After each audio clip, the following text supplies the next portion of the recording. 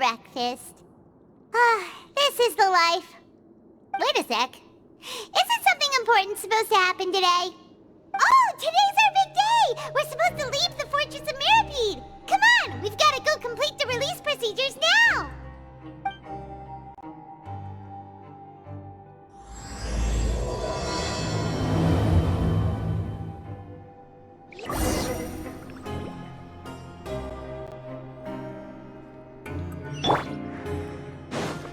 Behold!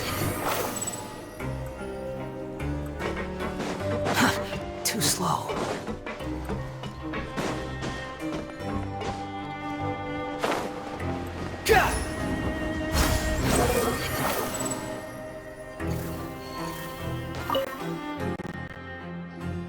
Please, sign here. This document will be effective immediately upon signing, and you two may exit the Fortress of Mirapede via the regular channels. It's been so long since we've been to the surface. Let's hurry up and... Huh? What's happening?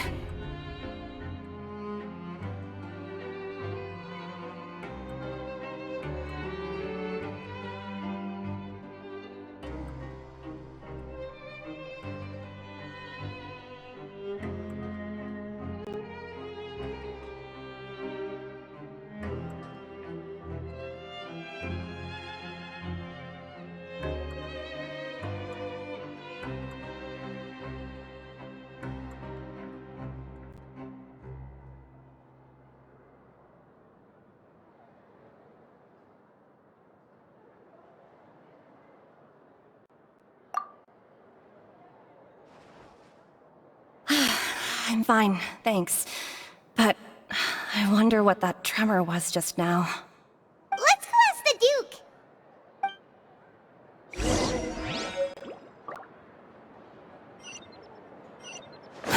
Squall and Fury!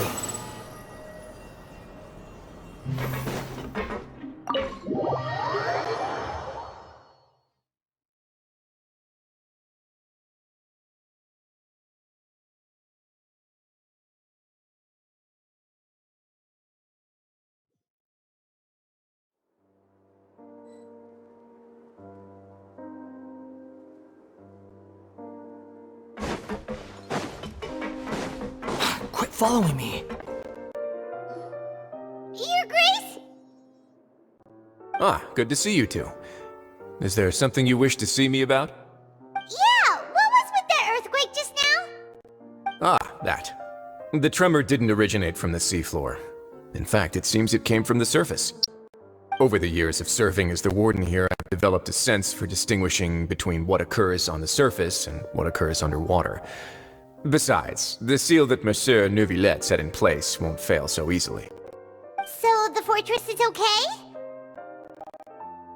If you recall our last incident, if there really were a problem, there would be crowds of inmates in a panic right now. Huh, you've got a point. Okay, seems we need to get back up to the surface and ask about what happened. By the way, do you know what day it is today? I believe today is this month's pipe cleaning day. Wait, seriously? Ah, yes. Have you completed your release papers? Yep. It's you two. Are you leaving now? That's right! Today is our last day in prison. But now that Paimon says that, it doesn't feel like we were confined here. It's actually been pretty nice. Oh yeah, Paimon feels fond of this place now. Then be sure to come back and visit. I'll miss you. If you've signed the release papers, then you're free to go. The guards will escort you out. You're not going to see us off? I knew you'd ask. All right, sure. Let's go. Well, you actually agreed. No worries, you must be busy. Paimon was just joking. Ah, so you do have a polite side, I see. After being down here for so long, I imagine you must feel like you're lacking companionship. Shall I come along too?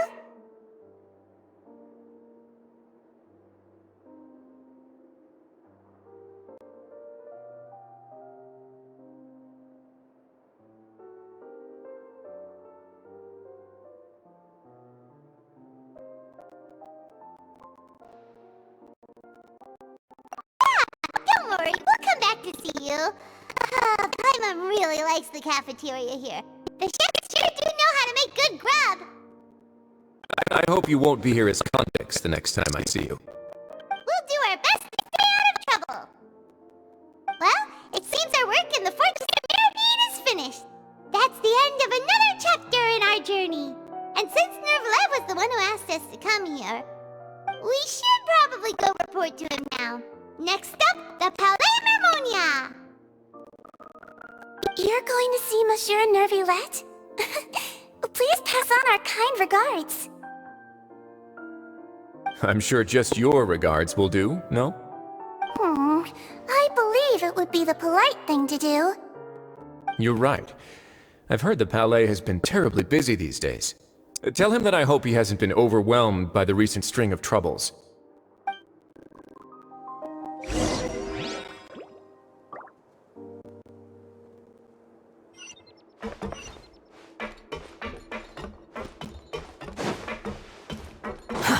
Too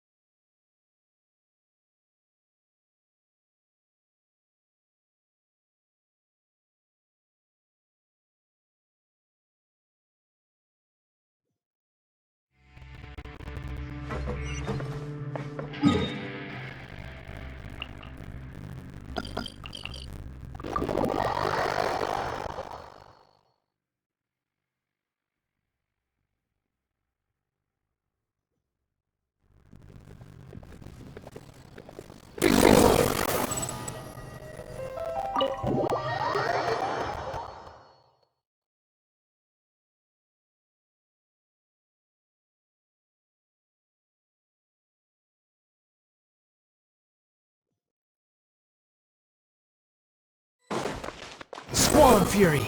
The Palais Mermonia sure is buzzing with activity today. Halt! Huh? Oh, it's you two. Apologies. Monsieur Nervilette did say you'd be welcome at any time. Excuse me, would you mind helping me take a look at this report? I'll be right there. Sorry, I've got my hands full here. You can see yourselves in. Everyone's so busy. Seems a lot has been happening.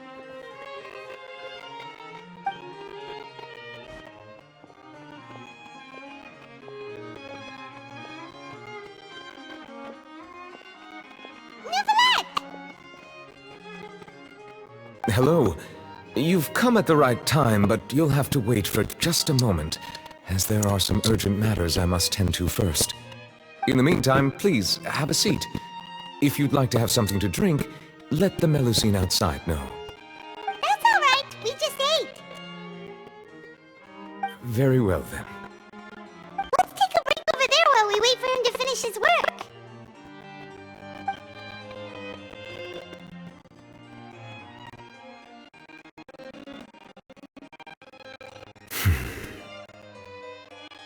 All right. That should wrap things up for now. Are you done with your work? Yes, sorry to keep you waiting. Today should be the day you were released from the Fortress of Mirrorbead, and it appears that you have managed to complete all the release paperwork. That's right, and we came here to see you right away.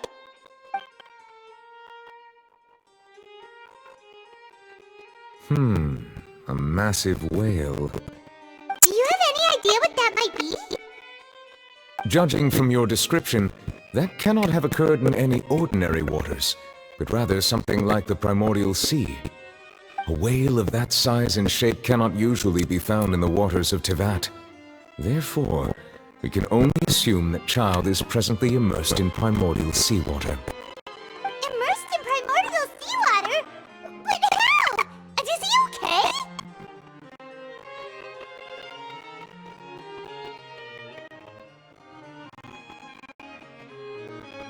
Most people wouldn't be capable of entering in the first place. I'm not completely sure how he could have gotten there myself.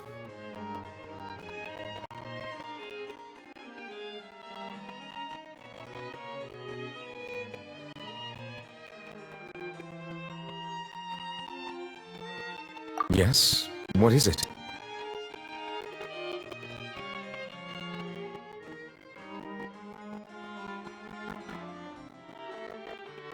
Ah, right! Paimon felt it too! We asked the Duke and he said it wasn't from underwater, so we figured you might know something about it. It turns out that I have just received a report about this particular matter. In fact, that's exactly what I was busy with a moment ago. The source of the tremor was here on the surface near Poisson. After the shaking stopped, the water levels in the Poisson area rose at an alarming rate. The water levels rose? Oh no! What about all the people there?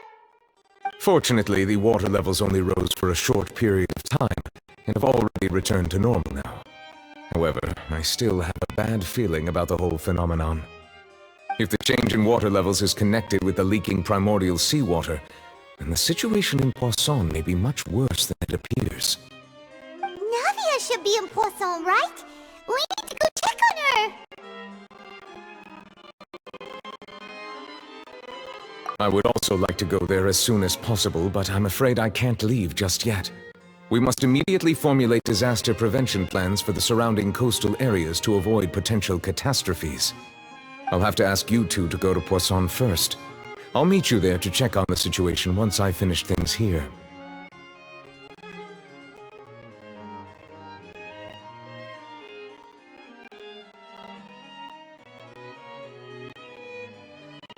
There's no time to lose! Let's get going! Please be careful.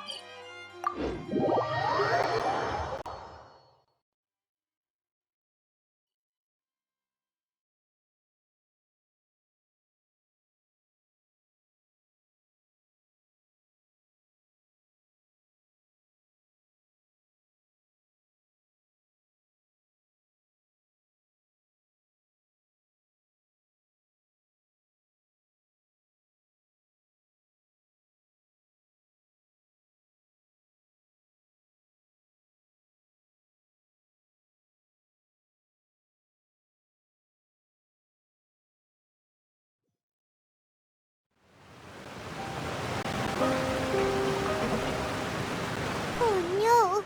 What happened here?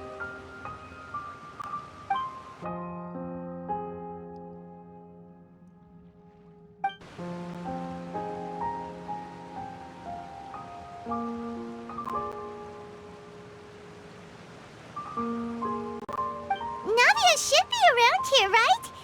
We need to make sure she's still... Paimon means we need to check on her.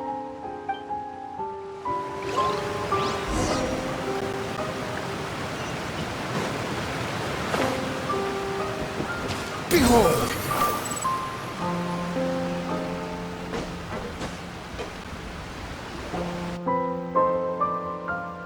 We haven't seen a single soul all the way here. Oh, this is getting scary. What will I ever do now? Look, there's someone on the roof over there. Just stay put! We're coming up! Watch your balance! All right, just hurry!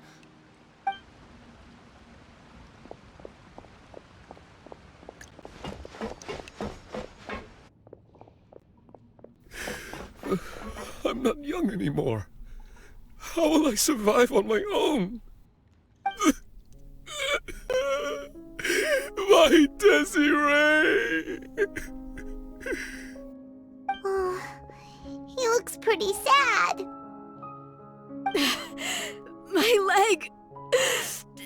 My leg! How could this have happened? It hurts! Just hang in there. Help is on the way. You can hold my hand if it makes you feel better.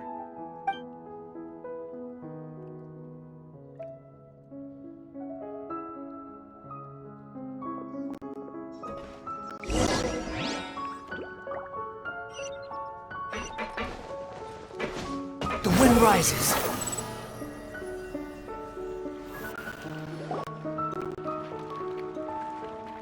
Oh, it's Navia. She's over there. Hey, Navia! Are you okay?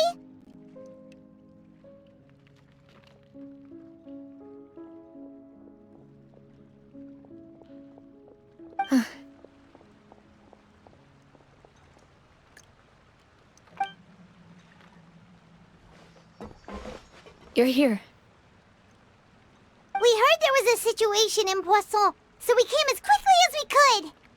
Yes. As you can see, the water level suddenly rose. It caused quite the disturbance, in fact.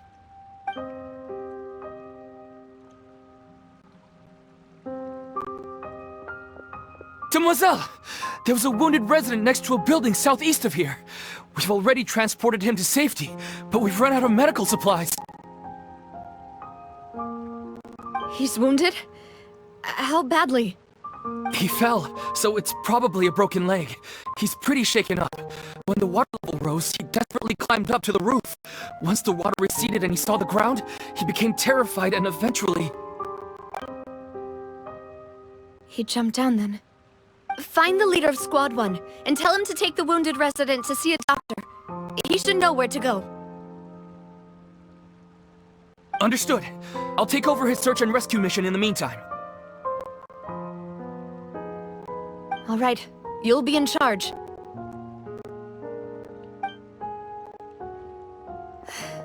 I'm sorry. Where were we?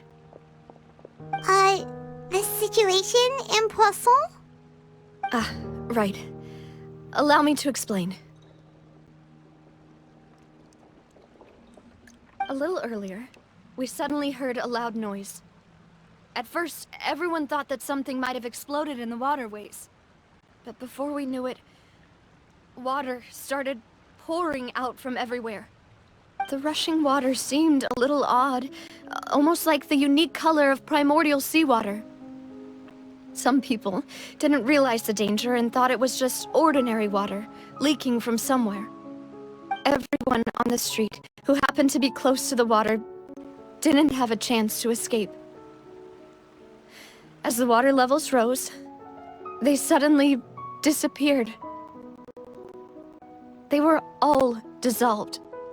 Those who realized what was happening started to flee in a panic, desperately trying to get to higher ground. Many were injured in the stampede, and some people fell from significant heights.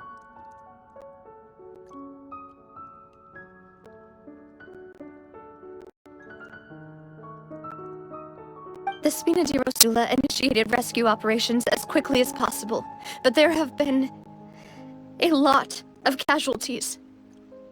Fortunately, the water began to recede after some time, and the chaos came to an end. The water that flooded the area contained primordial seawater, so the lower levels of Poisson are still hazardous. To ensure everyone's safety, I've asked the people there to leave as soon as possible. No one knows if this could happen again. All we can do for now is try our best to help evacuate the residents. We still haven't completed the head count, but we'll have some numbers soon. How awful. And all of this just came out of nowhere. It was quite frightening indeed. I only wish that everything that just happened was a bad dream. Is there any way we can help, Navia?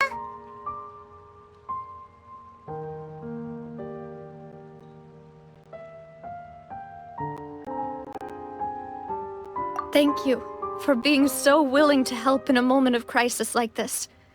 You don't know how much it means to me. I really can't express how grateful I am.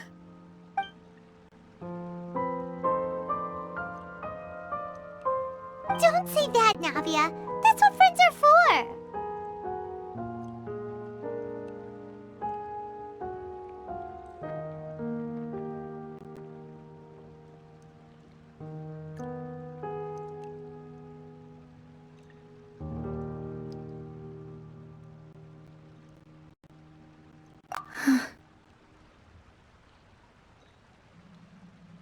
Mademoiselle! We've got a situation here! I'll be right there. Sorry, I need to go for now.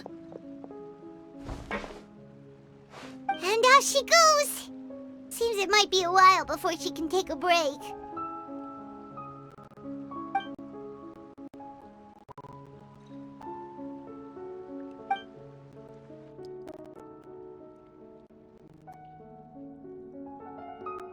Okay, the wounded are being tended to, and we finished a preliminary head count.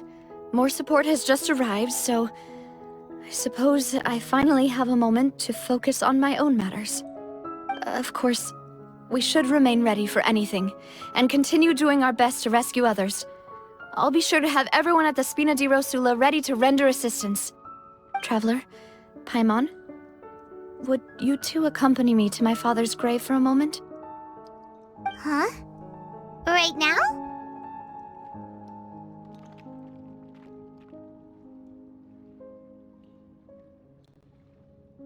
Thank you.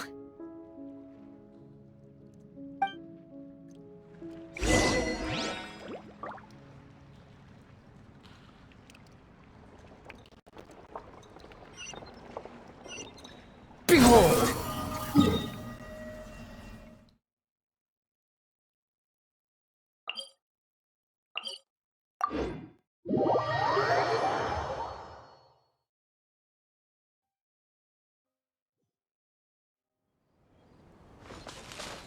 The wind rises.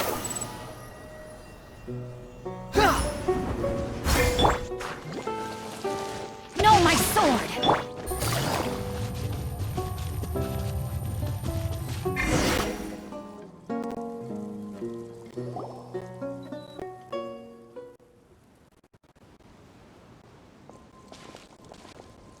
Not a lot of people here, huh? Well, given the time of day and the whole situation in Poisson, Paimon doesn't think there'd be a ton of people here visiting graves. Right. That's how things are now. The living are so exhausted that they've no strength to spare any words for the dead. Navia?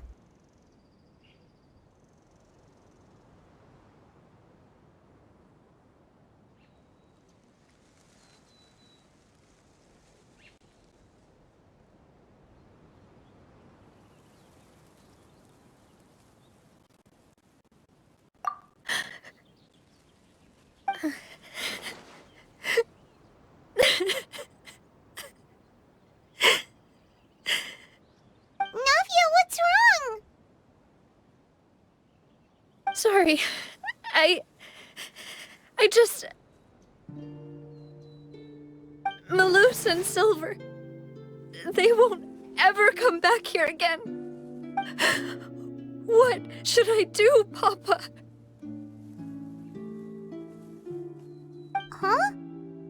What happened to them?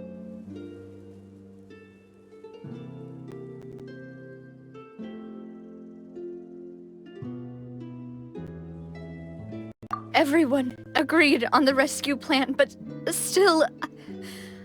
I was the one who initiated it. They were helping evacuate the residents, but they couldn't leave in time. And they were caught in the seawater.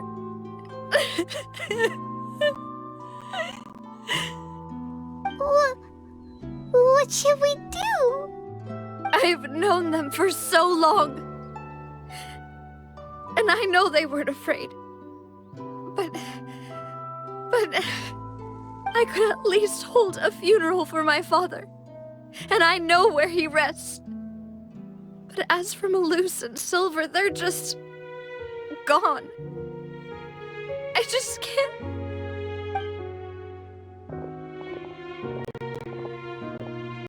Everything looks so clean after it rains. Even the gravestones. I didn't expect that you'd enjoy a glass of red wine in front of Master Callus's grave. I can understand. Besides, the scenery here isn't half bad. See, it's not just me. I always want to bring something when I visit Papa. Perhaps we might even have a picnic. He wouldn't be angry, would he?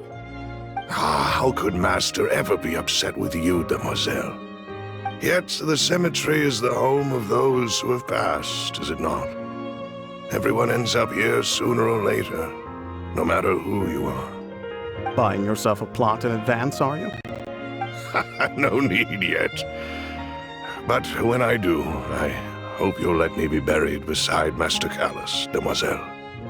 Hey, stop joking around. I'm quite serious. That way, it will save us both the trip to see each other whenever you visit your father's grave.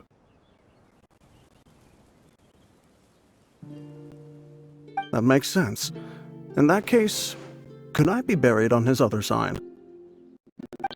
After all, besides you, demoiselle, the two of us could certainly be considered Master's closest companions, no? Personally, I believe we fill those shoes just fine. Why are you bringing this up all of a sudden? Seriously. All right. I'll remember your requests. But I'd really prefer not to talk about this stuff. And what do you mean by saving me a trip? I'd make the journey even if I had to visit you two somewhere else. I'd promised to let them rest in peace here. But here I am breaking that promise. I'm sorry for letting you see me in a mess like this. I don't usually cry, really. Paimon doesn't know how to help you feel better. But, well, she understands how you feel. I had always thought I could make my wishes come true. But now that I think about it, that never solely relied on me. Many things can only be accomplished with someone else's help. Malus and Silver have helped me so much. But by contrast, I could do nothing for them. I'm so sorry. You can spend as much time as you need here, Navia. We'll stay with you.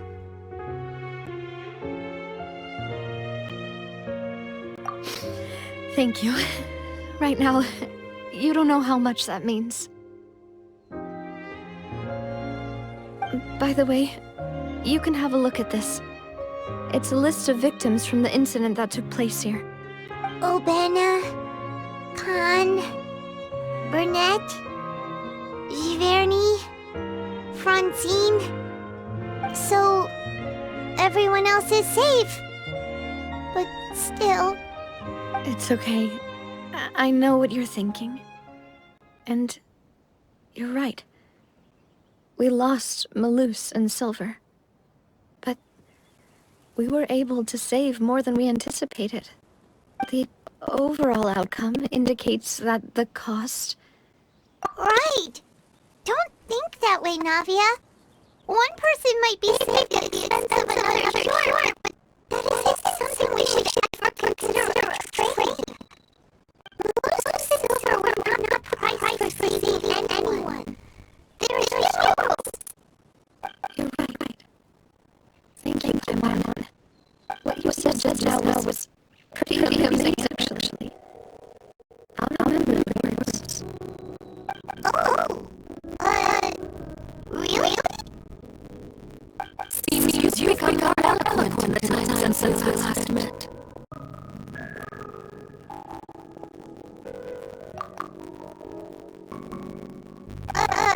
The knave? What are you doing here? Is everything going well on your side? Yes, my people are carrying the mission according to your request. All the residents also have been evacuated, and we're prepared to relocate to higher ground. As for supplies, we have everything taken care of. There's no need to worry. Thank you very much. Wait, do you know each other? We just met recently. Right, Miss Navia. Usually, I would call this a coincidental encounter. This doesn't quite fit this time. Besides, it never crossed my mind that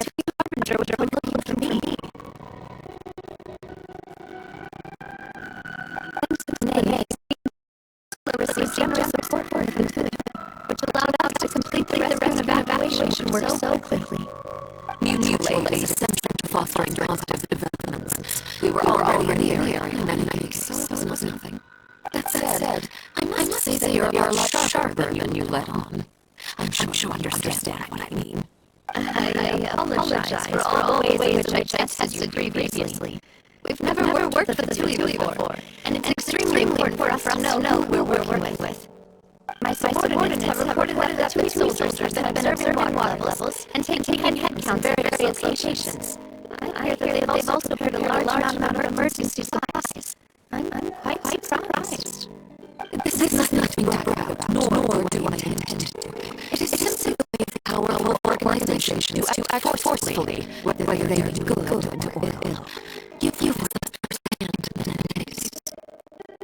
As I've told this traveler before, I know of prophecy, and I intend to prevent the impending disaster. Lending your organization a hand was a natural first step in accomplishing that. As such, do not be troubled by this token of our sincerity. Perhaps one day, you'll also be able to help me in the same way. Without your help, there would have been many more casualties. I won't forget your kindness. Furthermore, I sincerely regret what happened to Malus and Silver. I only wish that my people could have arrived a little earlier to prevent this from happening. Don't say that. You and your subordinates did everything you could. As Paimon said, Malus and Silver didn't choose to sacrifice themselves for any specific person, and they weren't the price paid for others' salvation. They chose to become heroes themselves. I've never liked hearing people put it that way. It's like trying to relieve pain by saying some noble-sounding words. But right now, there's nothing more suitable. They really did become heroes. You're right. I'm sorry for your loss, Miss Navia.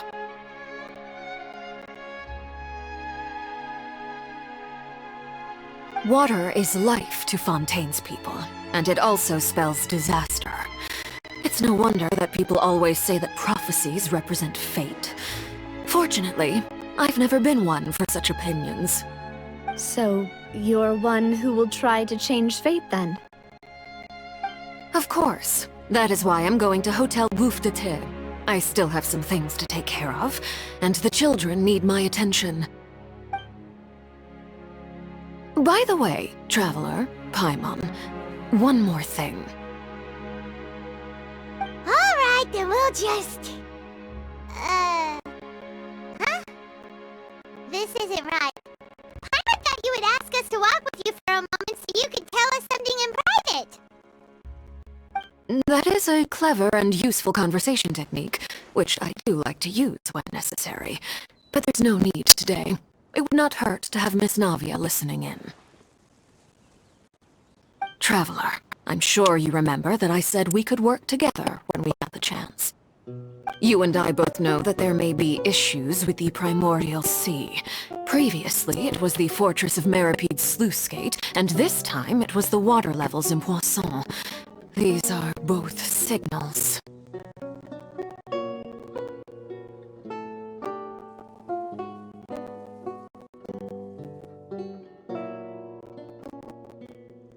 Indeed. Allow me to share the latest intel I've received from the House of the Hearth's intelligence network with you. During some recent investigations, a child claimed to have discovered some ruins near Poisson. The ruins date back to ancient times, and seem to be worth investigating in many ways. Judging by the dating of the ruins, they may be related to the prophecy and the coming crisis. The situation is becoming more urgent, so any pertinent information will prove extremely precious. My people initially came to prepare for ruin exploration. Unexpectedly, this disaster struck, and at present, we're all busy prioritizing the rescue effort. So that's why the Fatui were already in Poisson. I wanted to take the children along, but unfortunately, Linny, Lynette, and Fremine have all been dispatched to higher ground to assist affected residents. Linny told me that outside of the house, the person they trust most is you. Which is why I want to give you this task.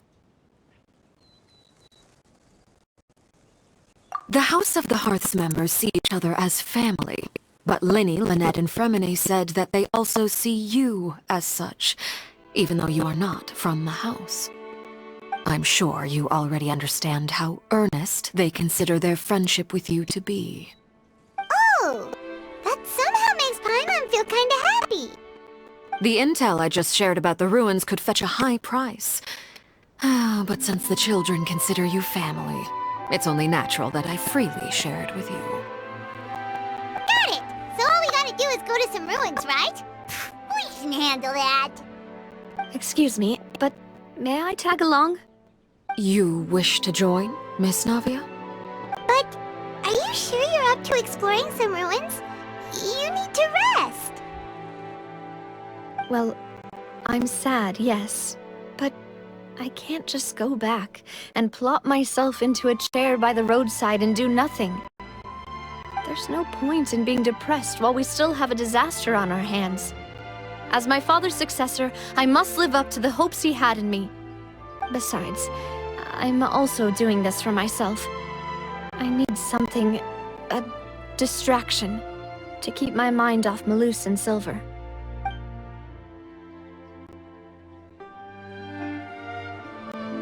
Since you put it that way, I have no objections. What do you say, traveler? All right, the ruins are to the south of Poisson. Here's the map.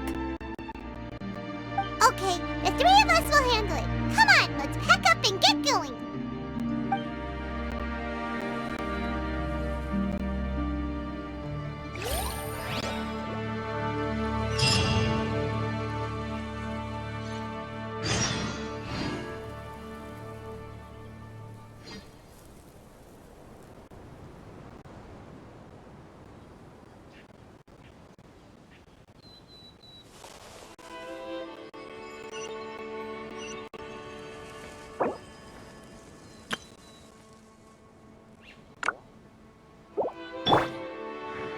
Quit following me.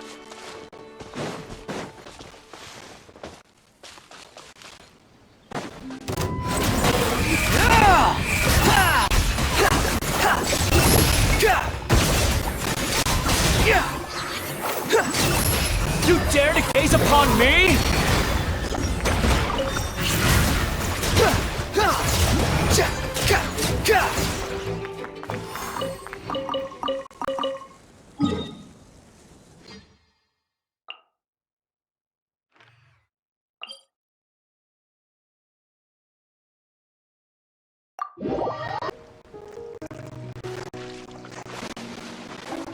The wind rises.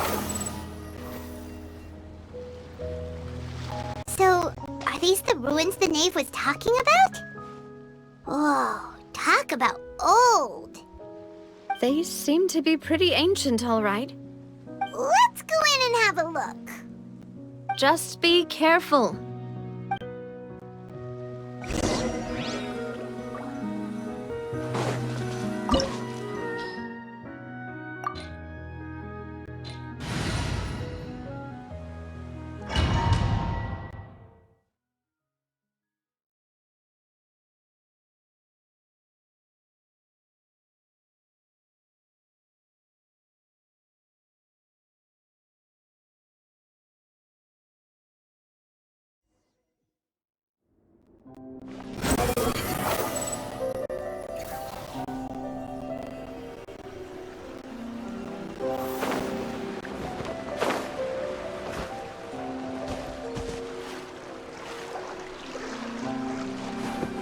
Squall and Fury.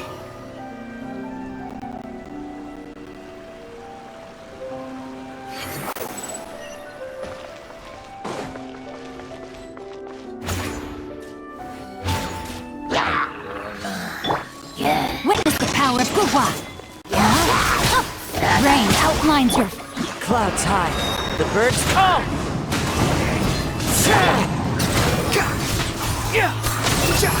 Upon the gale.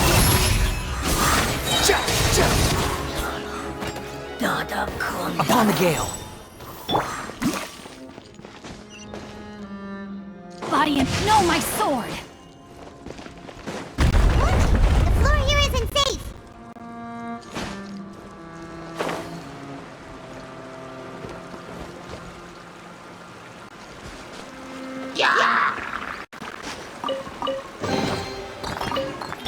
Wind straddled. Quietly now. Time to act. Rain outlines your fate. Behold!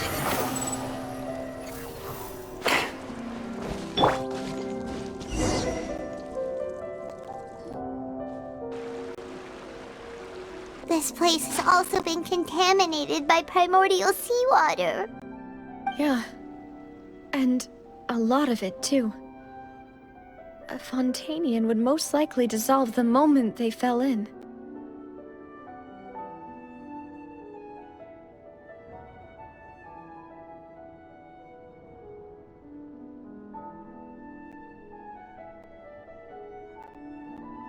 Right! You can't go down if there's primordial seawater.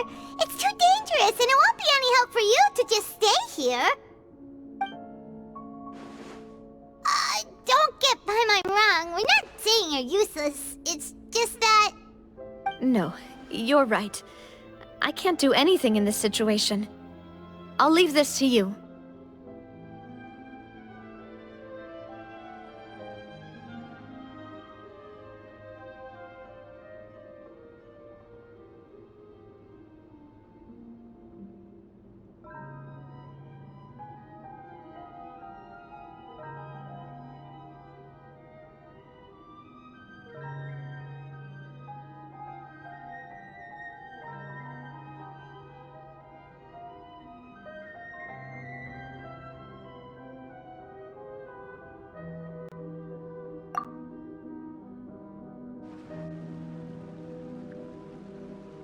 That complicates things. Maybe the only way left is forward. In that case, do you want to wait for us here? The water levels here are unstable, and there's a chance the water will rise. So staying here wouldn't be safe either. I'll go together with you. Perhaps we'll find the exit just up ahead.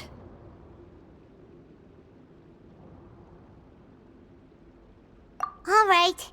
Come with us for now then, but please be careful.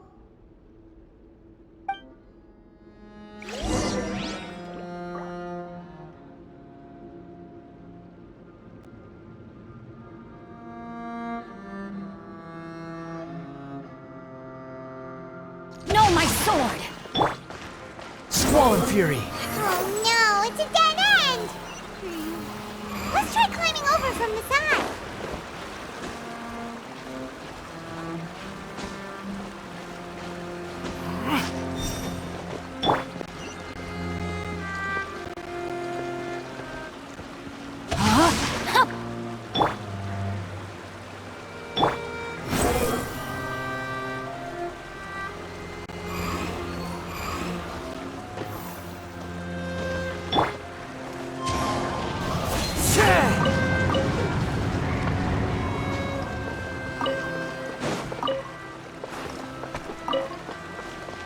Rain outlines your fate.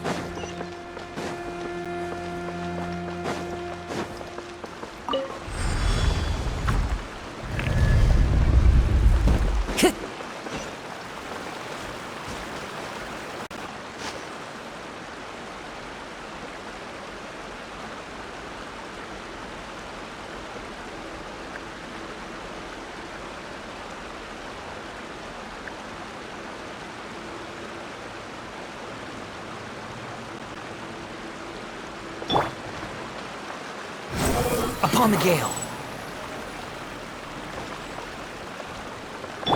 No, my sword! Wait, there's something wrong with this bridge! Run!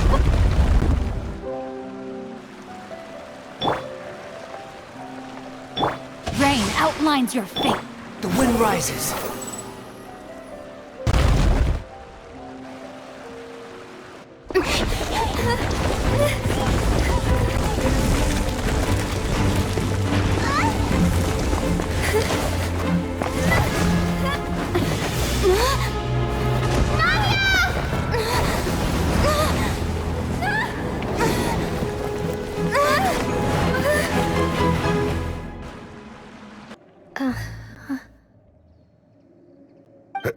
Demoiselle?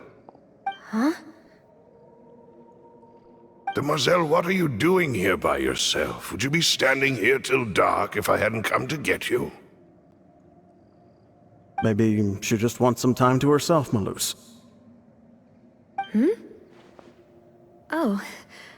Was I sleeping? Yes, it would appear so. I must be tired. That's quite possible. However, you were the one that suggested we go out for a walk. Oh, right. I nearly forgot. It must have slipped my mind when I dozed off. I haven't had a nap today yet. Have I? This is a familiar feeling, yet something's a little strange. Is something the matter, Demoiselle? Oh, no. No, I'm fine. I was just trying to recall why we came out for a walk. Do you remember Mr. Giverny? He'd requested our help before with foreign merchants who had a debt dispute with him, and we'd resolved the matter not long ago. We were headed to see how things were going with him at the moment. Ah, right. Yes. I remember now. Oh, Miss Navia. Ah, Mr. Malus. And Mr. Silver, too. It's good to see all of you. How have you been? I've been great. Thanks to your help, those bothersome merchants finally realized that I wasn't the one they were looking for. Why, I wasn't even the guarantor for that person. They were knocking at my door day and night. Even my neighbor, Obina, was getting fed up with them. Sometimes force is required to calm someone down and get them to listen to what you have to say. That's right. Oh, by the way, Burnett, what was it that you wanted to give to Miss Navia again? Oh, yes. One moment, I have it right here. Miss Navia, these are some flower seeds that I prepared. Please take them. They're a very good variety, and they'll become very big and beautiful once they bloom. I don't know what we would have done without your help, so this is a little token of our appreciation. I hope you won't refuse. Ah, did you cultivate them yourself? Thank you so much. I'll certainly take them. Malus, we do still have some empty flower pots at home, right? Why, we can have as many pots as you'd like, Demoiselle. Perfect. In that case, we'll swap out some of the decorative plants for some of Mrs. Burnett's flowers. Very well. Wait. Something seems to be off here.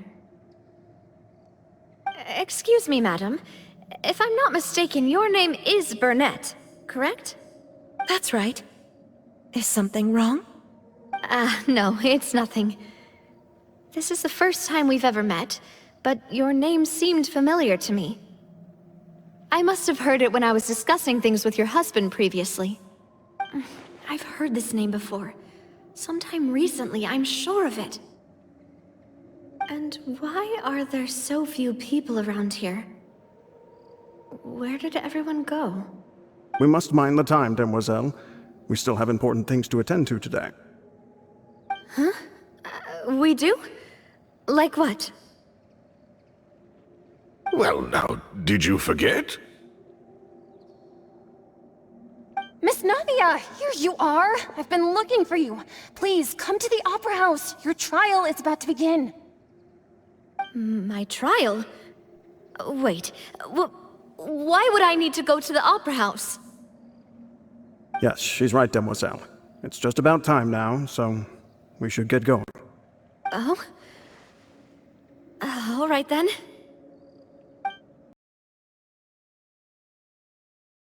Look, it's Navia! She's here! And her two attendants are with her! Goodness, everyone's finally here. There sure are a lot of people here to see the trial. And they all seem to be oddly excited about something. I even know some of these people. Karina, Desiree, Joyville, Jolien, Essen. Why are so many people here? And why do I have no recollection of this case? And as for the judge... huh? Where's Monsieur Neuvillette? Please sit in the defendant's seat. Don't worry, Silver and I shall accompany you. All right. But are you sure you can stand behind me? Typically, it wouldn't be allowed, but today is an exception.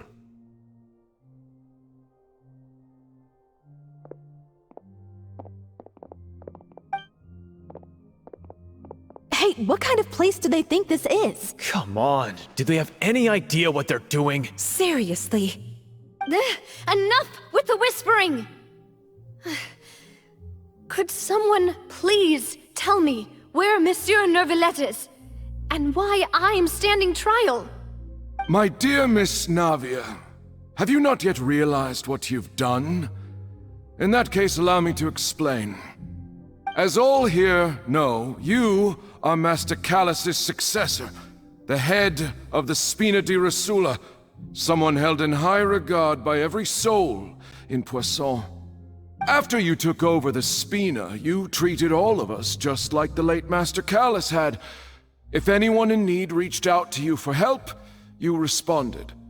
Not only you, but your butler, your subordinates, nearly everyone in the Spina di Rosula fought for the well-being of those in Poisson. Wait a moment. Aren't you just proving that I'm a good person? Yes, correct. Absolutely right. And that is why you stand accused. You have helped so many people get through so many difficulties. You are one with us. We are inseparable.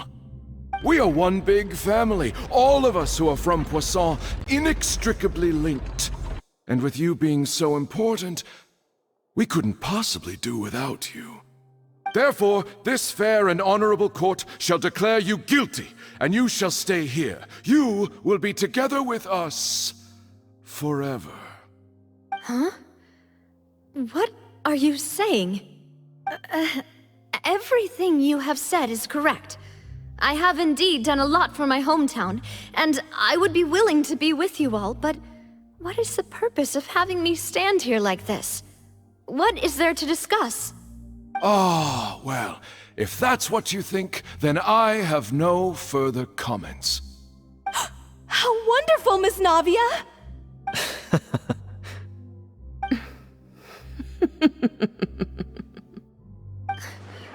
I know all these people. Why are they laughing? I seem to remember now. Yes, I get it. This trial is... Wait just a moment. This isn't right! Malus? What was that, Mr. Malus? Our conclusion is very clear and unanimous. Let the court judge her now. She's guilty! Stay here, Navia! You're one of us! Demoiselle, don't admit guilt. This trial means to keep you here forever. I wish to exercise my right to defend Our Lady. Mr. Joinville, you only know of Navia's goodness, but nothing of her utterly independent mind. She was born a free and independent spirit. She has never been tied down by anything. Indeed, even the death of Master Callus couldn't stop her. Her actions cannot serve as proof that she identifies herself as part of any group. She merely acted as an individual, extending her hand to help others. Please do not mistake her actions as being otherwise. Really? As an individual, you say? Don't forget, we are all Fontainians here. This is the nation of justice, the nation of Hydro! Even if Miss Navia only voluntarily rendered her assistance, that doesn't change the fact that her beautiful soul must return to everyone. Water accepts all, blends with all. It will surely accept her kindness. Everything is measured here in the nation of Hydro, and in the end, everyone shall meld together. Thus, when a unanimous opinion emerges, that opinion represents justice. Now, I speak for everyone. Our opinion is consistent. Navia should stay. We and Navia are one. And you would call this justice? Preposterous. You are merely jealous that Demoiselle still has a chance to exist as an individual. Have you forgotten how much you all once longed to become individuals, to become independent? Do you mean to defy our justice? If your justice is flawed, then why should we acknowledge it? As you said, we can also have our own justice. Silver and I shall defend Demoiselle. And that is how we will enforce justice. Ugh, my head... it hurts. Demoiselle! Silver, it hurts. My head is spinning. All I can see is stars swirling in front of me. I remember now. Everything that seemed odd from the very beginning.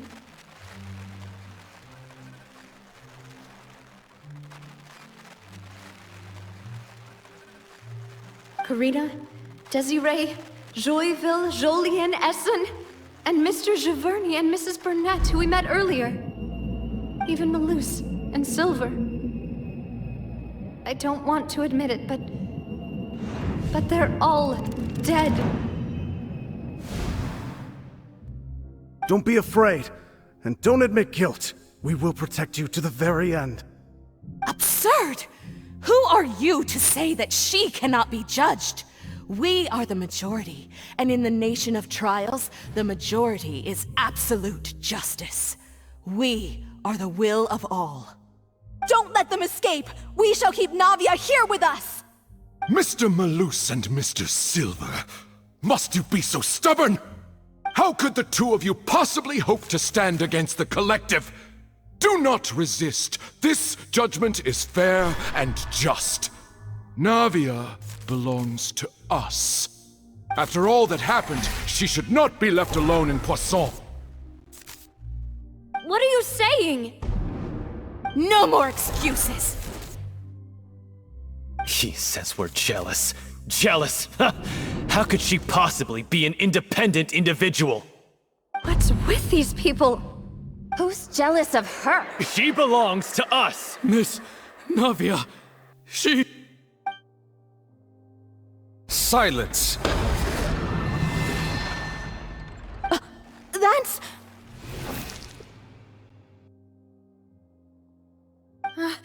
Monsieur Neuvillette! Such commotion is prohibited in the court. The accusations you just presented are nonsense and cannot constitute a proper trial. The court will adjourn for the rest of the day. In this, I shall hear no objections from any unauthorized party. Our thanks, Monsieur Neuvillette. Please leave with me, Miss Navia, while there is still time. But... Go on now, Demoiselle. This is your only chance to leave this place. What, can't bear to leave us behind or something? Malus. My apologies. I couldn't resist making one little joke once I realized that this shall be our last goodbye. Malus... Silver... Quickly, you must come now! Goodbye, Demoiselle. Farewell.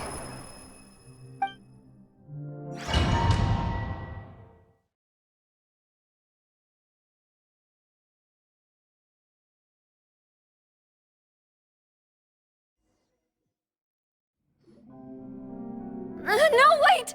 Just a second! Navia? You're awake. Good. I must have been dreaming. Malus and Silver were still alive, and they were defending me at some insane trial. It looks like you're all right. Did all the sad feelings cause you to have a nightmare? Paimon could give you a hug.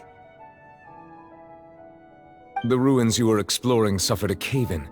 When I arrived, I found you falling toward the water. You were just about to be dissolved within, but I...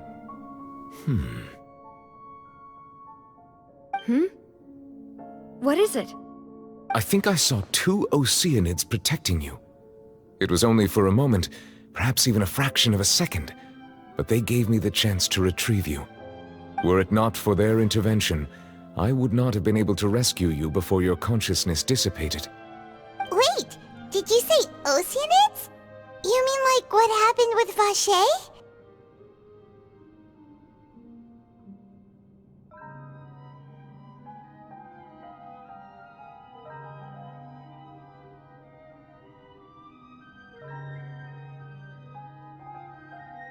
Perhaps those 2 Oceanids were the people you saw in your dream. I always told them that they didn't have to protect me. To think that they'd keep doing so even after death.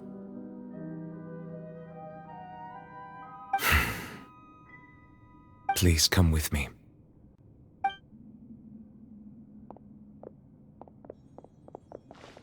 Neverlet, are you okay?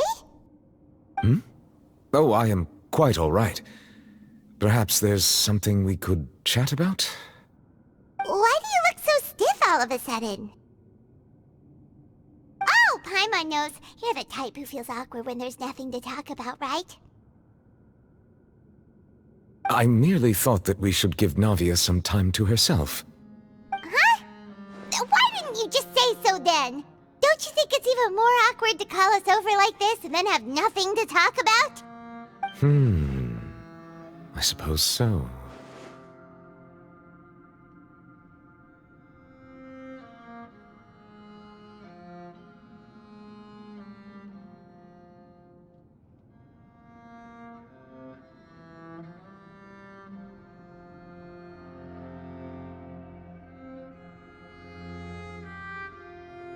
Ah, Sigewinne.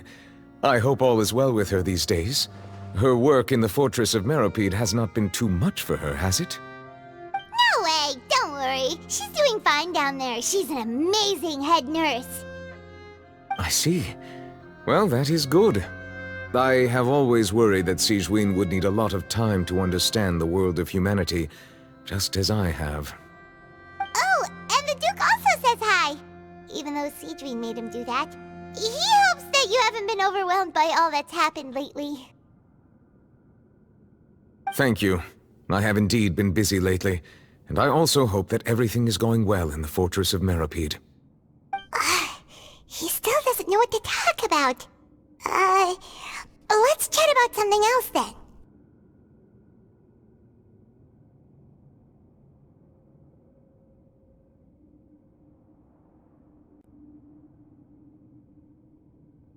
So, Neverlet, you're probably quite the swimmer, huh? Yes, of course. This isn't going anywhere. Let's try something else. How did you find these ruins? Did the knave tell you? Yes, in fact. I had arranged to meet you in Poisson, but when I arrived, I discovered that the Fatui were helping the residents evacuate. They had even transported a large quantity of supplies to the area. Amid my astonishment, I ran into the knave, and we had a chat. She informed me that she had asked you to investigate the ancient ruins here. Yeah, we originally planned to meet up with you, but we thought you might still be busy with all those official documents. We didn't think exploring the ruins would take very long, and who would have thought you'd wrap things up so quickly?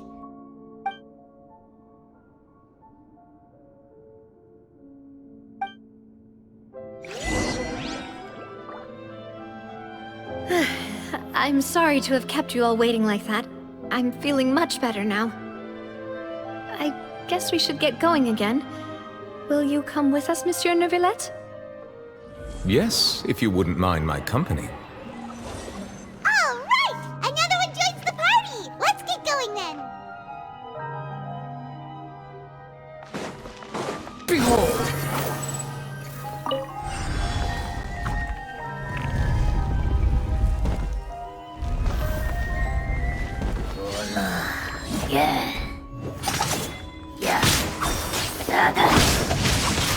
Ring cutter! Quietly now. Here comes the catch. Squall Fury!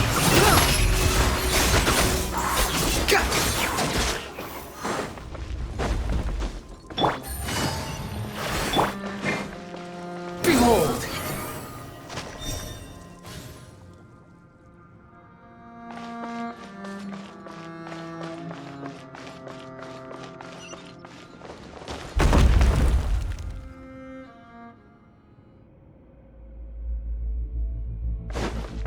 Oh no! Another unstable path! Watch your step!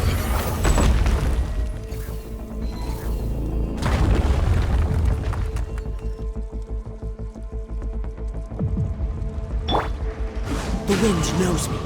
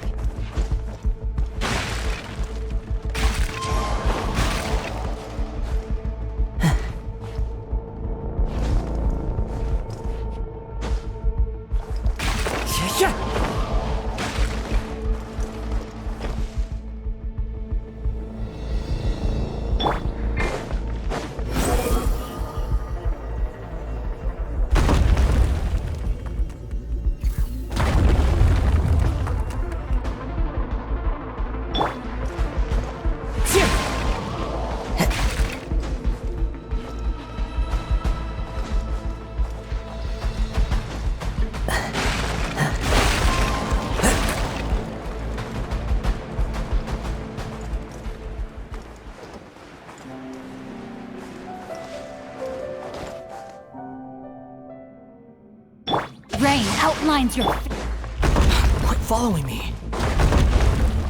Squall Fury!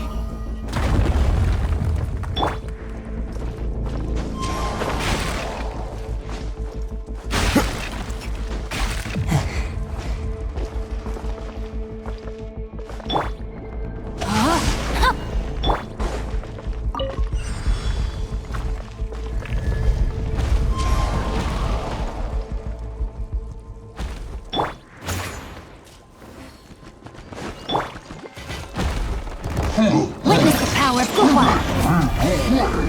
Clouds high. The birds come! Wretched vermin!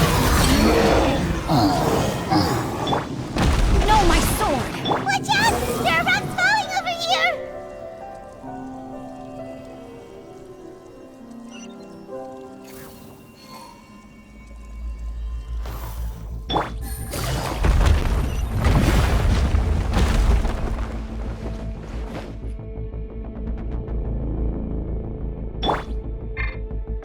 Squall Fury!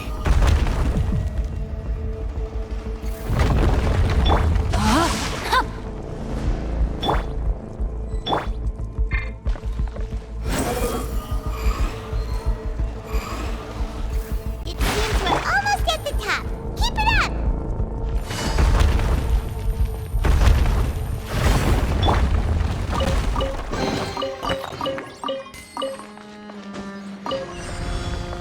Rain outlines your face.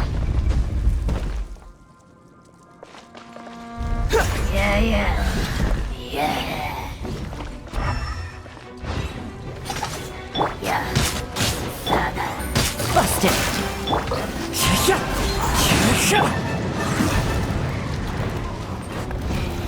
I let my guard down. Not good. No, my sword. Let me leave you over. Game's up. Fun's over. As one with wind and cloud! Unsightly insects! Behold!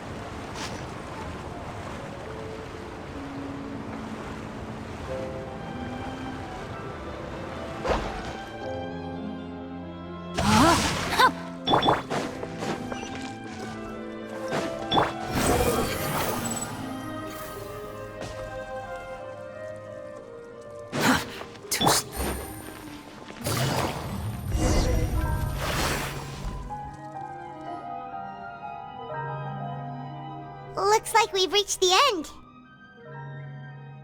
This is the place. There should not be any other hidden spaces in the vicinity. The path sure had some twists and turns, but it turns out that this place isn't actually that big.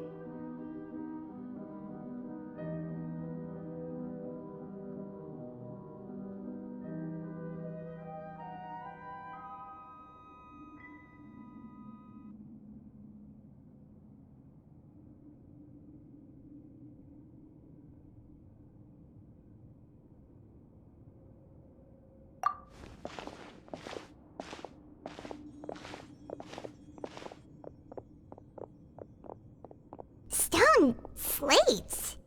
It seems like they were put here as an offering. Could we take them down and have a look? Perhaps we should just leave them be for now.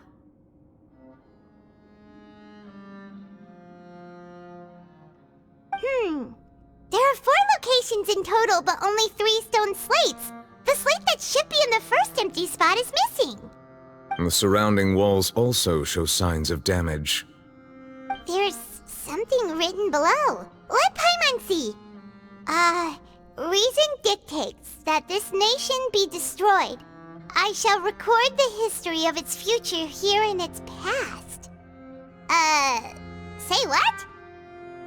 It feels like someone left these slates and these words here for a purpose. But does he mean that Fontaine should be destroyed? That would fit the circumstances dictated by the prophecy, yes. Indeed, the slate's contents correspond to it. Take the second slate, for example. There's a person kneeling here. She seems so dedicated. And there's a whole bunch of other people behind her doing the same. She's facing this... what is this? Some kind of island in the sky? And is that Lady Farina in the third image? Did the Hydro Archon fall into the water? And is that a ring of people around her? Paimon doesn't quite get it. Are they all in the water? The fourth image. I know this one. This exactly matches the content of the prophecy. The people will all be dissolved into the waters, and only the Hydro Archon will remain, weeping on her throne.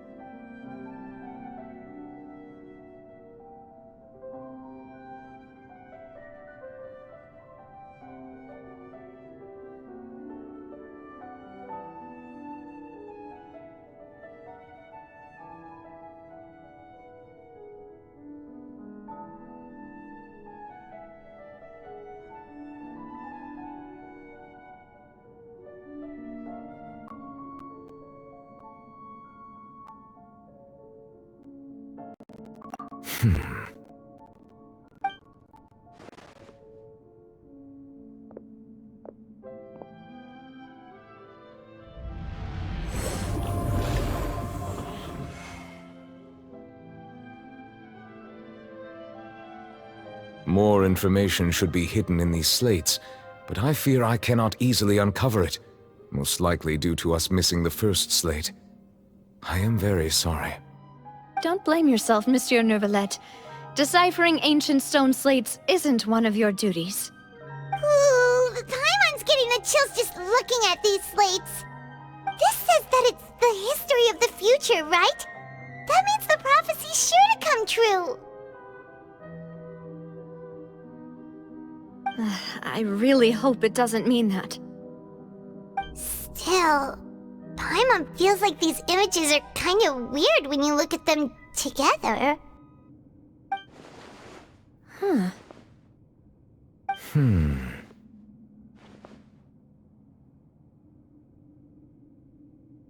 That's right! If the images are in chronological order, shouldn't the fourth, the waters drowning Fontaine, come before the third, where the Hydro Archon herself falls into the water? And yet the order is reversed here.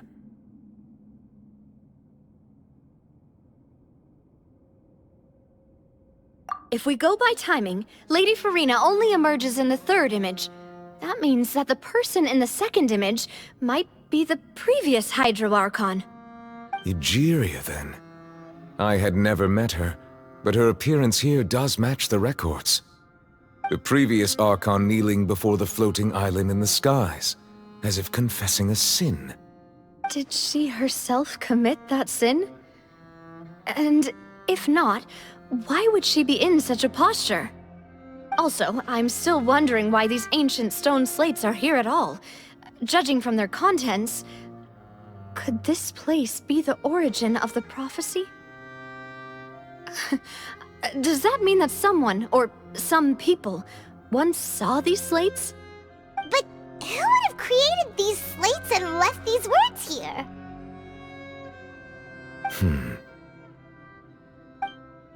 It seems that any further clues will have to come from Farina. In that case, there's no time to lose. There's nothing else to be gained here, so let's head back first. Yeah, we better get somewhere safe for now.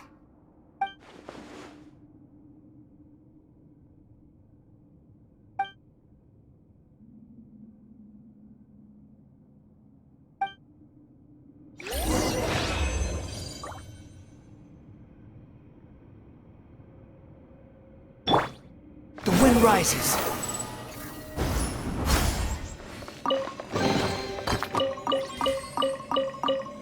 Rain outlines her.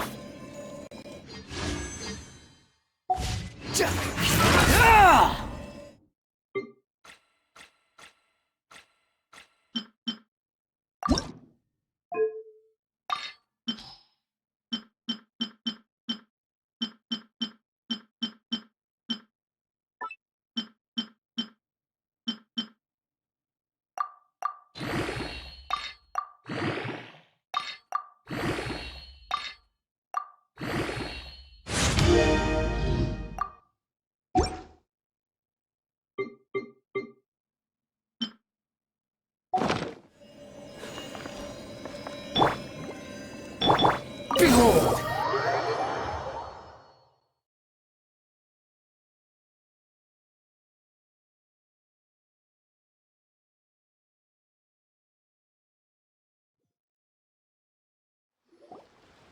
Let's split up here. I'm going to check on what's happening with the Spina. You know how it is. There's some things you just need to be there for yourself. You still have energy for that, Navia? Paimon's already beat!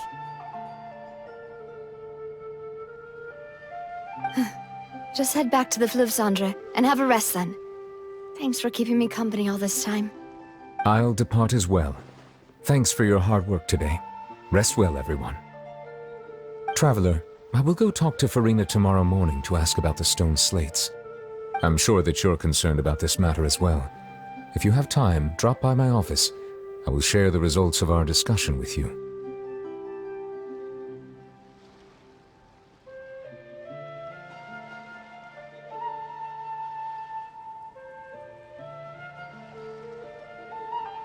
Are you really gonna talk to her about this directly? Will that be a problem? Paimon's getting a little scared now that it's come to this. She has long been harboring secrets and will not give them up easily, which makes it all the more my duty to ensure that she understands the present situation. Alright, we'll leave it in your hands then. You're probably the best person to talk to her anyway. I will be carefully considering my words tonight. Traveler, Paimon, our safe house at the Fleuve Cendre is always open to you, as ever. So please don't think you're an imposition. All right. I'll be on my way then.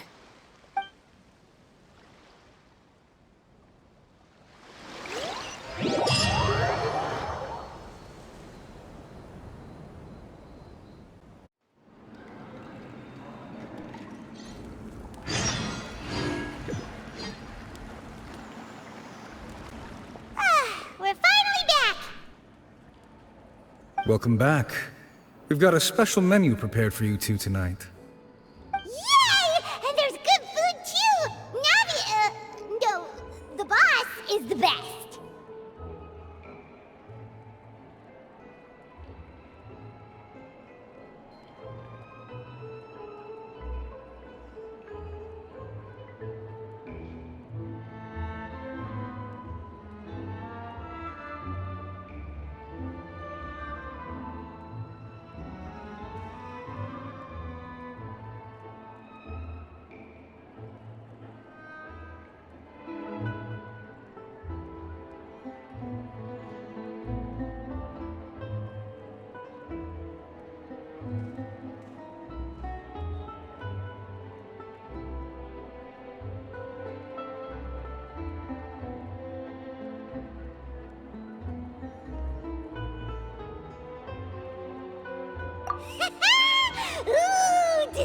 birds! Nice! These are all Paimons! Paimon's already starting to forget what happened today. Oh, that voice. Is that who I think it is? Huh? It's you two. What are you doing in Fontaine?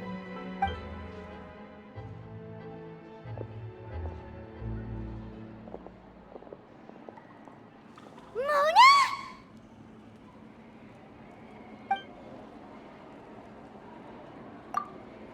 Seriously, nobody just uses a scry glass whenever they've got time to just see who they'll meet on the road. Still, we didn't expect to see you here. Wait, you're not a Fontainian, are you, Mona? Well, I have some business to attend to here, so I booked a hotel in the city. I was just out for a stroll when I bumped into you. Quite unexpectedly, if I might add. Why did you think I was from Fontaine, though? Is that because Magistus doesn't sound much like a Mondstadter surname? Yeah, let's go with that. Well, I used to have my own surname, which was, well, some other thing. Either way, the old hag told me when she took me as her disciple that the first step to being a great astrologist's pupil was to change that name. There was nothing for it, really. She really is amazing at astrology, so I changed my name to what it is now according to her wishes. To my surprise, however, Magistus is not the name of some ancient house or clan. It isn't? Nope. Although it is used by us in place of surnames, it generally just means great. Wow! Imagine including a boast in your name. Wait, are you gonna have to put that into your genealogy as well? I reckon so. In any case, I'd give my disciple a name like this as well, if I were to take one.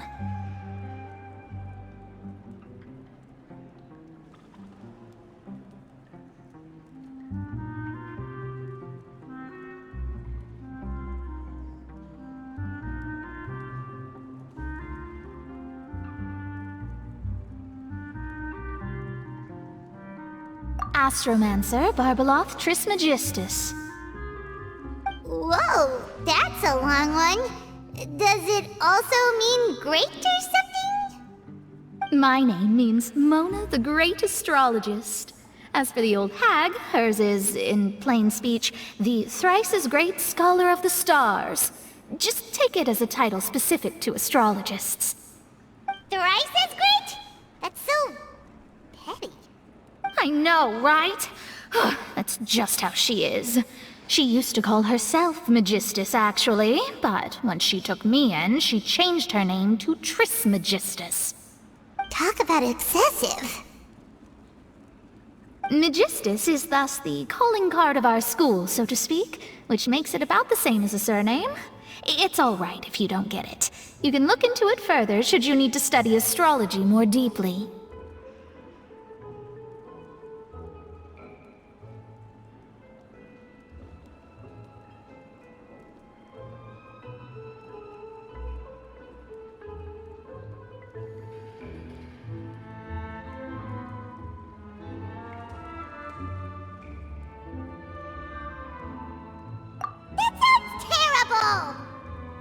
But anyway, you're not Fontainian, are you, Mona? You're from Mondstadt, right? Well, I was born in Mondstadt, yes. My parents migrated to Dorman Port, and I traveled with the old hag for a while, after which I settled down in Mondstadt City. Oh, that's a good thing then. At least we know you won't be dissolved by Fontaine's waters. Speaking of that, I'm sure you're aware that a bunch of things have happened here in Fontaine, right? I know you're not a local, but I'd avoid getting too close to any water that looks strange all the same. There's something ominous about it. Well, the water, I mean.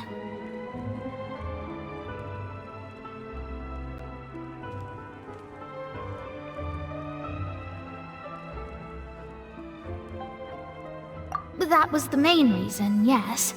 Just a while back, the Steambird invited me to take part in a panel and speak about the circulation of the prophecy as an astrologist. The invitation was sent quite early on. I don't think anyone expected Fontaine to be in this much trouble. What do you make of that prophecy, Mona? Just tell us what you think as an astrologist. Your word would go a long way to make things more certain and less scary. What I can tell you is that I'm an astrologist, and that this prophecy concerns the fate of Fontaine, even that of all Tevat. Ascertaining this is akin to reading the fortune of the whole world. I'm afraid that this is not something that just anyone can do. If I could do it, you would no longer call me an astrologist, but a visionary. But on the flip side, the prophecy is so huge and powerful that it must surely come from a powerful visionary. Its contents involve the fate of the world. Disregarding it would be a mistake. A visionary? Sounds really powerful and all, but does such a person really exist? Of course. The old hag could do it, and I'd bet there are others amongst those Hexenzirkel colleagues of hers who could do something similar.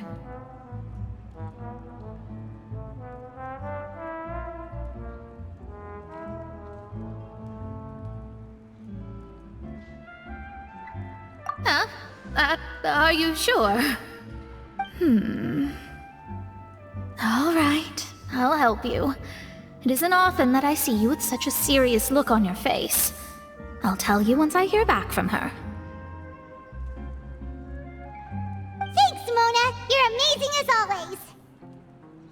Oh, well, this is something only I can do after all. So yes, your praises are quite welcome. That's the greatest of astrologists for you! Of all the people we know, you know the star's the best! Indeed, indeed. That's the spirit. Oh, sorry. I came to see what all the commotion was about. If there's anything you need, do not hesitate to inform the Spina di Rosula. Oh, whoops. Guess we were getting a little too carried away there. Well, I'll go tend to my own business now. If I receive any news, I'll be sure to come find you two again. And there she goes, quick as rushing water. And here we are with the Spina guy giving us suspicious looks. Right, but we were able to recruit more help, didn't we? Our Fontainian friends will thank us someday.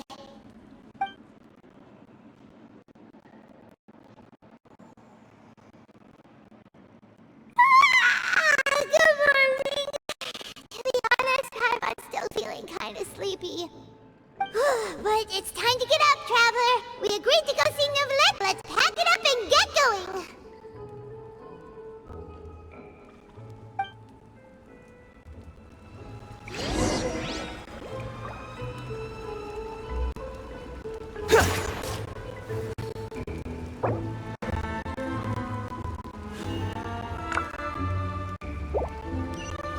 Squall Fury!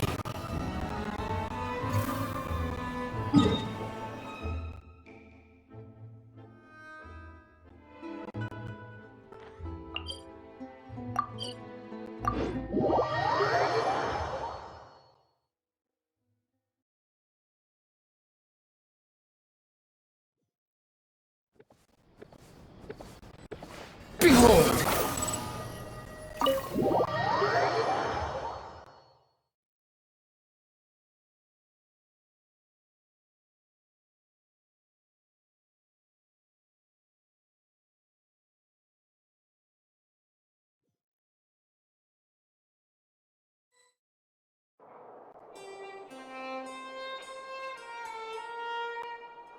The wind rises.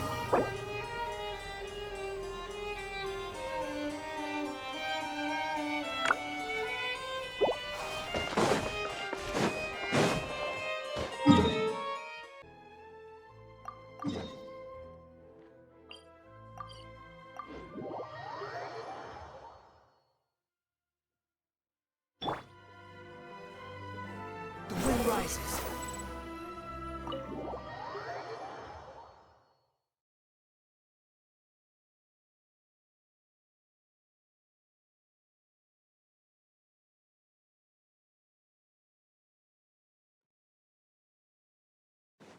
Squall Fury.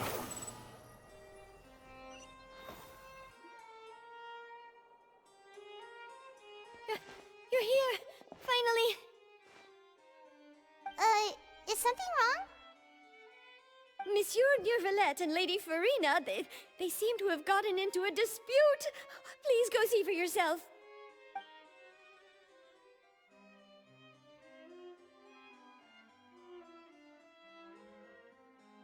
Like I said, I've already explained everything. And yet the problem has not been properly solved. There is little space for excuses between us. It is not my intention to offend you, but please, tell me where you stand. You are the Hydro Archon Focalor, are you not? Look at this. This is a list of the victims from the recent Poisson incident.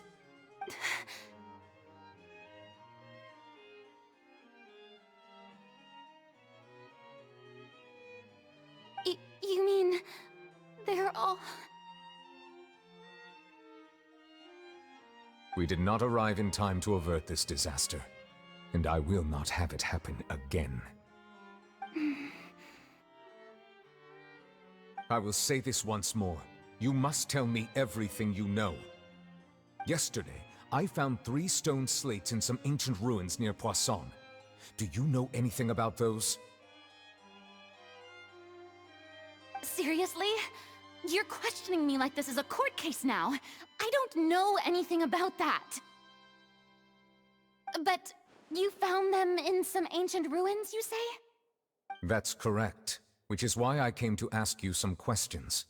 There should have been 4 slates, but one of them was missing. The other 3 feature different images that seem to correlate to the prophecy. The prophecy? The second of these slates depicts the previous Hydro Archon Egeria kneeling before a floating island in the sky, as if confessing something. Do you know nothing of this either? I don't. I've never seen such slates. I'll ask you again. Do you really have no information regarding the previous Archon? My deciphering of the slates indicates that the Hydro Archon Egeria once had to confess to, or apologize for, a certain sin. If anyone would know about it, it should be you. All gods don't have the same secrets, you know. She was herself and I'm me. Is it really so strange that I know nothing? I understand your concerns, but I'm sorry. I just don't have anything to tell you. Forgive me for saying this now, Lady Farina, but I have long known of your various secret investigations into certain matters. There are several indications that you have been investigating the prophecy on the sly. This is not strange in itself, considering that you are the Hydro Archon. But it is strange that you should also claim to not know any of Egeria's secrets, as well as do nothing following your inquiries. You have never been as superficial as you have presented yourself to be, nor are you a fool. And yet, your behavior is very inconsistent.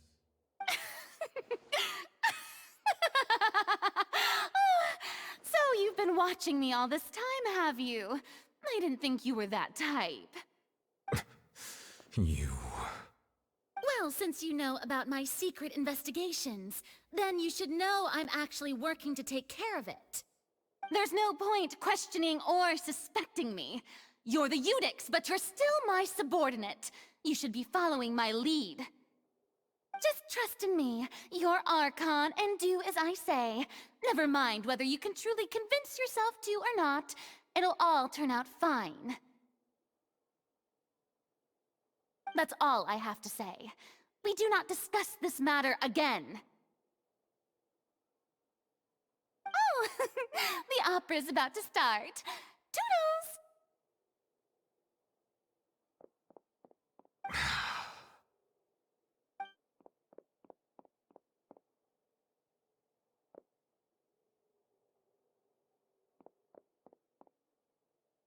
Did Farina not notice us standing by the door? Wonder what's up with her. She was smiling. She didn't seem in the mood to care if we were listening in or not.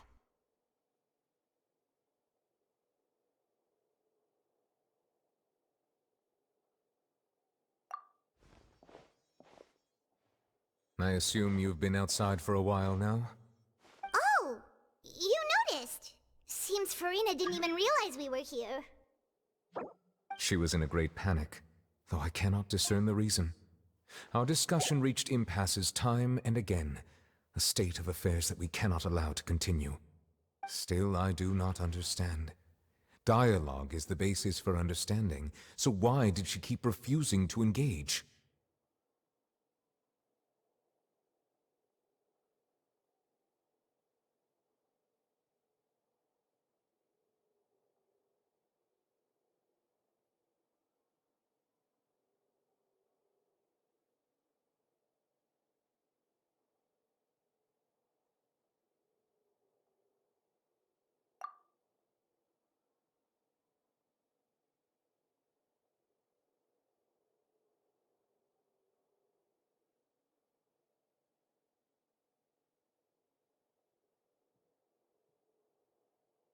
Everyone in her inner circle has noticed that she is hiding some secret.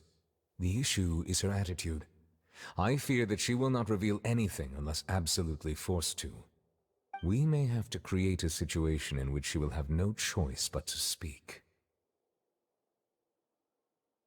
Oh? Like what? Normally, people will only reveal the truth when standing trial.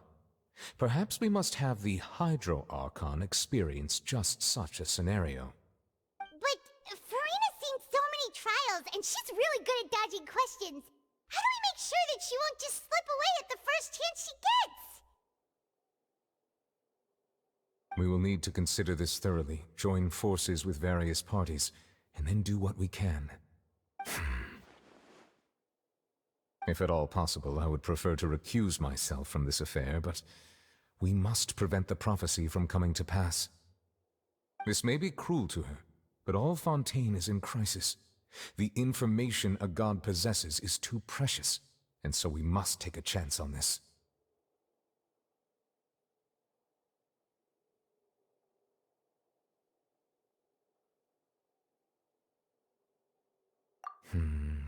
But who will lend us their aid to do such a thing?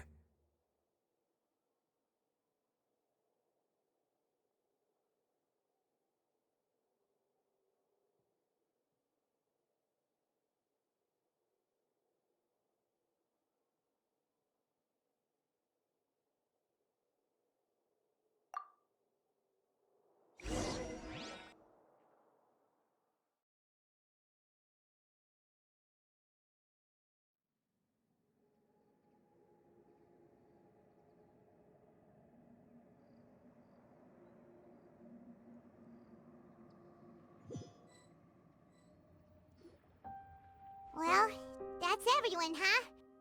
Speaking of which, it was pretty smart of you to think of hiding here. Poisson was just involved in a disaster, so it's presently devoid of people. That naturally makes it the best choice. And here you are drinking tea like it's the most natural thing in the world, huh? That's what family should do. Sit and enjoy a leisurely time together. It's nice to enjoy tea here, you know? Care for a cup? Lend me your ears, everyone. Or perhaps one of you might like to start us off. How about you, friend? Me? No, I don't think I can. Then, how about you, good sir? I fear that I will cause the mood on this boat to become as somber as it is in court. Well then, I guess we're lucky we've got a local like me to organize things. Wonderful, the spotlight at last. I guess I'll be facilitating things from here. That was a little long-winded, don't you think? Oh, you might be right. Anyway, to cut to the chase, our friend here, the Traveler, has brought us together to discuss something. As for what that is, well, let's start by saying that we'll be pooling our efforts together to create a series of traps.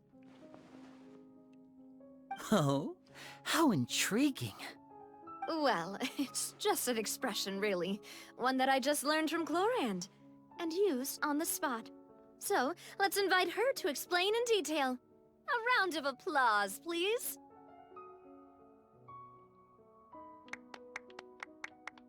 Huh? Didn't you say that you would be facilitating this? Oh, come now. Your work doesn't involve much public speaking, right? This is a good chance to practice. You might even pick up some fancy oratory tricks to impress your boss with in the future. I see. And what does my boss say? He is glad that you consider him your boss. Do go on.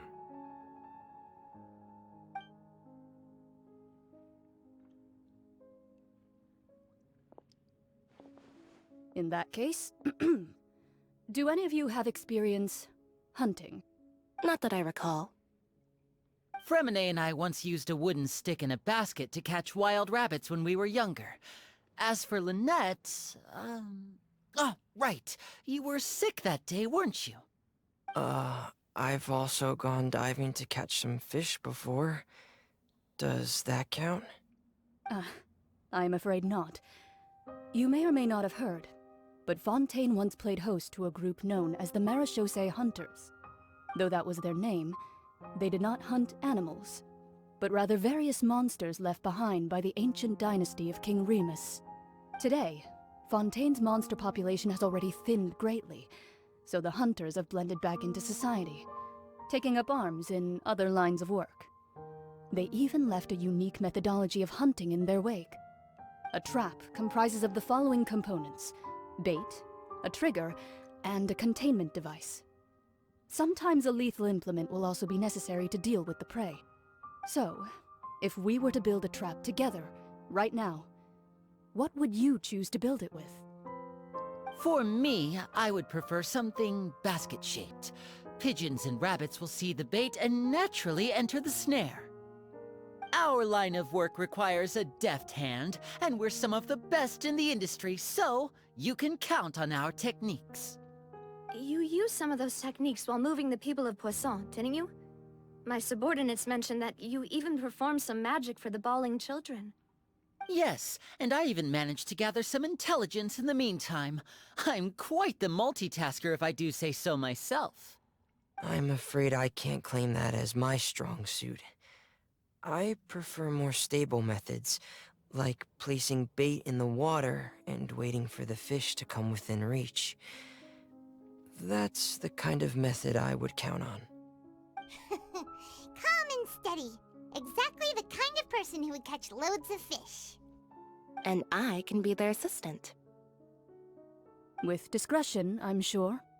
I'd probably use some sort of mechanical animal.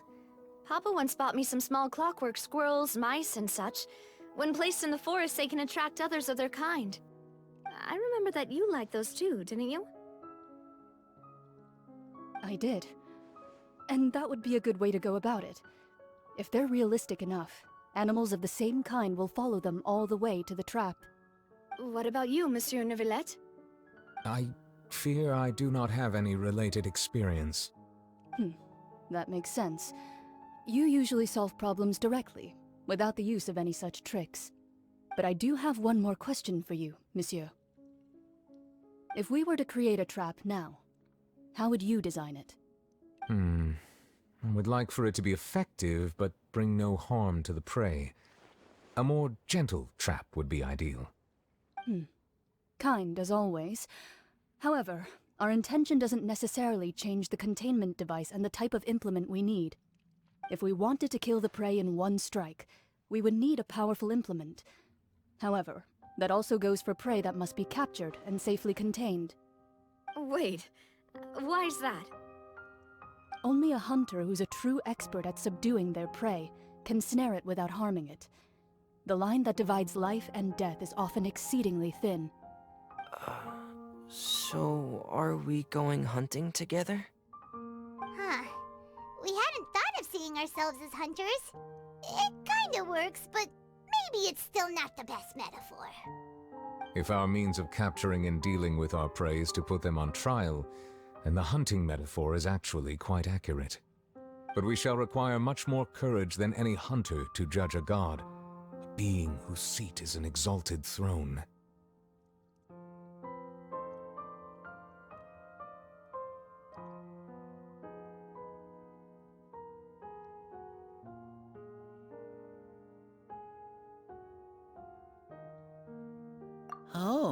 so that's what's going on. Sounds very interesting.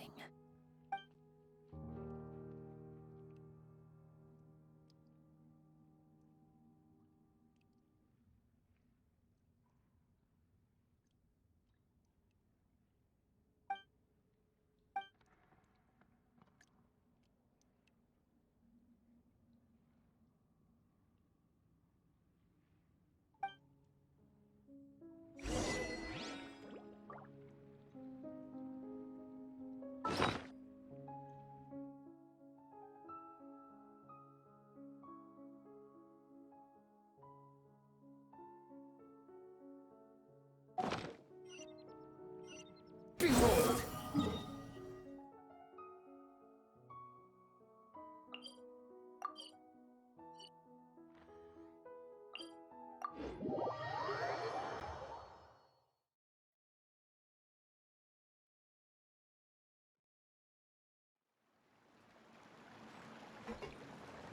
Swarm Fury!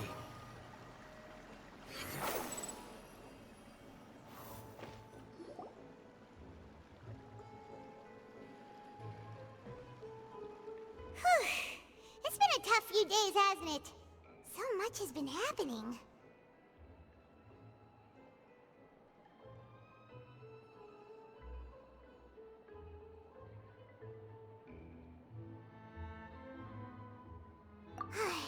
Paimon didn't think the meetings would go on for so long, but everyone seemed pretty fired up, huh? Paimon thought they'd be at least a little frightened. Well, Fremine was, now that Paimon thinks about it, but everyone else just looked a little surprised.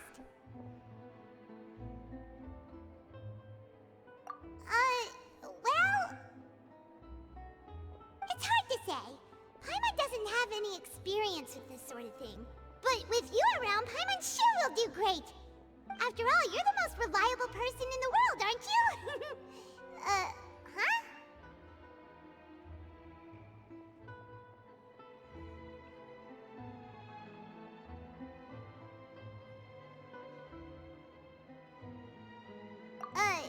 Did you just pour some tea? Paimon didn't notice you doing that at all!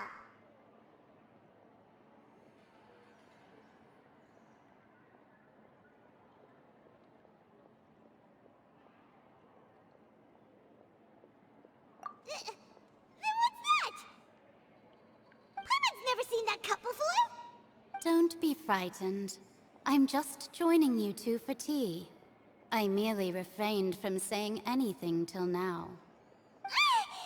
Who's that voice? But there's no one here! Ah, have you forgotten me already? Wait, you are familiar. You're the voice we heard from the sky in Sumeru.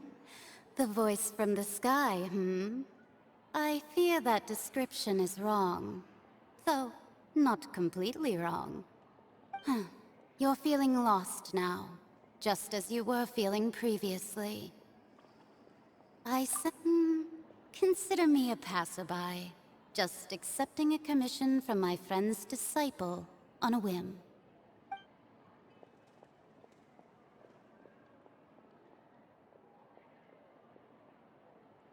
The prophecy.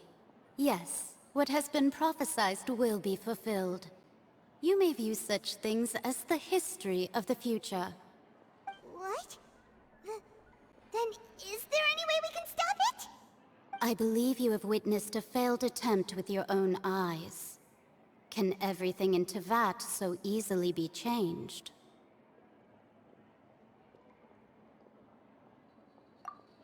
Ah, so you've caught on.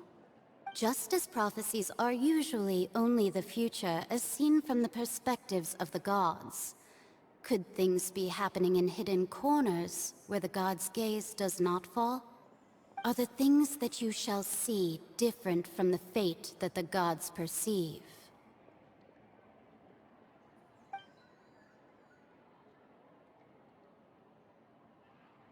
What is she talking about? It all sounds really impressive and important and stuff, but it also sounds kind of scary.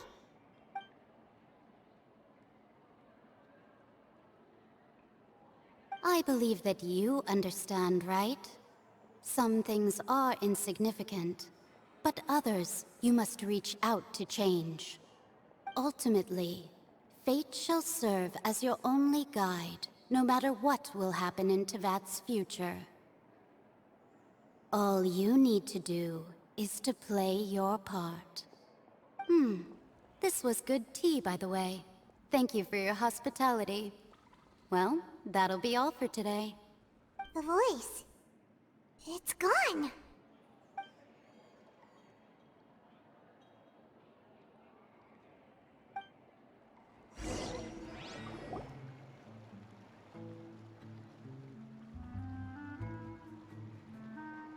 What? I want to hear someone talking. All right, coming.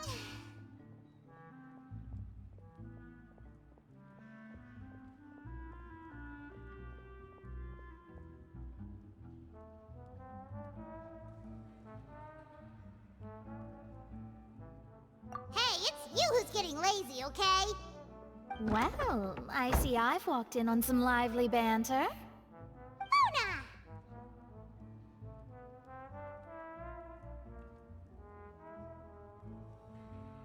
Fine, just fine. I went to take part in that Steambird panel. It turned out to be more interesting than I expected. Not all Fontainians are pessimistic about this. One journalist mentioned that sitting around and waiting for the end to come would be wrong, and that they should make their own rescue preparations. I agreed, so we had a brief chat with her. Did she have pink hair by any chance? Why, yes! It was Charlotte. You remember her, right? That daredevil journalist? I'm in full support of her view. Prophecies are very important, but how can people allow their lives to be commandeered by just a few words? That's right! Paimon's glad to hear something sensible for once. Ah, yes. About what we had discussed before. I did try, but I'm afraid I couldn't reach the old hag. I'll try again tonight, but I wouldn't get your hopes up. Huh?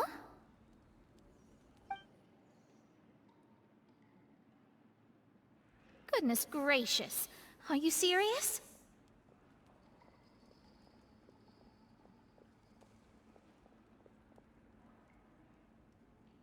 She said that even the god's gaze has blind spots. Pretty bold if you ask Paimon. Most people would believe the gods to be all-knowing, right? The Hexen Circle members are certainly anything but ordinary.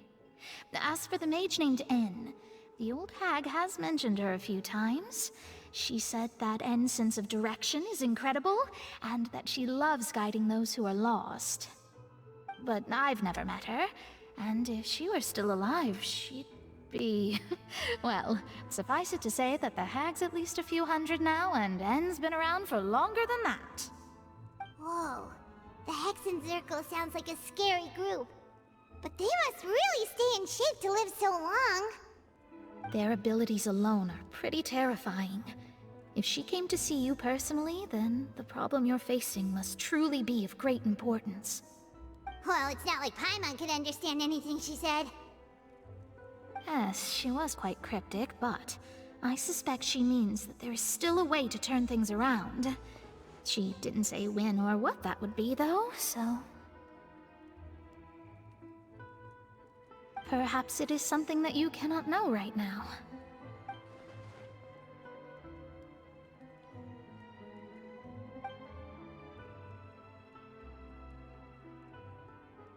Traveler, Paimon, are you two all right? Oh, we're fine. We're just a little down right now. It kind of feels like the end is coming, you know? I see. I feel that same sense of desperation, too. I guess you could consider me someone who has often witnessed fate. So far as I have seen, it cannot be swayed. But even so, I still hope for, and believe in, miracles. Astrology is eternal and rational, but fate may not be. It is cruel, but it can also be beautiful. Perhaps that's what En was trying to tell you. Not to lose heart, and to believe that what you are seeing playing out before you is not yet set in stone. I did originally think of steering clear of all this, but I couldn't. Even if this is all futile, I still wish to help everyone. If we don't struggle to the last, then how can we face the end when it comes? Huh. You do have a point. There I go, talking about astrological principles again. Sorry about that. The moment I start talking about work-related stuff... I need to get going.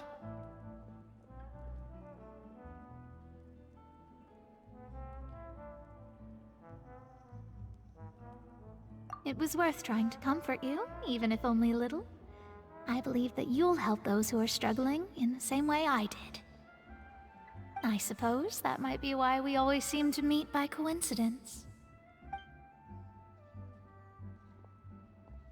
Paimon feels kinda moved by what Mona said, but also kinda sad too. Hey, Traveler, Paimon suddenly feels like going outside for a walk. Let's go! Let's walk around the city, shall we? There's a few spots we always like to walk by.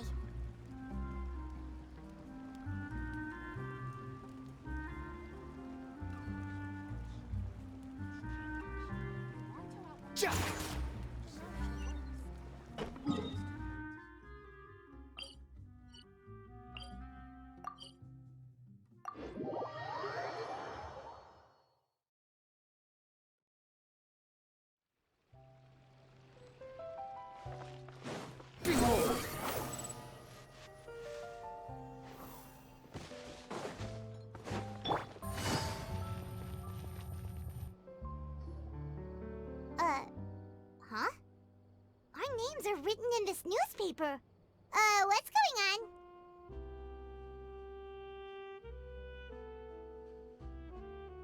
Let Paimon see! The underwater stronghold, the Fortress of Meripede, has continued in its noble autonomy, but that does not mean that others cannot interact with it. My recent attempts to enter the fortress bore little fruit. Huh. Guess Charlotte still hasn't given up on that. Thus, did an Outlander friend become the focus of this report? A blonde adventurer with their white fairy, legends trailing in their wake. It is said that this mysterious traveler once visited the underwater fortress. So while the fortress's interior remains a mystery behind closed doors, do not fear, for the tales of the traveler contain surprises in spades. Journalist Charlotte's biggest scoop yet, the Traveler's Trail, World Walker. Huh. Charlotte took so many awesome photos of us and we never even noticed her! She hasn't been able to get a hold of anything at the fortress, so since we're easier to find, she's using us as the subject matter instead?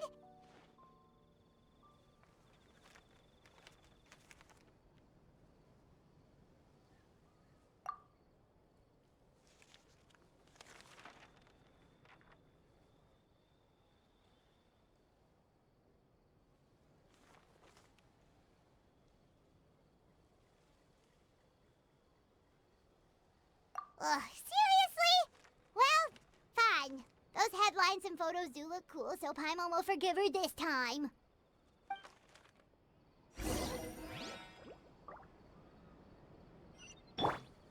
Squall and Fury!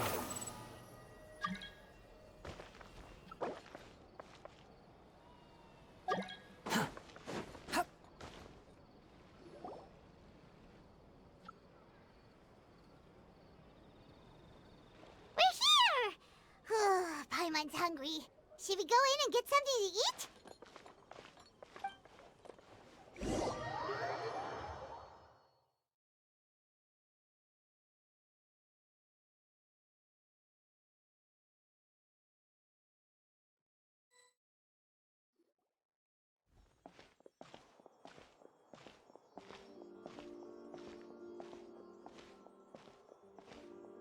Hey, quick!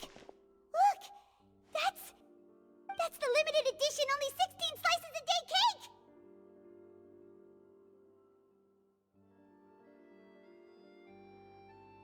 It was so delicious the last time we tried it, despite despite the tense situation we were in. Let's give it another go. Paimon's sure it'll be great.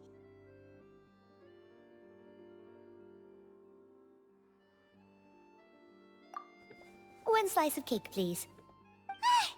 Someone showed up after all. Oh, wait, you're the one from the Palais Mermonia. Oh, are you here to buy cake too? It seems Monsieur Neuvillette was right. You really can eat. Wait, did he really say something like that? That's right. Even he has his own preferences when it comes to food. As for me, I love the cake and coffee here.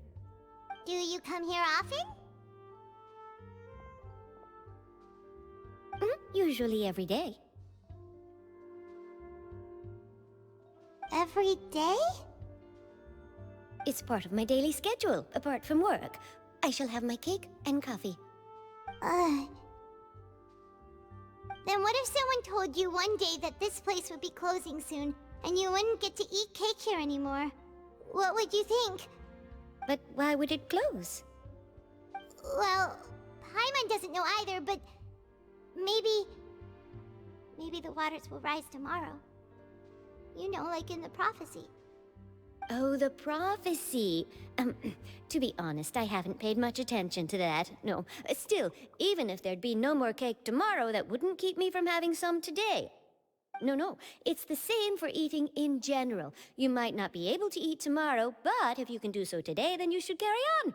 That's what people call living, you know. Huh. Don't be sad. Excuse me, could I have 2 more slices of cake to go? These 2 slices are for you. Sijuin said that this kind of expression you're making is what humans call being sad. Oh, you know Sijuin? I sure do. She was born before me, and she sometimes comes to the surface to teach us things about humans. She said that humans are creatures that are saddened easily, yes, and you can only lift their spirits by feeding them delicious food. So please try the cakes here. I've got something else to do, so I'll be going now. You two try to stay in a good mood after eating, all right? Bye.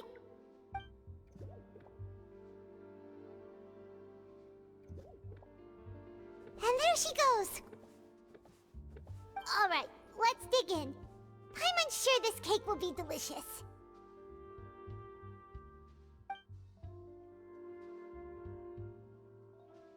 It's more delicious than last time, and the flavor gets even better with a sip of tea. It sure would be nice if we could come again tomorrow. Sure would be nice if we could always eat delicious food here.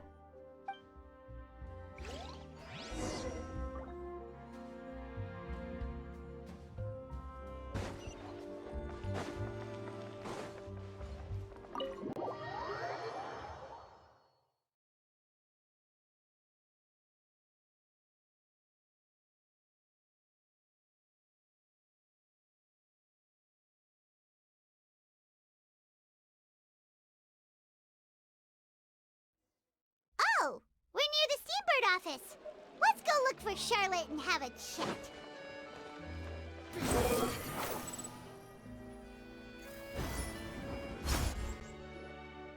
Wow! If it isn't the Traveler and Paimon! Oh, have you seen the article I wrote about you? Ha! You've got some nerve! You just used us to make some quick mora! Oh, you needn't worry about that. I heard that you were in Poisson some time back, so I sent you a letter to discuss just that. It appears you didn't receive it, though. It's all right, though. I've set aside the amount intended for you. I've even set the table with some food. Really? Oh, you're the best! You're almost a little too easy to win over, Paimon. If I were a journalist with ulterior motives, you'd be in trouble now, you know. Oh, Paimon knows you're not like that. Still, what brings you here all of a sudden? Were you looking for me? When Mona mentioned you, we thought of coming to see you at work. I see! It seems you've already bumped into Mona here in Fontaine. So, she mentioned me? What did she say? She said that you're a real daredevil of a journalist. Nice. In which case, can this daredevil journalist dare to request an exclusive interview with the legendary traveler and Paimon? Huh? So your article in the paper today doesn't count? Oh, of course it doesn't. That was more like live photography. What I'd like to do is dive deeper and ask you to talk about the things you've seen and experienced.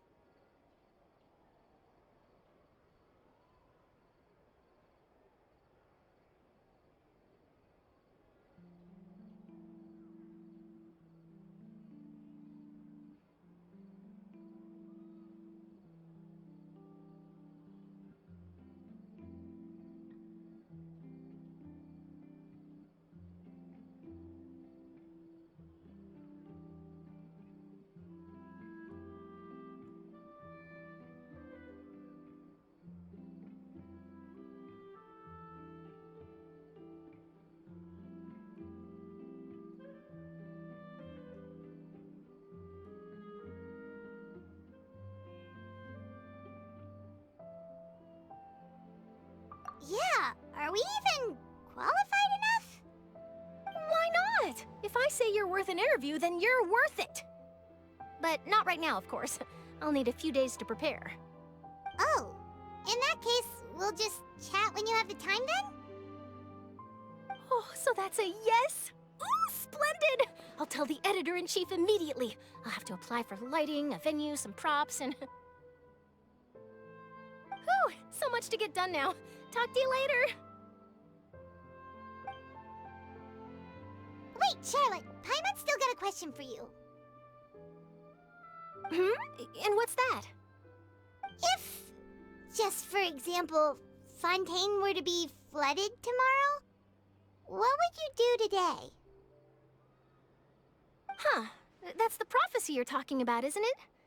I mean, I do hear about it often, but I've never once thought that the day could be tomorrow.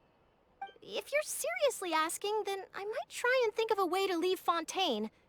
Oh, but I'm still a journalist first and foremost. That means I have a duty to be reporting from the scene. And secondly, I wouldn't forsake my homeland that easily. From what I've seen, most people don't know what they'd do should the worst come to pass. In truth, it might be better just to behave like normal rather than worry over such an end. So in all likelihood, I'd probably still be prepping at the office for that interview of ours. I know what you're thinking. That sounds a bit sad, but I've always believed that it's best to do what you enjoy. Just think about it. If this nation really were to be suddenly destroyed tomorrow, but I still successfully finish an exclusive interview with a truly unique person, then the story I would wind up writing would truly be timeless. And then do you know what I'd do? Well, I'd write that story, send it for printing, and use messenger pigeons to get copies out to the various nations as soon as possible. I'm not a dreamer, nor am I a workaholic, but I do love my job, and I'd be proud of leaving such an article behind. I guess you could say that I was born to be a journalist. But anyway, that's my answer. And on that note, I'll get back to my preparations. That's so nice. All of a sudden, Paimon actually kinda envies her. Anyway, let's go and take a look at the sea, shall we?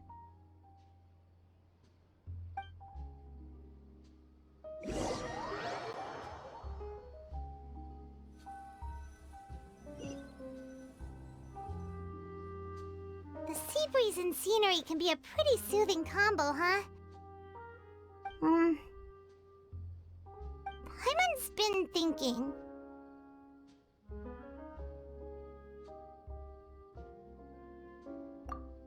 If it wasn't Fontaine, but all of Tevat that would be destroyed tomorrow, where would we go and what would we do? No, Paimon should ask, if you could choose, what would you like to do?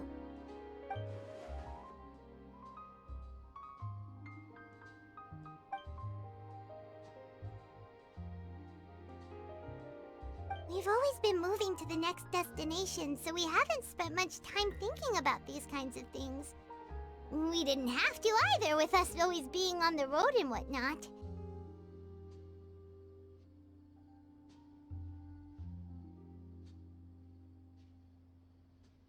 You mean, still traveling?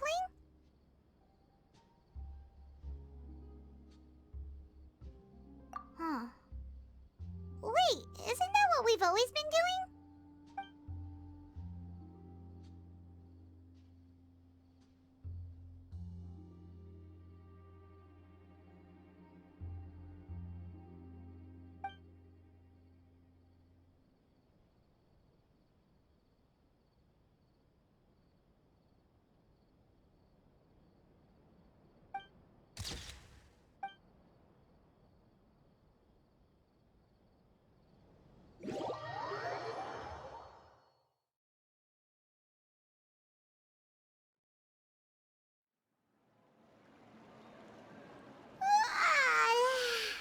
Feels like you'll grow mold if you stay here long enough. But it's still better than the Fortress of Mirapede, that's for sure. It's not only damp there, but salty too. Ah, so the two of you are still here. Wonderful. Oh, you're from the Palais Mermonia, aren't you? Yes, I'm Isadora. Monsieur Nervillat sent me to look for you two before. I heard... Not at all. I'm well aware that you're friends of his. Actually, I'm here to pass along a message from him.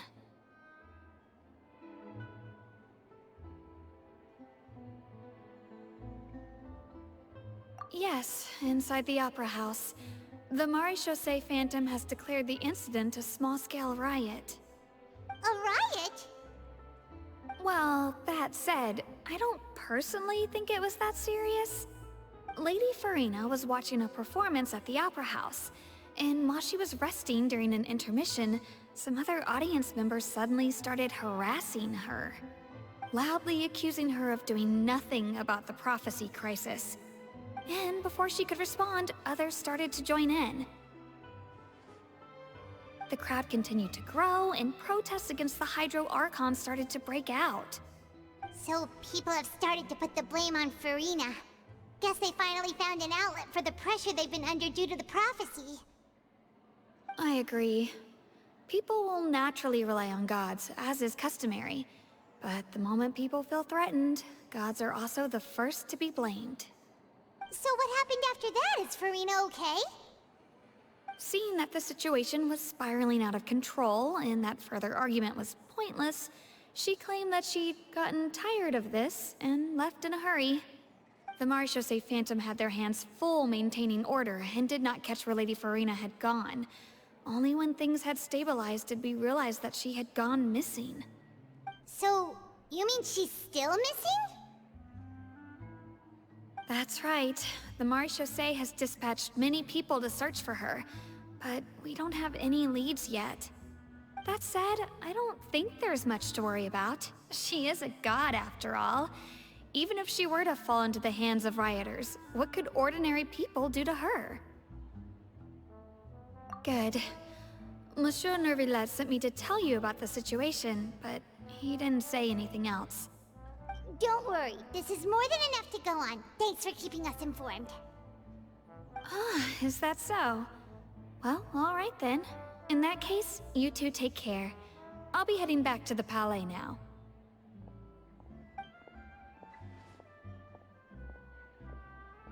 Well, sounds like we should hurry over to Poisson then.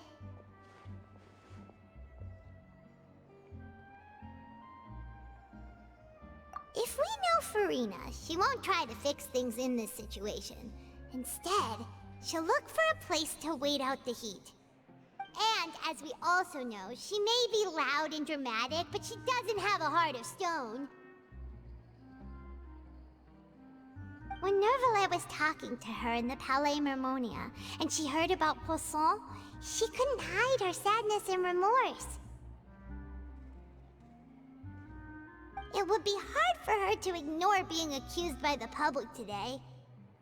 Paimon thinks Farina's probably taken the opportunity to slip away to Poisson and try to relieve the sense of guilt that she's feeling. Huh. Well, what do you think? Paimon knows the answer, of course, but Paimon can do the analysis to back it up, too. Cool, huh?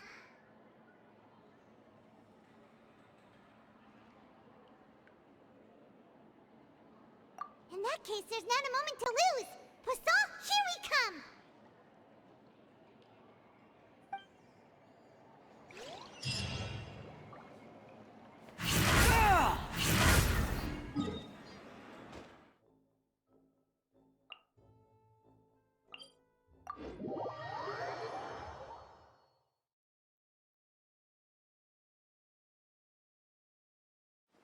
This place looks deserted. Guess all the survivors must have evacuated already. All that's left here are signs of devastation. Could Farina really be here? Let's try to find her as soon as possible.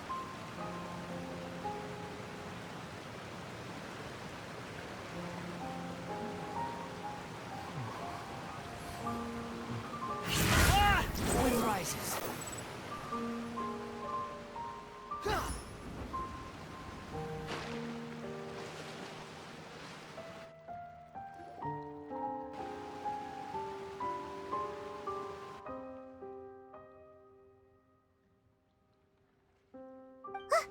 That's Farina, right over there.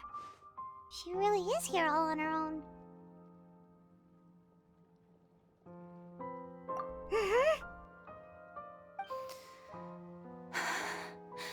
Should I just give up? This is all meaningless. What was meant to happen did happen after all. Everyone's dead.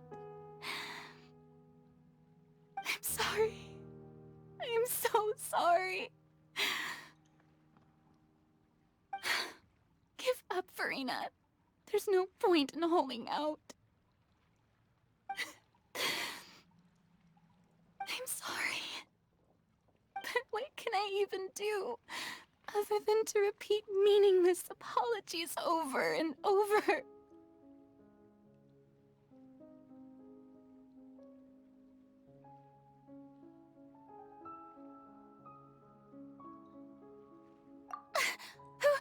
Who's that? Don't worry, Farina. It's just us.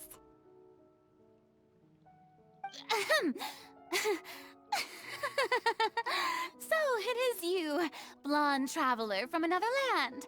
Why, I almost thought you were someone from that mob of my ignorant subjects, come to kneel and beg for my forgiveness. Farina, you were crying just now, weren't you? The tear stains on your face are obvious. What do you mean, tear stains? Oh, I remember. The show at the Opera House earlier this morning was so moving. I'm still trying to process it. Who did that uncivilized rabble think they were, disturbing my enjoyment of the arts? They even dare to tout their Archon. I must teach them a lesson.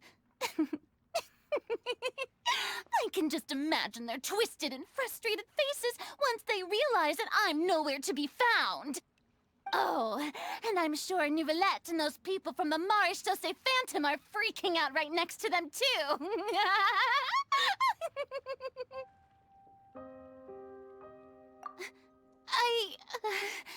Of course not. Hey, there she is! The Hydro Archon's over there! Quick, after her!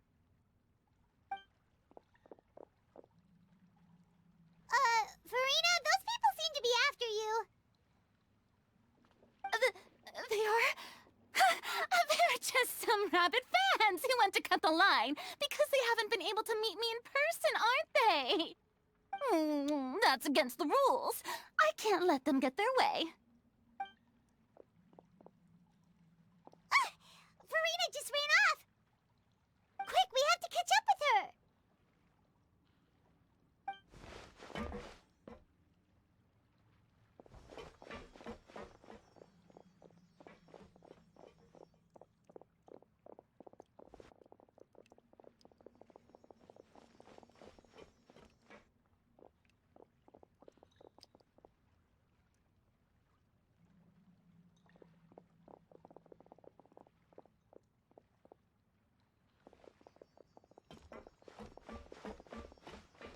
This should be the place, right?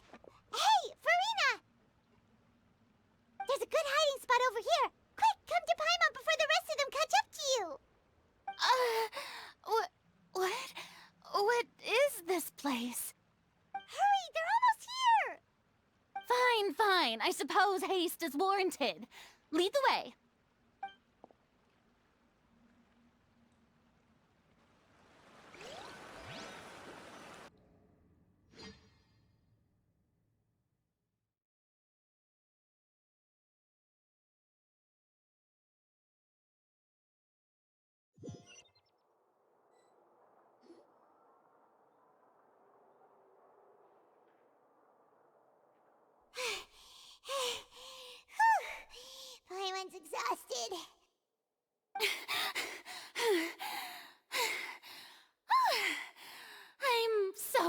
tired.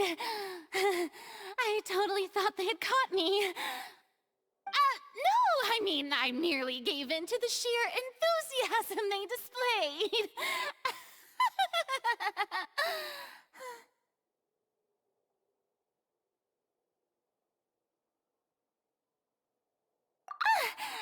You're right. Yep, that's a good girl.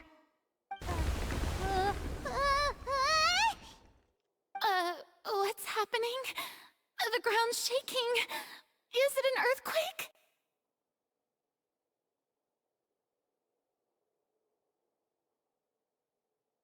Yeah, a quake of this kind preceded the flooding in Poisson, didn't it? It can't be. It's happening again. Well, there's no need to worry too much about that. Neverlette's made some emergency plans, so the evacuation should go a lot smoother this time. Yeah, I hope you're right. But the people of Poisson, they've already...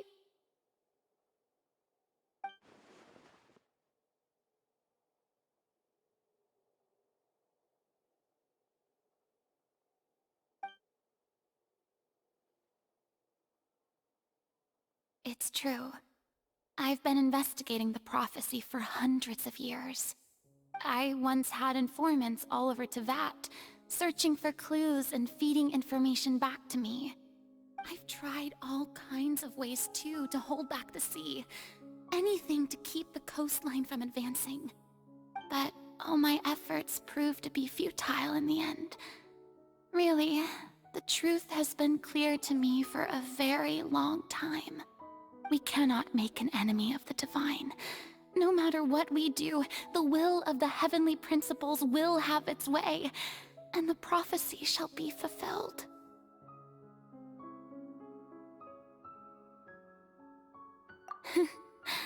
Give up. I do love the sound of that phrase. Indeed, I've thought about giving up so many times. Especially after we almost lost Poisson. Fate is really unreasonable, isn't it? It has no heart and obeys no rules. The prophecy has only just started to come true, and so many people have already lost their lives. But just now, it all became clear to me. I still don't have the right to come to terms with fate on behalf of everyone else. As long as the final moment hasn't come, it's still not too late. Don't worry. I will keep hope alive for everyone until the very end. Well, that's enough for now. I got the impulse to play the stricken maiden, but honestly, considering my rank and station, that wasn't a good fit at all. Don't take any of what I just said seriously. How could I possibly let Fontaine fall to the whims of trivial prophecy? Come on! Paimon could have sworn you were actually being honest just now.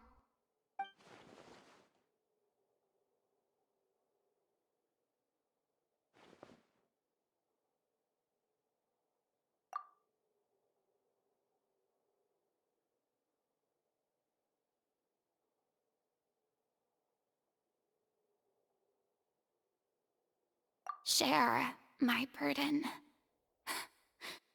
That's impossible. It was fated right from the start that this would be my duty alone.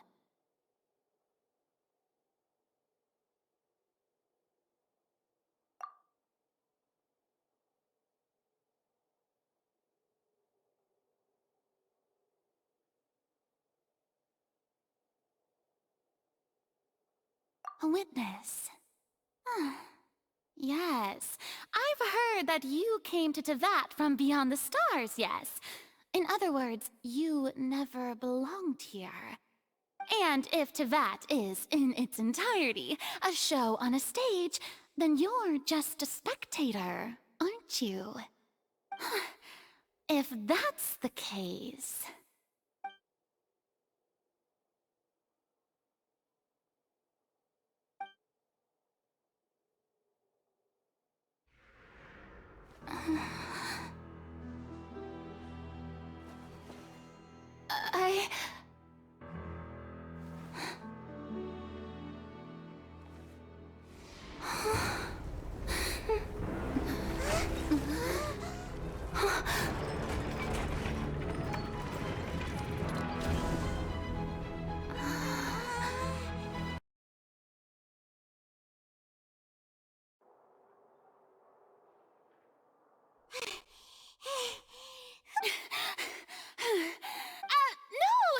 I merely gave in to the sheer enthusiasm they You're right.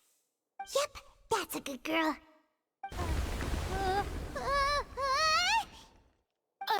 What's happening? The ground's shaking. Is it an earth? Yeah, a quake of this kind preceded the flooding in Poisson, didn't it? It can't be. It's happening again. Well, there's no need to worry too much about that. Neverlette's made some emergency plans, so the evacuation should go a lot smoother this time. Yeah, I hope you're right.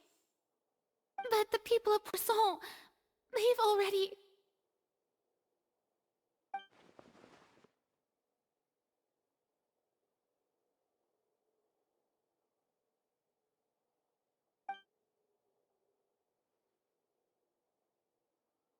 It's true. I've been investigating the prophecy for hundreds of years. I once had informants all over Tevat, searching for clues and feeding information back to me. I've tried all kinds of ways too to hold back the sea. Anything to keep the coastline from advancing. But all my efforts proved to be futile in the end. Really, the truth has been clear to me for a very long time. We cannot make an enemy of the divine. No matter what we do, the will of the heavenly principles will have its way, and the prophecy shall be fulfilled. Give up. I do love the sound of that phrase. It would mean finally coming to terms with fate, but also for me to finally be free.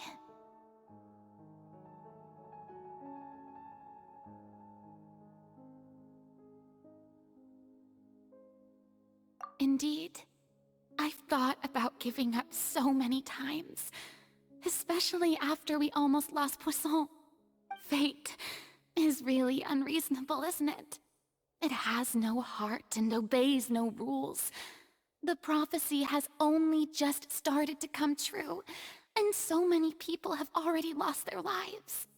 But just now, it all became clear to me. I still don't have the right to come to terms with fate on behalf of everyone else. As long as the final moment hasn't come, it's still not too late. Don't worry. I will keep hope alive for everyone until the very end. Well, that's enough for now. I got the impulse to play the stricken maiden, but honestly, considering my rank and station, that wasn't a good fit at all. Don't take any of what I just said seriously. How could I possibly let Fontaine fall to the whims of trivial prophecy? Come on! Paimon could have sworn you were actually being honest just now.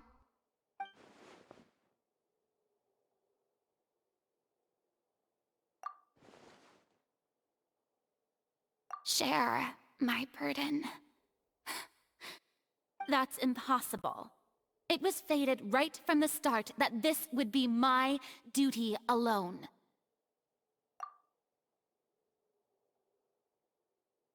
A witness. Yes, I've heard that you came to Tevat from beyond the stars, yes.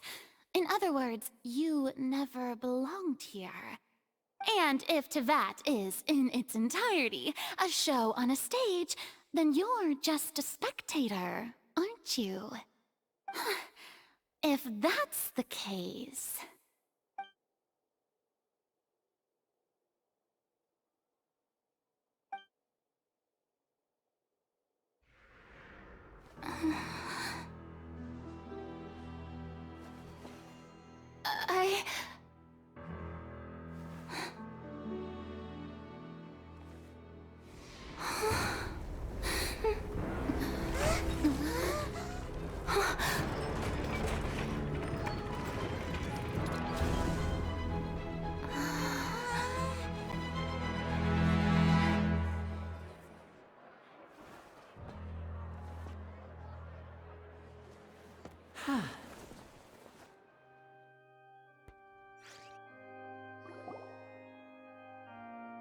Ladies and gentlemen, this concludes my opening performance.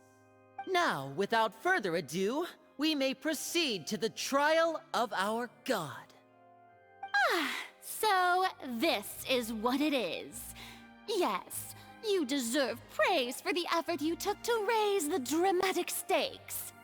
Do not forget, however, that I am Focalor, the god of justice, the embodiment of justice itself. Does it not strike you as even the least bit absurd to bring the very concept of justice to trial? May I interpret these words as your refusal to stand trial? In that case, you will have the opportunity to defend your honor through a duel. You would draw your blade against a god?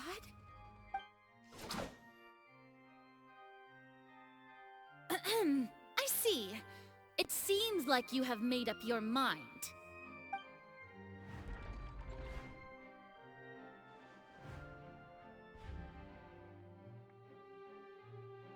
Paimon can't believe it. She just surrendered. What the heck is going on? Did I just see an Archon surrender to a human? Wow, how utterly humiliating. Lady Farina, what is the meaning of this? Shh! It would seem that there has been a misunderstanding. To be clear, the raising of both hands is not always an indication of surrender. Looking for excuses again, huh? I raised my hands just now to indicate my acceptance of the trial. No duel shall be necessary. I will admit that I've been running away for a long time. I'm sorry, everyone. I was unable to protect the people of Poisson. It is my duty to stand trial for my crimes. You are not the only ones to be disappointed in me. I, too, am exceedingly disappointed in myself. But now, it is time for the Hydro Archon to show you her courage and resolve. I, Farina, will use this trial to show the world the true meaning of justice! This time, I will protect you. Applaud and rejoice! One of the most outrageous and fantastical arcs known to the opera epiclese is now unfolding before your eyes. Mark my words, this shall be one of the most exhilarating and brilliant shows ever to grace the stage of Fontaine! The trial of the Hydro Archon, Focalor, will now begin! Woohoo! Oh, now we're making history! Why does it feel like Farina just took over the whole thing? Like, come on! Didn't she just get forced to stand trial for her crimes? Also, even though she's still acting super dramatic, she is taking this seriously this time, right? All right, then. Who will be my opponent in this trial? The court asks the prosecutor to please take the stand.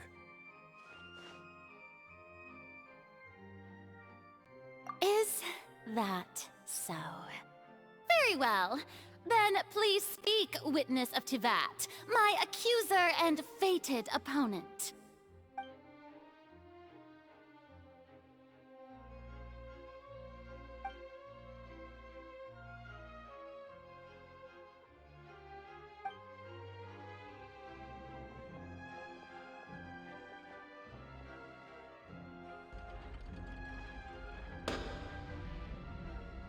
Also, please allow me to ask, as a final question before the trial begins.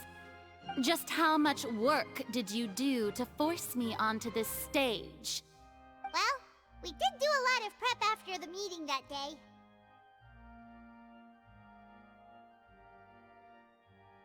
I can go over the tasks assigned to the Spina di Rosula, since they were rather straightforward and easy. Navia, the president of the Spina di Rosula. Most of the people who participated in the disturbance this morning were my subordinates. They changed into plain clothes and came to the Opera House as regular audience members, waiting for the perfect opportunity to incite insurrection against you. The people's resentment against their Archon has been building as more and more of the prophecy is fulfilled.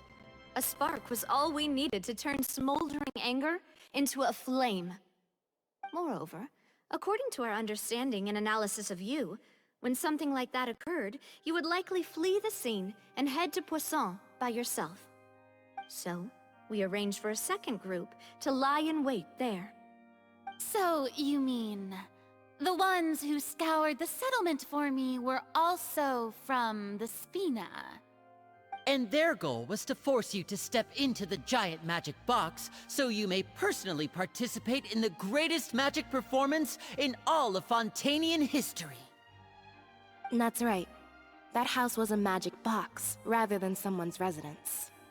As the super ultimate version of the setup that I used when I first performed at the Opera Epiclese, the volume of the box was increased by a whole order of magnitude, and the distance it traversed was the entire gap between Poisson and Aranias.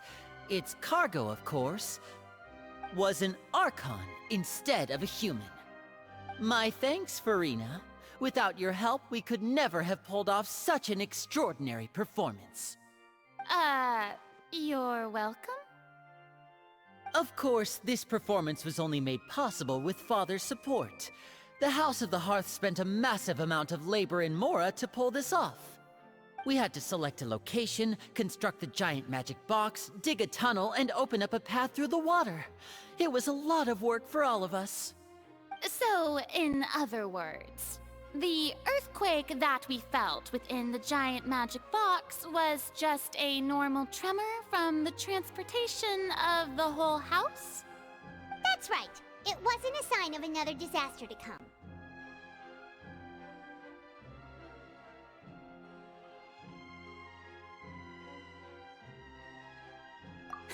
Then, I can guess Nervilette and Cloran's parts. You gathered a crowd, prepared a stage, and made sure that the champion duelist would be immediately ready for a fight.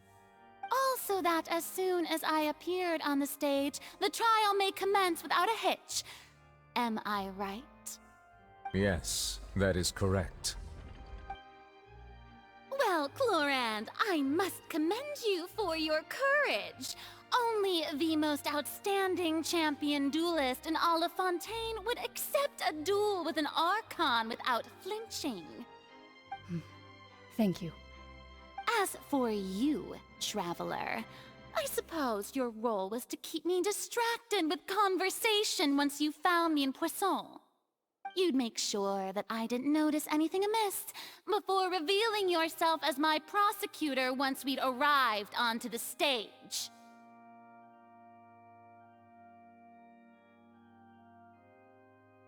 Oh?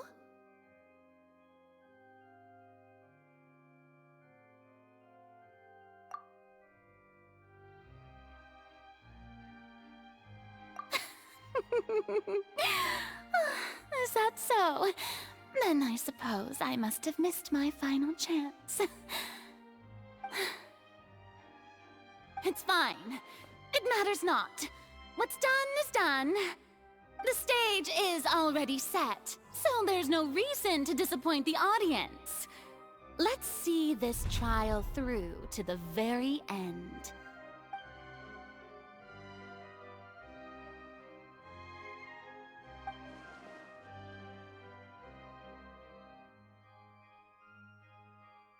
Madam Prosecutor, please allow me to pass this along. This is a document that Miss Charlotte applied for and received permission to share with you during the trial. According to her, it should speed up the proceedings. Huh? wanted to give us something? Oh, so she's here too! Hey, Charlotte! Oh, let Paimon see. Isn't this the exclusive interview that she did with us before? So she's already finished it, huh? Wait, then that means this document is a perfect timeline of everything that's happened ever since we stepped foot in Fontaine!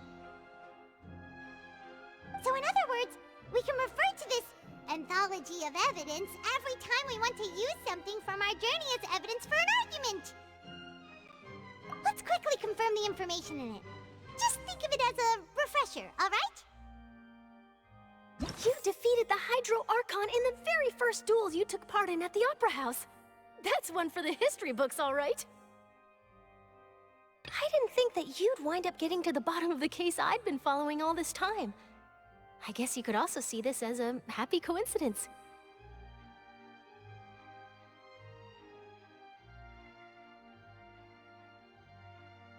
This is the first time Monsieur Neuvillette had a difference of opinion with the Oratrice. Even the Hydro Archon can't figure it out.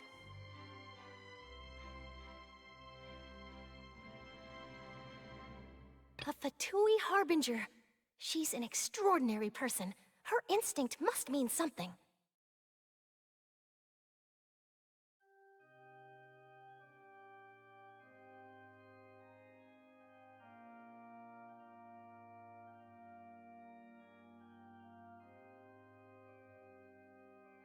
The fortress of Meripede was almost destroyed in a single day. That I didn't witness that scene personally will always be a source of professional regret, I think. According to Monsieur Neuvillette, both Child and that whale should have been in the primordial sea at that time.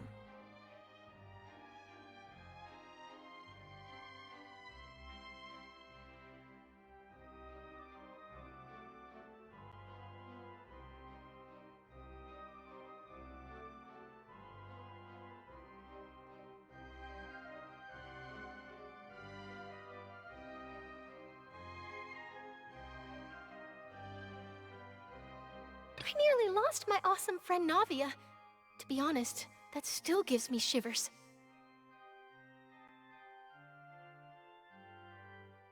The words of someone as extraordinary as a witch can probably only be truly understood when something surreal happens to you.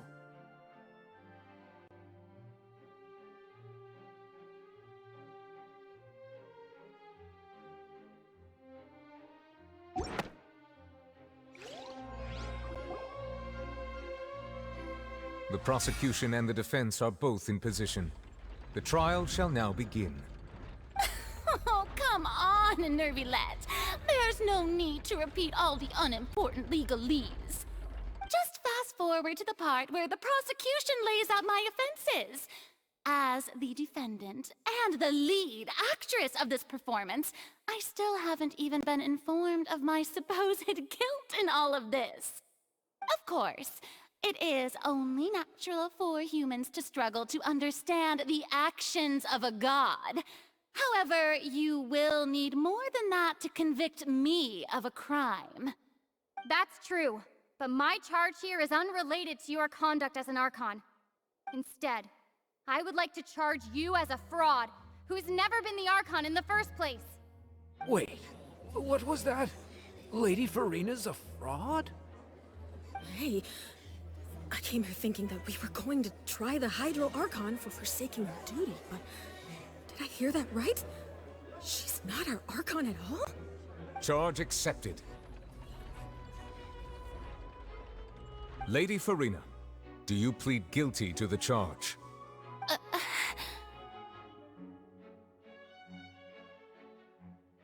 Lady Farina. I plead not guilty. How can I be guilty? There is no way that I, Focalor, otherwise known as Farina de Fontaine, a member of the Seven and the Regina of all waters, kindreds, peoples, and laws of Fontaine, could be anything other than your true Archon. Yeah, even though Lady Farina can be rather eccentric, isn't it going too far to doubt her very identity? Yeah, I've never questioned her identity either. Sure, Lady Farina can be super irresponsible, but what grounds does that prosecutor have to make such a huge claim? I have cause to believe that common sense will prevail in this case.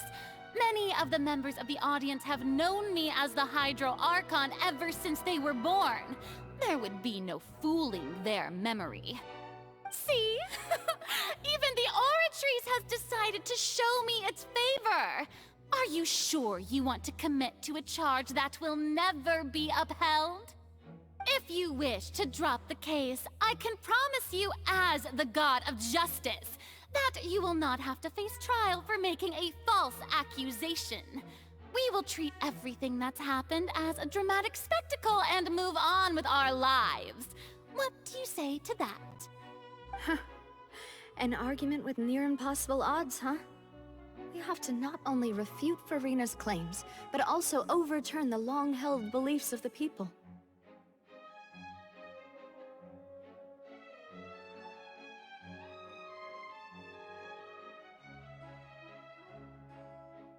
Well, I tried to give you the chance to surrender. If you must persist, then let me ask. If you believe I'm not the Archon, then what manner of being do you think I am? And if I was not the Archon, then how did I manage to live for over 500 years?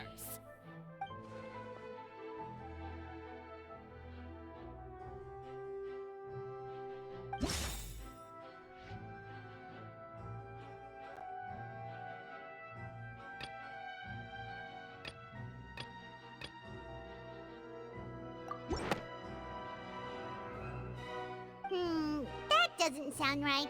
Paimon doesn't think this clue can be used as compelling evidence to build our case.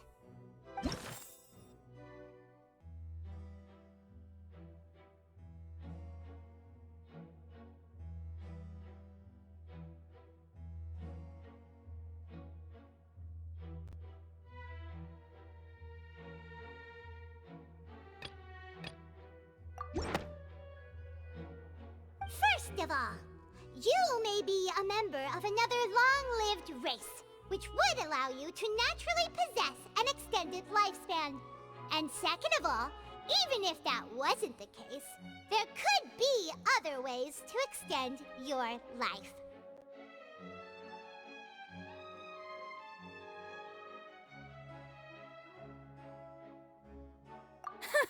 Who gave you that idea? Was it the knave? You'd sink so low as to use a harbinger's words against me.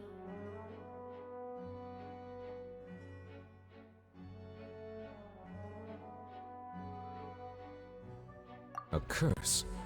I once thought it possible that the aura of an Archon might naturally resemble a type of curse. But in light of this claim, perhaps what I sensed was not your divinity, but a curse after all. You sensed it too, huh, Neverlet?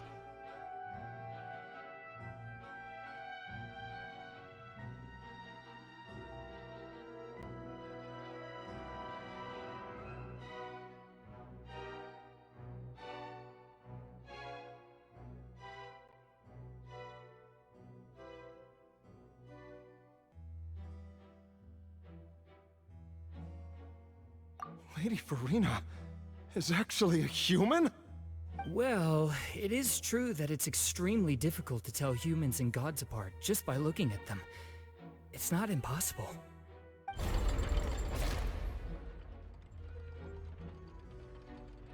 Well, don't start celebrating too early now. Even if I have been carrying a curse like you said, how does that prove that I am merely a human being?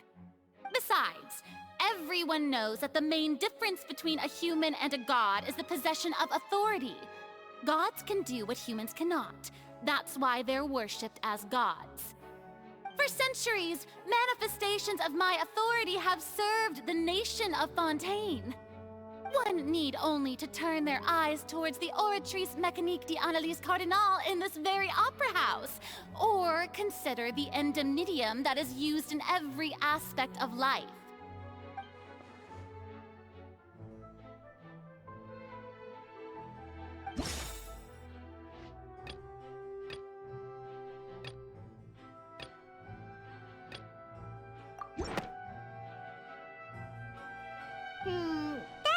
sound right. Paimon doesn't think this clue can be used as compelling evidence to build our case.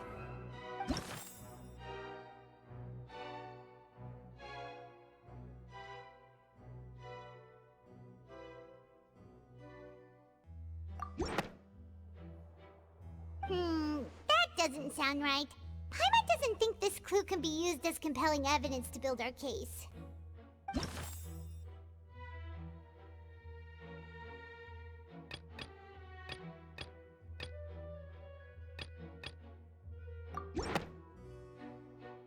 You tried to reference the Oratrice. But weren't you as confused as all the rest of us when the Oratrice declared Child to be guilty without any proof? Otherwise, you should have come up with a good explanation for that by now. Didn't I make myself clear at the time? The decisions of the gods are naturally difficult for humans to comprehend. There is no need to provide an explanation. Lady Farina, I believe a reminder of your current circumstances is in order. While the court is in session, the principles of justice and the law must come before all else. While you are an Archon, you are also first and foremost the defendant in this trial. You will prove yourself unable to defend against the prosecution's charges if you continue to withhold vital information against the rules of the court. I never thought you'd use that kind of rhetoric against me. That was no trick of rhetoric, Lady Farina. I've merely reiterated the rules of the court. Rules that all should respect and follow. So, you neither knew why Child was declared guilty, nor did you understand the structure and operations of the Oratrice. Instead of having been created by you, the manifestations of authority you mentioned have been made by the real Hydro Archon, haven't they? The real Hydro Archon? Well, now you're really losing me. It is true that I did not know why the Oratrice gave out a guilty verdict that day. But the Oratrice handed out that verdict unilaterally, and it has been operating independently ever since it was first created. You can't argue that just because a divine creation is flawed, that the god behind it must also be no god at all. She's still throwing out all kinds of excuses. Seems like she's confident that we won't be able to produce proof that she has no power over the Oratrice.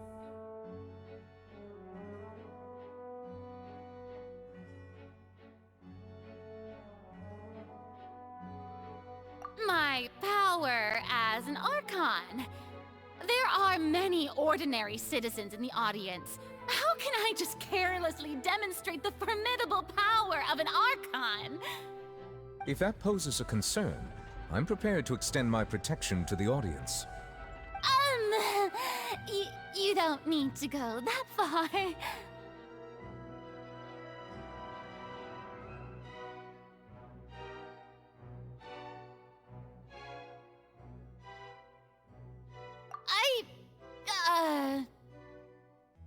Aren't you the Hydro Archon? Or is it that you can't even wield the power of Hydro, much less the authority of a god? Indemnitium! Yes! It's all because of Indemnitium! All Archons derive their power from the faith of the people, and I've converted the people's faith in justice into Indemnitium! Thus did I give up all of my divine power to provide everyone with energy for their daily lives. Have you ever seen a more magnanimous god? Isn't that a huge stretch?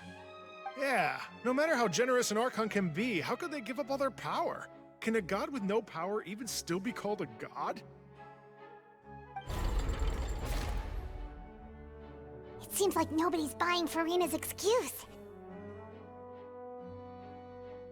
Hey, come now, everyone. Please don't stare at me as if I was a liar. I'm still the same Farina you knew, right? The one that you loved. Shouldn't you want to believe in me? Please? You've got to believe me.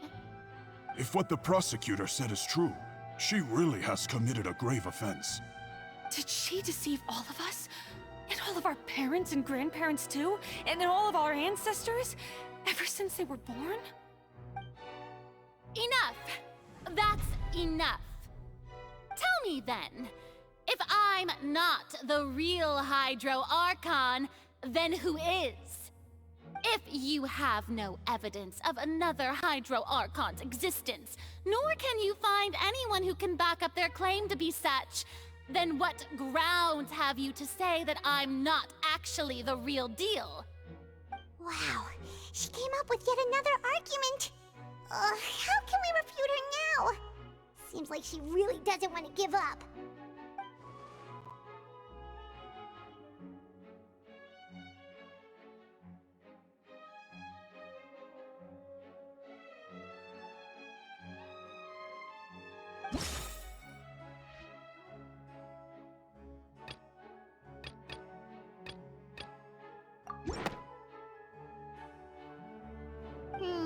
That doesn't sound right. Paimon doesn't think this clue can be used as compelling evidence to build our case.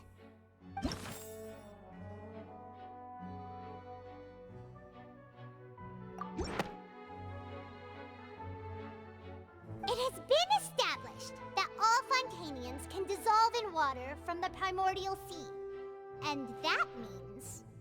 Since you insist on claiming to be a god and not a human, then there's a method that you can use right here and now to eliminate all suspicions of you being the latter. Miss Navia, please apply to serve as a temporary attorney for the prosecution before addressing the court. Though you act in partnership with the prosecutor, you must still adhere to proper procedure. Super sorry, Monsieur Chief Justice. I swear this really will be the last time that I'll speak out of turn. Now, I've brought some seawater from Poisson. As everyone knows, a massive flood struck the area not long ago, taking many lives, including those of some of my closest friends. So, Miss Farina, would you dare to touch some of this seawater?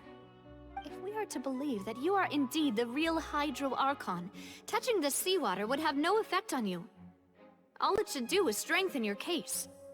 But if you don't dare to touch it, then we would have basically proved the reverse. Oh, and I must remind you that after the disaster at Poisson, nobody wants to see any more people dissolve. I do hope you'll act prudently and choose the simpler path of admitting guilt.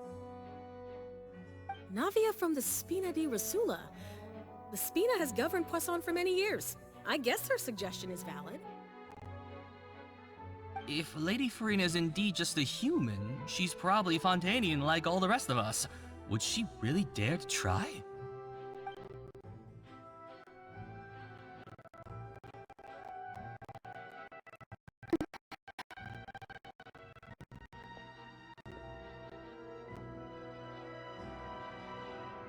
Lady Farina, this test has been unilaterally proposed by the prosecution. As it falls outside the realm of standard court proceedings, you possess the right to decline participation. Well, of course he had to tell her that. But refusing to participate is basically the same as a confession of guilt. She's just staring at the water without saying a single word. It really does seem like she's quite terrified of it. That could only mean... What's going on? Is she really planning to... that's not what we thought she would... Due to the inherent risk of the test, Lady Farina, you may...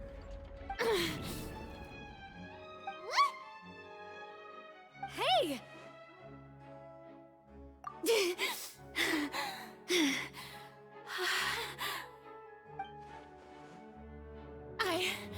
I'm fine! Look at me, everyone! My hand is still here! I haven't been dissolved! Will you believe me now? I really am your Archon! I'm nothing like a normal human who would fall apart as soon as they touch this water! Really? Was this not the most obvious thing in the world? Miss Siegewin? If you're present, Miss Siegewin, please come forward and attend to the defendant. Siegewin? Don't be nervous. It'll just take a few seconds. seconds. Let me see. That should be enough. Please announce the results of your evaluation to the court, Miss Sigewinne. As everyone doubtlessly saw, Miss Farina was displaying symptoms of hyperventilation and flushed skin. These indicate that she was experiencing the adverse effects of exposure to primordial seawater. The extent to which she was affected is the same as other humans when exposed to primordial seawater of a similar concentration. Thank you, Miss Sigewinne. Lady Farina, you may return to the defendant's stand. Wait, what did she just say? I didn't get dissolved! Shouldn't that be enough to prove my innocence? Well, considering your tendency to run from your problems, we did originally prepare a direct sample of the seawater around Poisson. However, after extensive discussion, we exchanged it for a sample that is not concentrated enough to dissolve an actual human.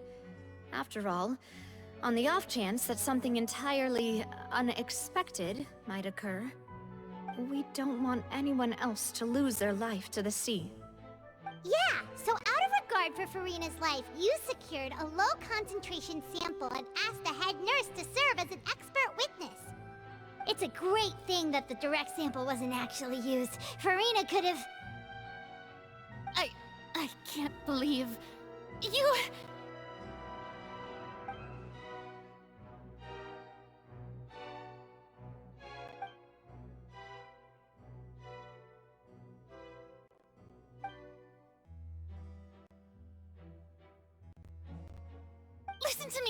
Listen to me, everyone! Please don't give me such cold and disdainful looks! What happened just now didn't prove a single thing! Think about it! How can you conclusively prove that an Archon can't also be affected by the primordial seawater? Also, if I was really just a human, why would I dare to just put my hand in that kind of water?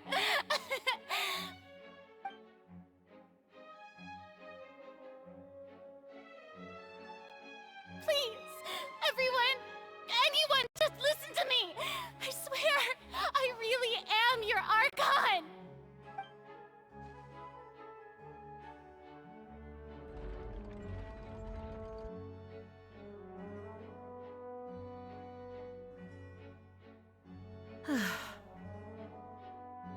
I don't think anything she says at this point will sway anyone. The odds are just too stacked against her now.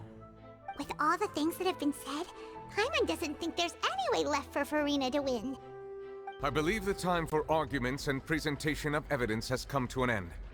If there are no objections, we will move on to the final judgment.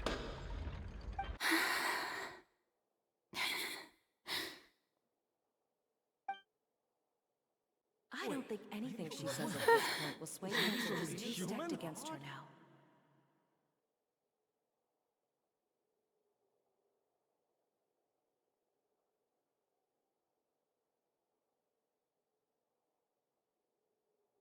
In my capacity as Chief Justice, I shall now render judgment on Farina's misrepresentation of herself as the Archon of Fontaine. As a human who knowingly deceived her fellow citizens, Farina is... guilty.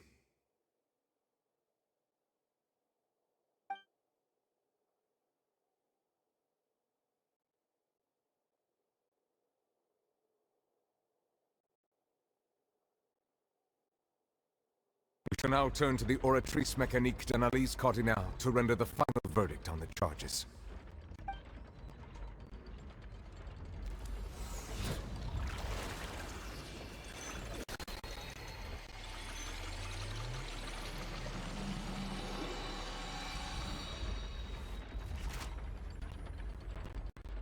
According to the judgment of the Oratrice Mécanique d'Analyse Cardinale, Farina is...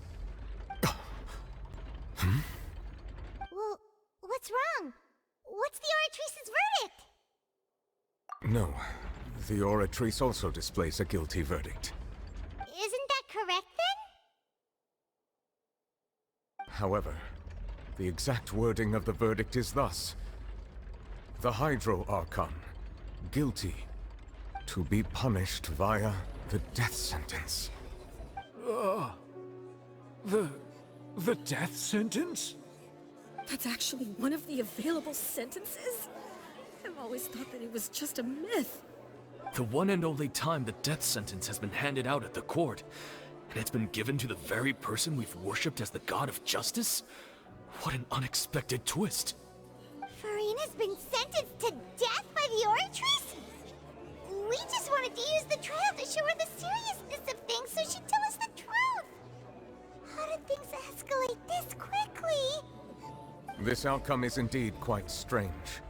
According to Fontaine's current definitions of justice, as well as its recommendations for criminal sentences, is this sentence really appropriate for the crimes that have been committed? Yeah! Even Fontaine wasn't sentenced to death by the Oratrice. You know, the real evil mastermind behind the serial disappearances case. Indeed. Not only is Farina's sentence overly excessive, the very point of our trial today was also to prove that Farina has never been the Hydro Archon in the first place. But now, the Oratrice seems to have deliberately invoked the title of the Hydro Archon. What does this mean?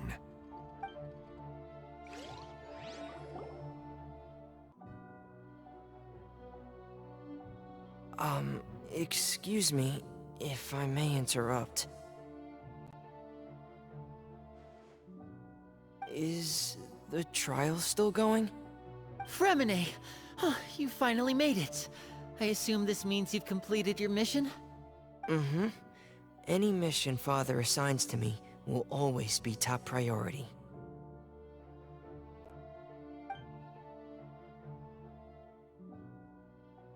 Is that the first prophecy slate?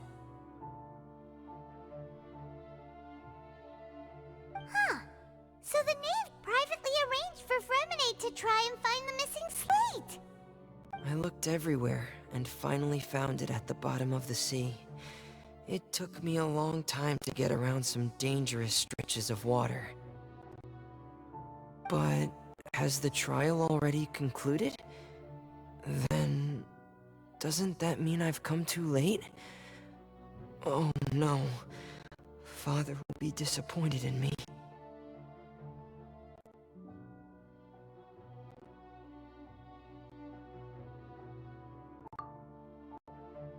Thank you for your hard work, Mr. Fremine. Please allow me to review the record left on the slate. Traveler, I believe that you have already seen the other existing slates, and would like you to come here and confirm their contents.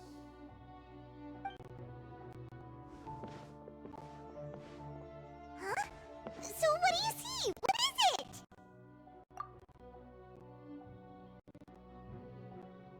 I believe I've now made sense of the Hydro Archon's crime. It has to do with Fontaine's lost history. Huh? Isn't the Hydro Archon just guilty of deceiving her people? Oh, wait, no, that's Farina, and we've already proven that she's not the Hydro Archon. So when you say Hydro Archon, do you mean the real Hydro Archon we've been kinda talking about? In truth, everything that you've encountered in Fontaine up until this point can be traced back to the contents of these stone slates. However, I'm uncertain as to how much sense they currently make to you. Okay, let's try to recall the contents of the other 3 stone slates. Paimon will do her best to help you remember.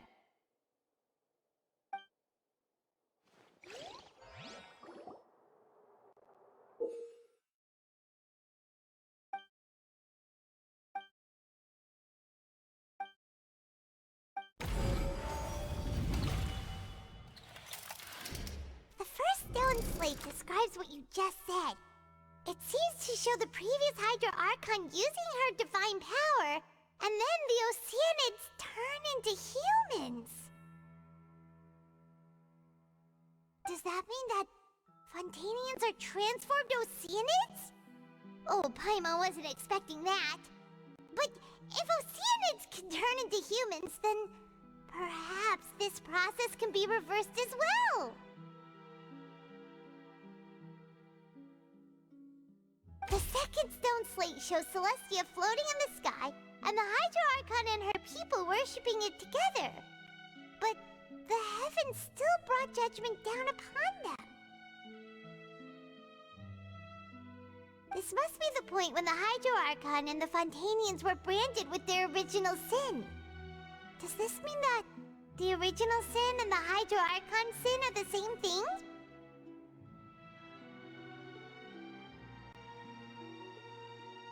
The third slate shows the Hydro Archon sinking into the sea surrounded by many people.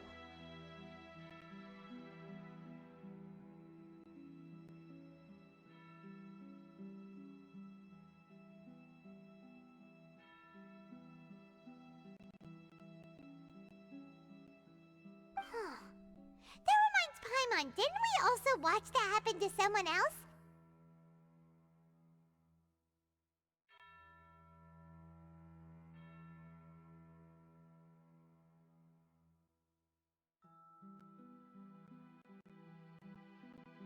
Well, the fourth slate is the prophecy the Fontainians have been talking about. People dissolving into the sea, the Hydro Archon crying on her throne, and so on.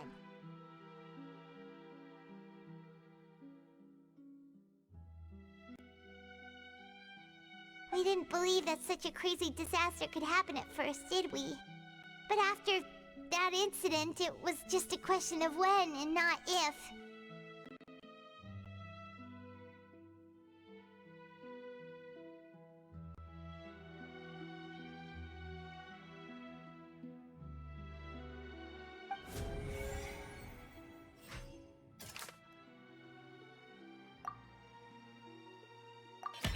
We know from the case of the serial disappearances of young women that Fontainians can be dissolved in primordial seawater.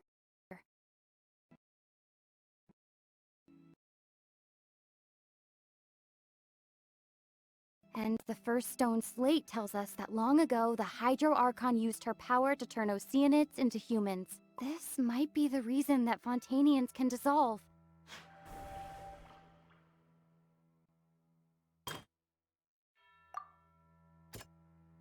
That doesn't sound quite right. That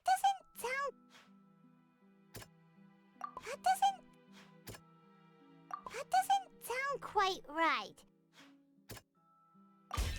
Perhaps what is about to take place has all happened before. The true sin of the Hydro Archon that Nervilette mentioned, and the original sin cast down on the people of Fontaine by Celestia, as recorded on the stone slates.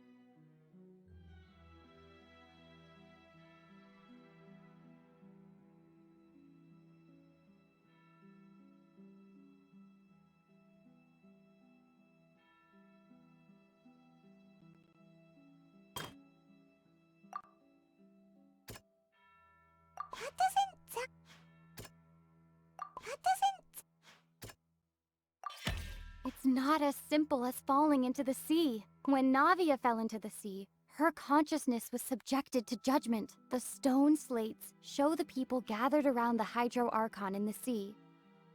Could that be alluding to the same thing?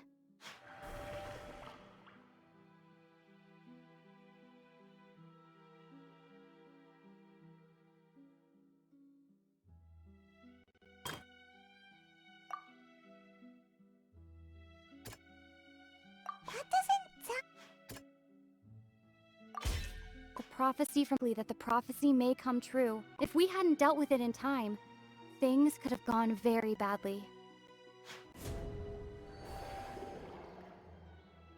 They'll dissolve into the primordial sea but won't cease to exist. Their essence will flow in the seawater, converge, and take the form of an Oceanid.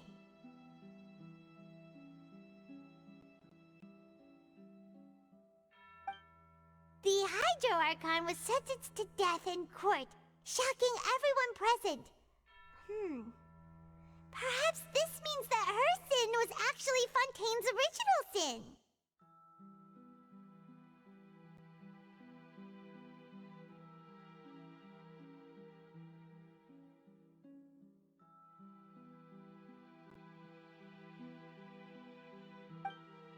Navia fell into the water inside those ruins, and she nearly dissolved.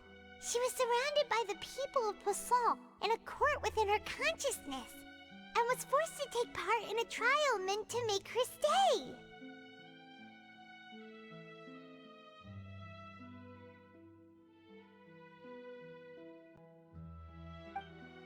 The eruption of the primordial sea at the fortress of Meripede was the surest sign that the prophecy was about to come to pass no matter what.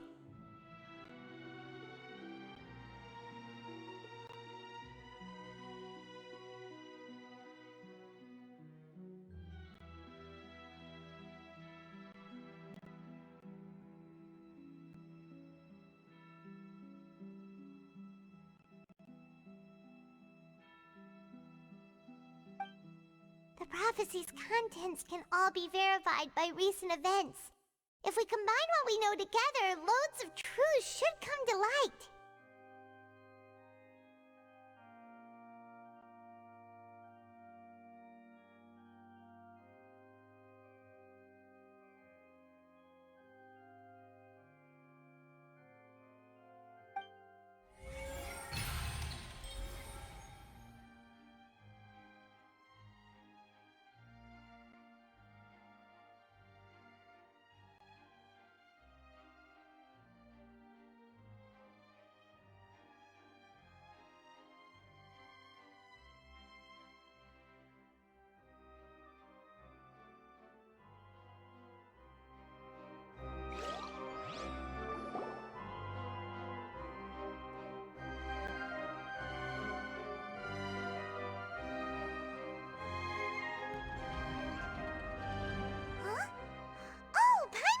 Now, so that's how you can make sense of it.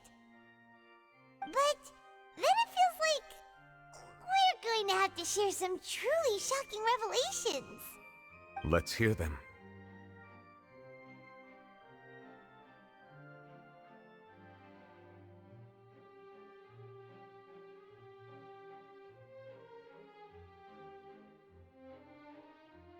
Incredible.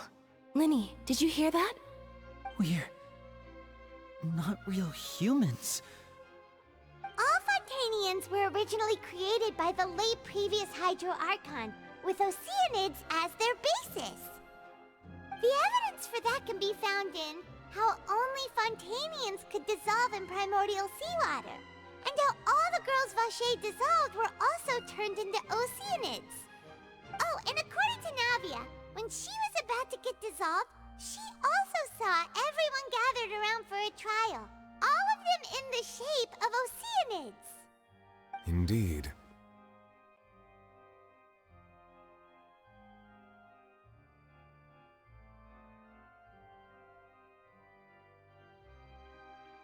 Yeah, and it follows from the content of the first slate that she probably angered Celestia by creating humans without prior permission. That could also explain why the Oratrice judged the Hydro Archon to be guilty. It's to account for that ancient sin. The Hydro Archon's true sin was creating us? And yet, after many hundreds of years, the Hydro Archon's creations have turned around to try to judge the Archon within the Opera Epiclese. The twists of history are often the most... Yeah! Isn't the image here just like when Navia fell into the sea? So wouldn't it be trying to show the image of the Hydro Archon also falling into the sea once the prophecy has been fulfilled in the fourth slate?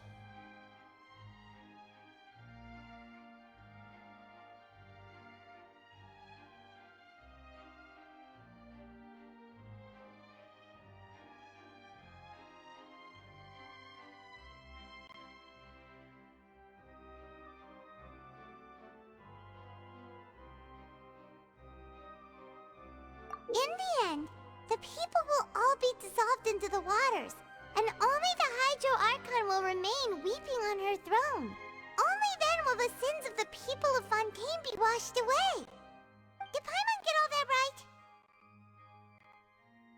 You've made some keen deductions. I must say, given how much you still don't know, it is impressive that you've already managed to connect so many pieces of the truth. However, while you were able to decode all the information on the slates, they've also been etched with an additional layer of hidden information using a different power source. When we were at the ruins, I tried to decipher the hidden information recorded in the slates. But since we only had 3 slates at the time, I was unable to come to a full conclusion. Now that the slate collection is complete, I shall make another attempt to decipher the narrative recorded within. If everything goes well, we should finally be informed of the unadulterated truth.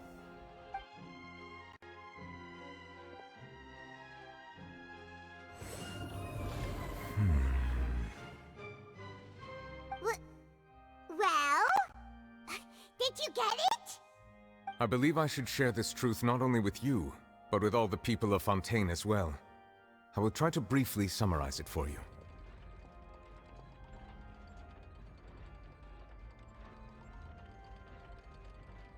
Your hypotheses regarding the origin of Fontainians and the sin of the Hydro Archon were both correct.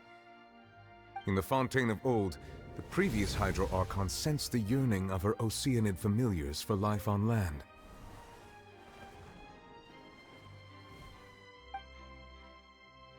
The Oceanids were enamored with the beauty and romanticism of human beings, and wishing to have those experiences for themselves, expressed to the Hydro Archon their desire to become of a similar kind. However, even though water as an element is intricately linked with the power of life, the Hydro Archon, as one of the 7, did not possess the authority to create a new form of human life. Not one to give in, she eventually found a way to create permanent humanoid bodies for her familiars by appropriating the power of this planet's primordial sea. She poured primordial seawater into the Oceanids' blood vessels, creating humanoid mimics in the process. But if Fontainians were to ever come into direct contact with water from the primordial sea, the power within their bodies would escape these artificial restraints and return to the sea. As a result, their forms would collapse, and they would be reverted to their original forms as Oceanids. Of course, the Hydro Archon never received permission from the heavenly principles to create a new human race. And thus, the Hydro Archon and all of her creations came to shoulder the original sin of appropriating the power of the primordial sea. That is the true history of how the people of Fontaine first came into being. So we were all Oceanids before we turned into human beings? That's way too much information for me. I think I'm just going to pretend that I never heard a single thing. Wait, but if that's the truth, we can't let the Hydro Archon be sentenced to death. After all, her only sin was creating us. This really might be too much information for your regular Fontainian, but it does answer a lot of our questions. Alas, your hypothesis regarding the 3rd and 4th stone slates was inaccurate. The slates' respective positions are, in fact, correct.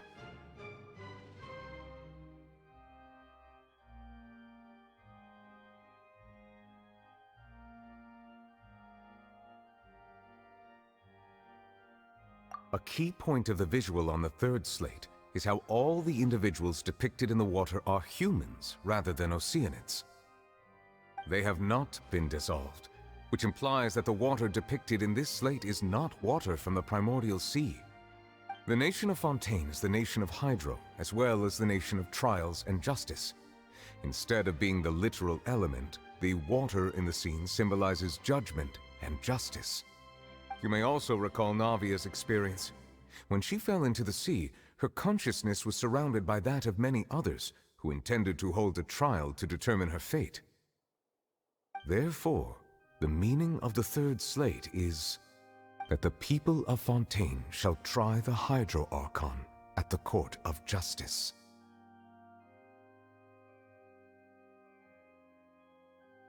Yes, it refers to our present situation. I think I'm following now. So, what you're saying is, even though we decided to put on this trial to avoid fulfilling the prophecy, in truth, everything we've done has happened exactly as the prophecy foretold.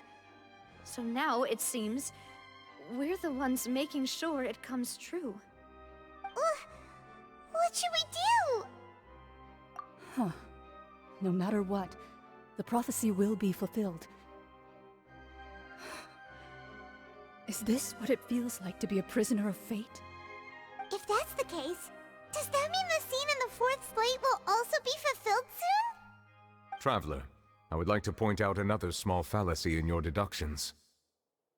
About the fourth slate, you probably thought that the eruption of primordial seawater beneath the fortress of Meripede served as the surest sign that the prophecy was about to come to pass, yes?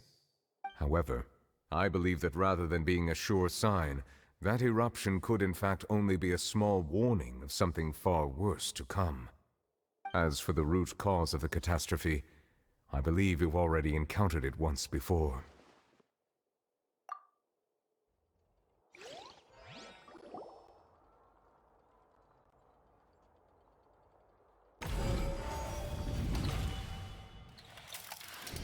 This eruption was just a small warning of the things to come.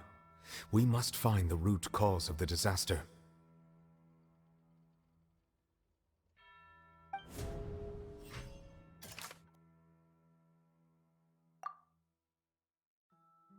That doesn't sound quite right. That doesn't...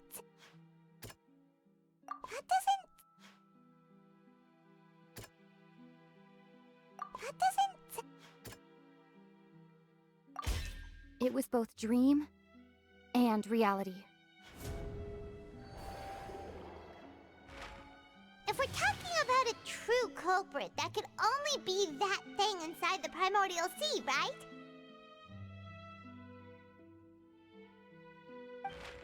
The truth, the original sin, the trial, and the root cause of the disaster.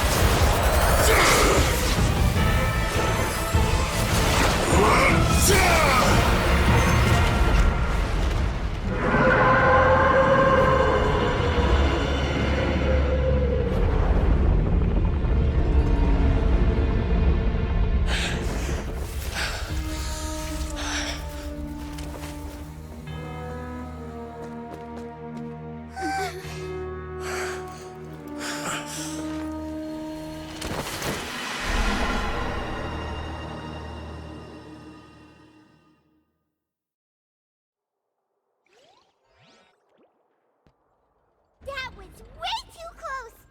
How did that thing just burst into the Opera House?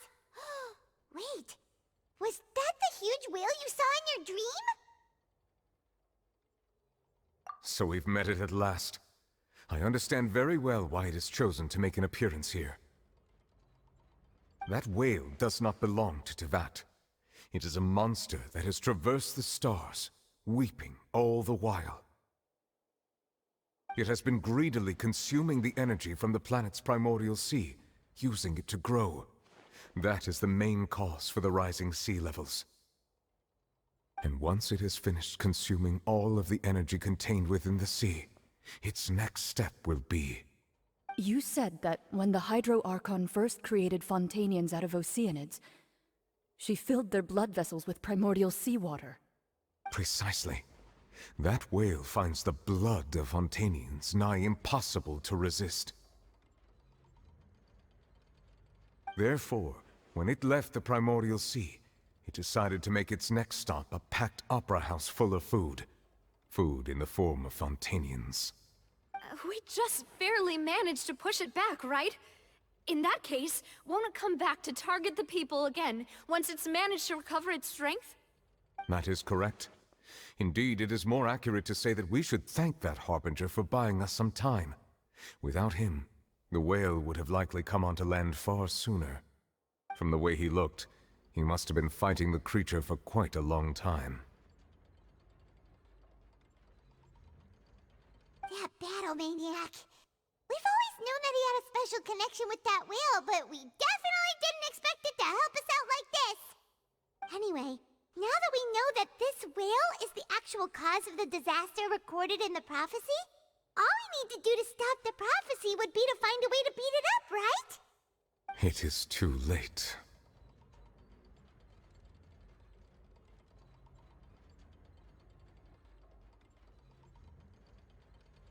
It had already absorbed too much of the primordial sea's energy before we could notice it. At this point, it has become practically integrated with the sea itself. Even if the entirety of Tevat were to be destroyed, it could still survive and swim off towards some other world. That's not something I will accept. We've already done everything we can, and we even found the true culprit. We've come so far. You can't just tell me that the last hurdle is some impossible foe. That's just not fair.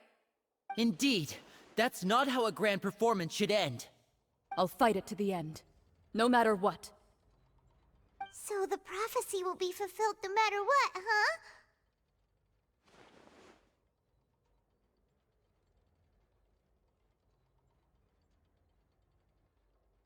The prophecy. Yes, what has been prophesied will be fulfilled. You may view such things as the history of the future.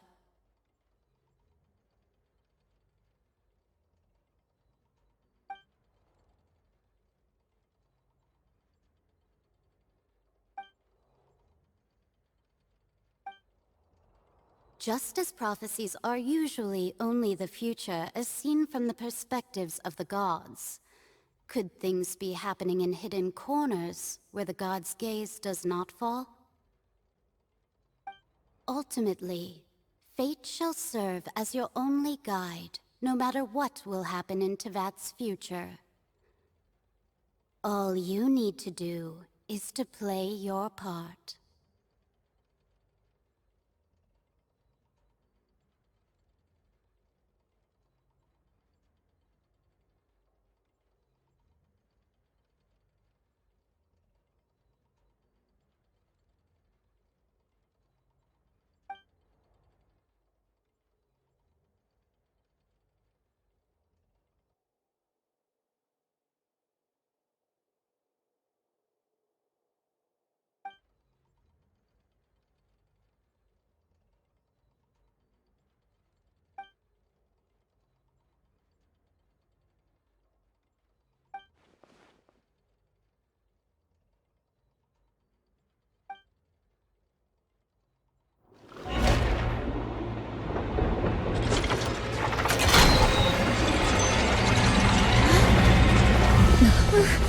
What's happening with the oratories?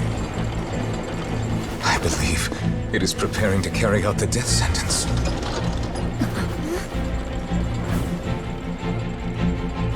Farina!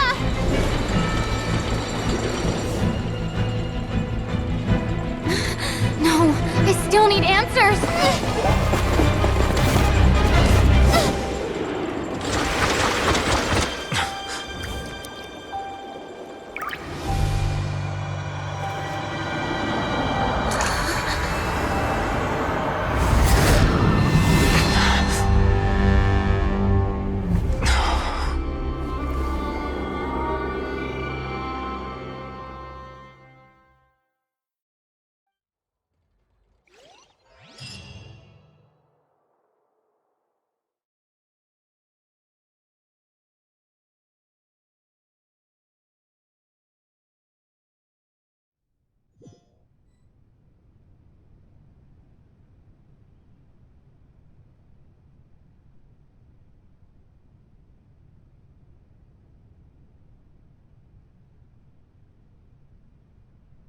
You...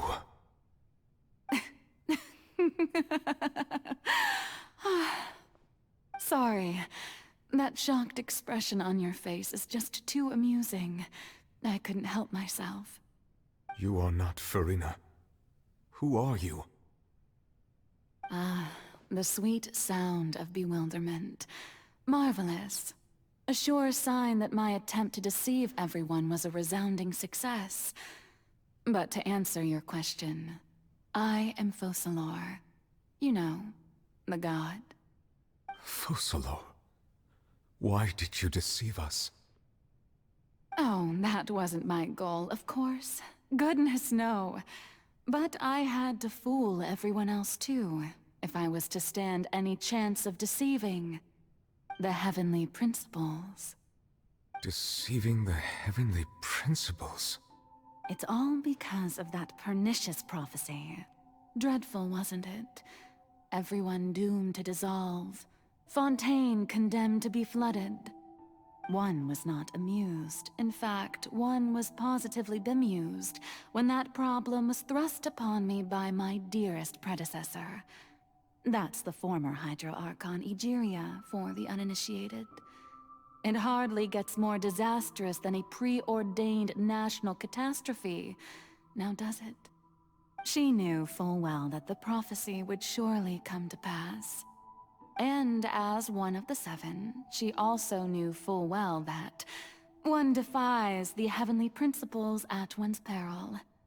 So yes, as you have no doubt surmised, it was a rather impossible situation that I found myself in. I spent a terribly long time mulling it over, alone on the ocean floor. And I was almost growing barnacles by the time I finally realized there was only one possible solution to this confounding conundrum. I had to outwit the heavenly principles, allow the prophecy to be fulfilled, ostensibly at least, while saving everyone at the same time. I'm a genius, I know. I can only assume that's why Egeria chose me as her successor. Although, looking back now, it was hardly the inheritance one dreams of. Between the task of saving the nation, the quotidian duties of the Hydro Archon, and not to mention the original sin of creating a new race of humans, I dare say she left me quite a colossal mess to clean up. But one can only play the hand one is dealt. I did not choose this, any more than I chose to be one of her Oceanid familiars. So you were also once one of the Oceanids, transformed into a human by Egeria's hand? Yes, I was. I always dreamed of becoming human. And I still do, even now. In my eyes, to be human is to be part of the greatest opera ever known. After becoming a god, I separated my divinity from my body and spirit, leaving behind only a self that was as naive and bewildered as my past self on her first day as a human being. The me you see before you now is that divinity, and the human counterpart I left behind, I named Farina. She could feel joy, sorrow, and everything in between. She could be as vain and conceited, or as meek and vulnerable as she wished. Her strengths were of a kind only a human could possess, as were her shortcomings. But in my eyes, Farina's humanity was what made her perfect. She was perfectly human in every way. The person I always wanted to be. Anyway, so then I cursed her. All part of the plan, of course. The plan to deceive the heavenly principles. Do you still remember the final scene of the prophecy? The Hydra Archon, alone, weeping on her throne.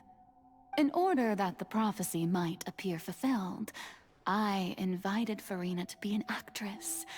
to play the part of the Hydro Archon in the prophecy.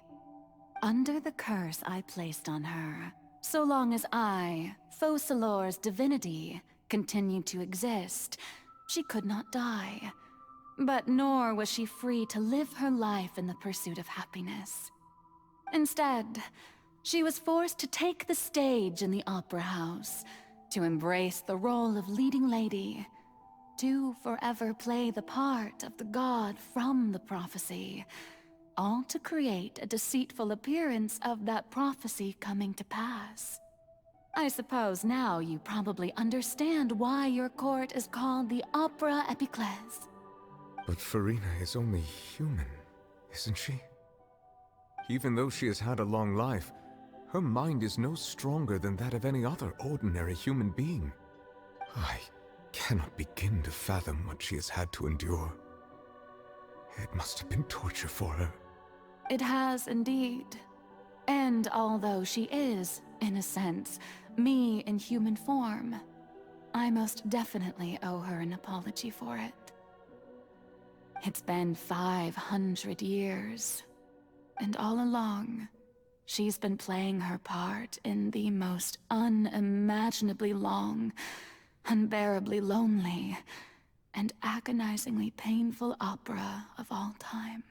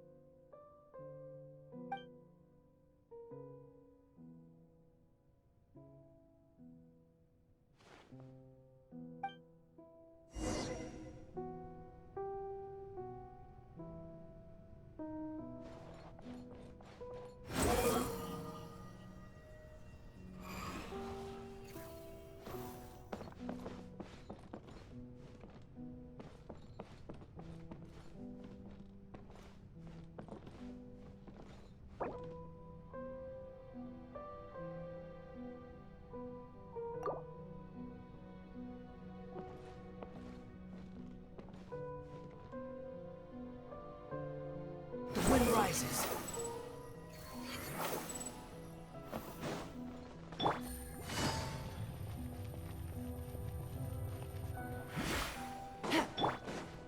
Swarm Fury.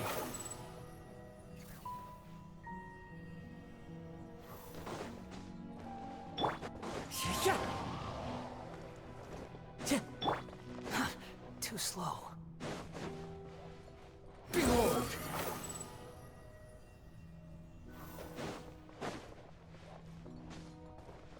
Quit following me. Too slow. Quit following me. The wind rises. Upon the gale.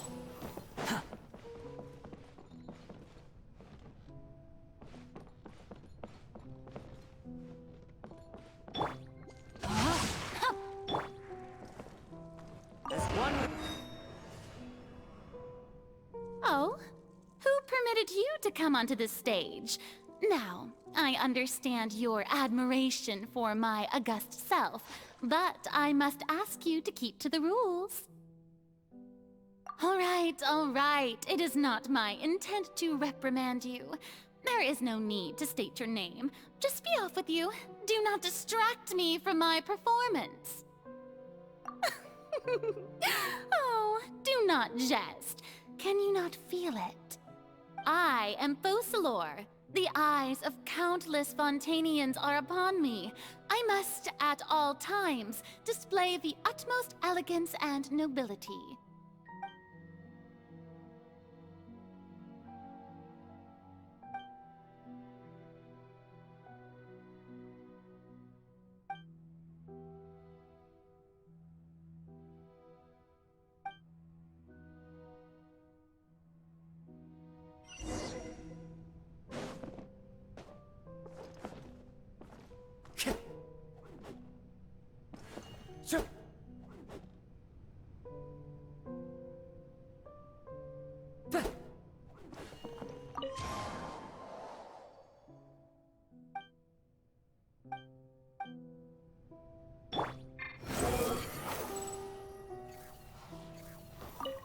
Dear audience, the performance is experiencing a technical difficulty, but worry not.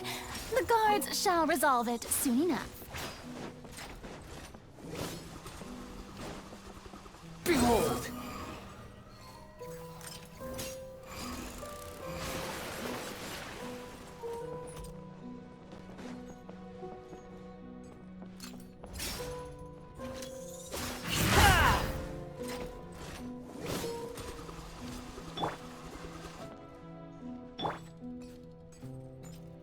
The wind rises. Hey, what gives? The audience is still watching me, you know. Guards? Wait, where are the guards? Guards!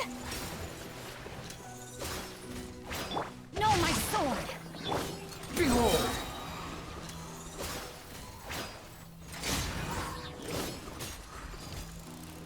Cha!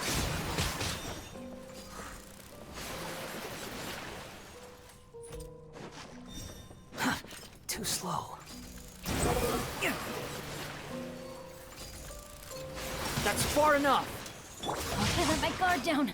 Rain outlines your fate. You're dead!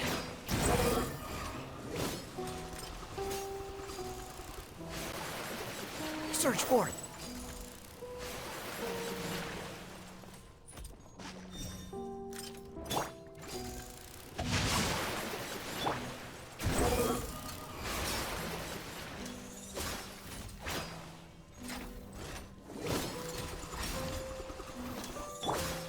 One with nature!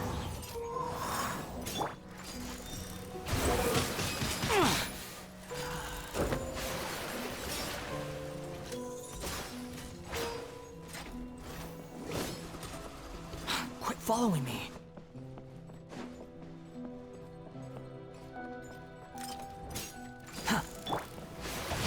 Body and mind.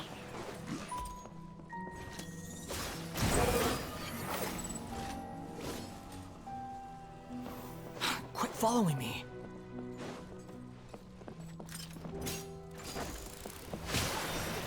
The wind rises.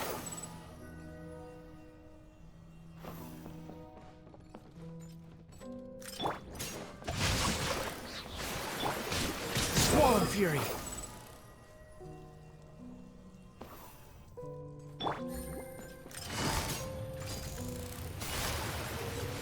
Quietly now.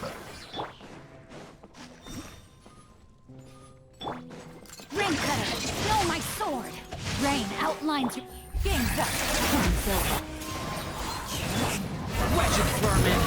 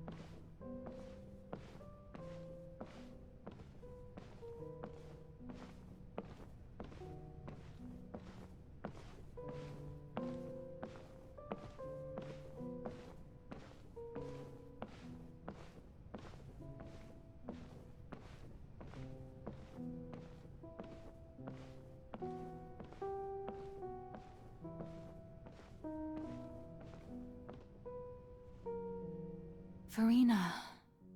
Farina. Huh? Who's that? Who's calling me? Where are you? Be not nervous. Be not afraid. I am before you. Wait a moment. You're...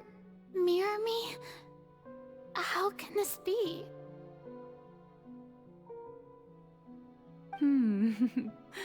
Mirror you, huh? You know what? That's not bad. Let's go with that. Mirror me? What do you wish to say? The prophecy. Have you heard of it? What prophecy? Wait. I know. I think. I don't know why, but it's in my head somehow.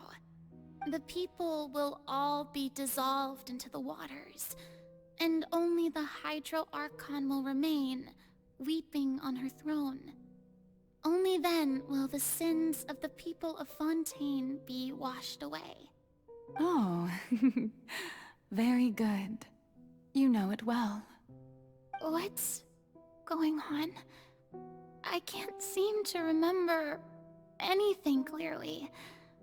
The only thing I know for sure is this prophecy. Will it really come to pass? Yes, it will. And that is why I've come to you. Disaster will come to Fontaine sooner or later. Things will develop just as the prophecy declared. There is no escaping it. But doesn't that mean everyone will die? I'm a Fontainian just like them. Will I dissolve too? Oh, don't worry. Magical meetings exist in this world precisely to give people a chance to turn things around. It is the reason why you met me today. I will tell you how to save everyone, but you may have to suffer somewhat. Oh, so there's still hope after all. Goodness, you frightened me. You spoke so much and with so much certainty. As for the suffering, well, I will admit that the first thing that came to mind was, why do I have to be the one to suffer? But if the prophecy will come true, I'll also die anyway, right? So if I've already met you as my magical meeting in this world, if there were scales, with all the people of Fontaine on one side, and my pain on the other, is it not obvious where the scales should tilt? You truly are the perfect human. My ideal. I suppose this would also be the justice that belongs to you. Huh? Don't worry, it's nothing. Listen well. Fontaine has just lost its Hydro Archon. I need you to play a role. That of the new Archon. Play as a god? That's right. You must begin a never-ending masquerade. You must never let anyone suspect your identity. If you can keep it up, then I shall have my way of defying this prophecy. But should your identity be revealed, then all hope will be lost. But how will I do this? A human assuming the role of a god without being exposed. Don't worry. What you must do is not to turn yourself into a real god. You simply need to play the role of a god as humans imagine them to be. Being a human yourself, I'm sure you already know what such an entity would be like. Remember, your true challenge will not be pursuing divinity, but contending against humanity. I'm still not sure I understand, but I'll try. I'll try to do this. So, how long am I going to have to play this role? To accomplish this mission, you will have to stay on the stage for many, many years. You will endure and not grow old until your task ends. But I promise you, all will eventually end in a magnificent and dramatic trial, and everyone will be saved. A trial, huh? How exciting. I'll be looking forward to it.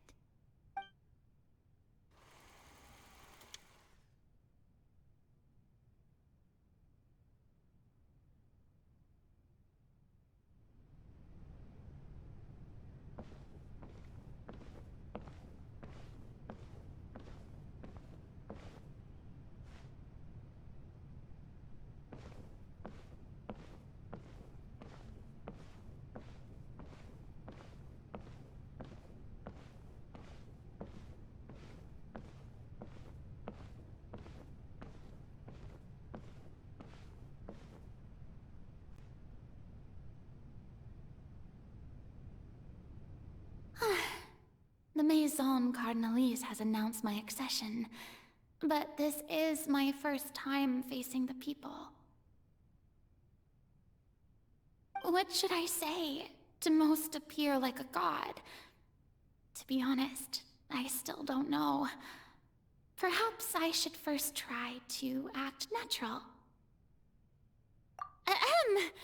Ladies and gentlemen, good evening, and welcome to the Opera Epiclese. I'm sure you've all heard about how I have taken on the role of Hydro Archon.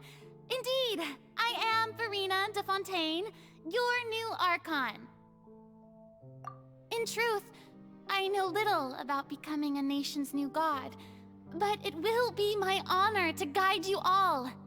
As the god Focalor, the god of justice, I shall do all within my power to lead you into an age of fairness and justice. Once again, thank you all for coming.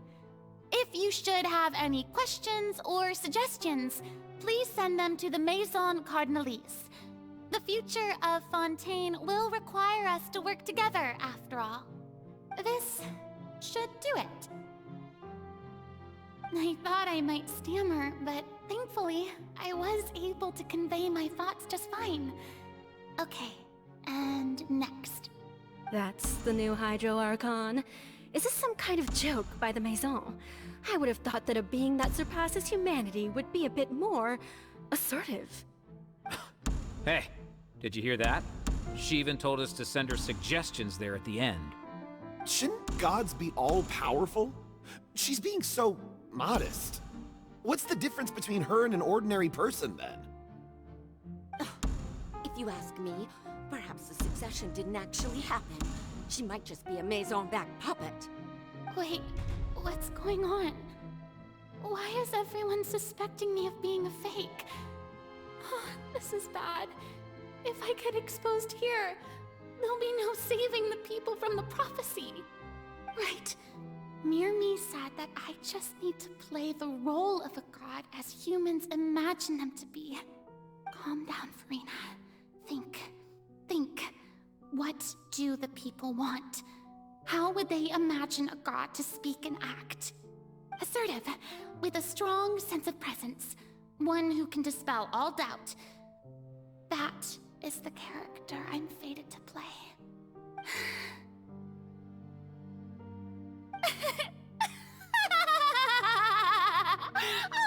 Oh, very good, my people. Only ones such as you are deserving of my rule. Now, I was wondering, if some weak puppet were to one day come onto the stage and claim ownership of this opera house, would the children of Fontaine follow them? Well, it seems that you would all see right through them.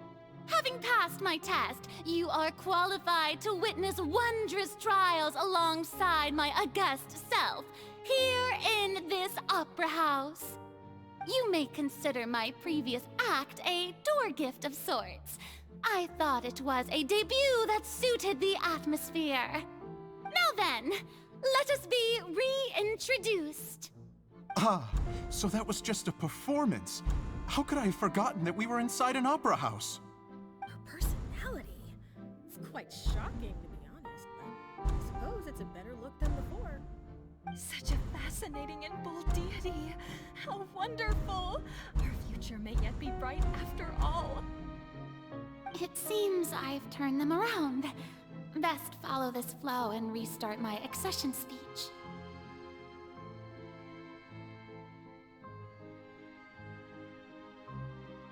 My dear people, whether you acknowledge me or not, whether you trust me or nay, I say to you, keep faith in your ardor for justice. We have heard it said that this nation's sins can no longer be washed away. Well, I say that justice is most fragrant when it blooms amid sin. The scales of justice should not weigh heavy in the hands of its God. On one side, it must carry fairness and justice. And on the other, praise and applause. May law be the prayer on our lips. May judgment be our worship. Let us light the fires and drink to the future of Fontaine!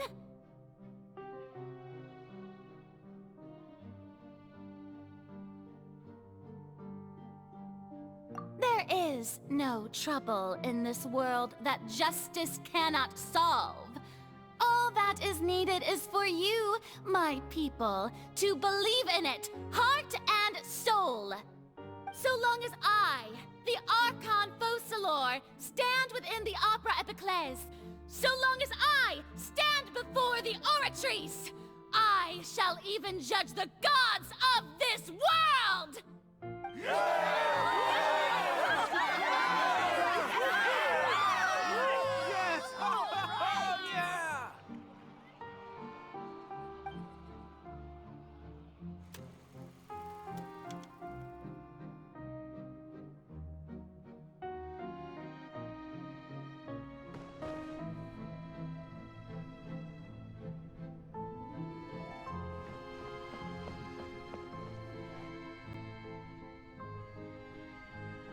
Lady Farina, here are today's case reports, as well as a summary of the follow-up for your perusal.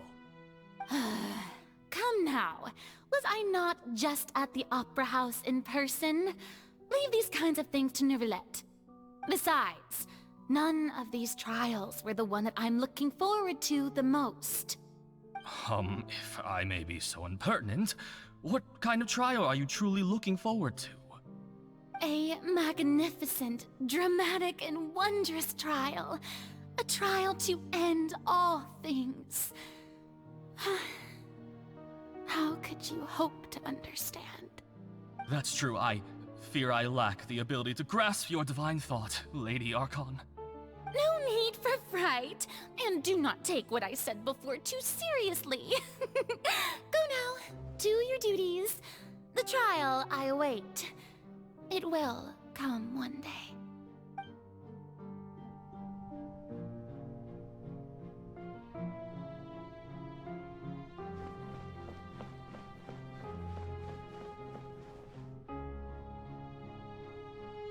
Lady Farina, I don't know what to say.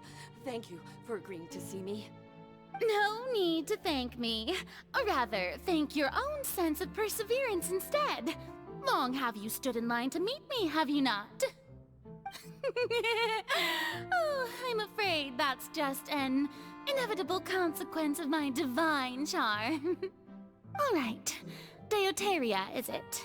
How is your son's illness? You remembered me, and you knew of my family, too. He is doing much better now. In fact, he is far more of an ardent believer than I. He was the one who forced me to seek an audience with you, and to bring your words back to him. Oh, good. Very good. If this should happen again in the future, please do not hesitate to come and tell me. Going down to citizens' homes every so often, while not usual practice, should serve as a fine change of pace. You're such a gentle and wise god. Thank you once again, on behalf of my son.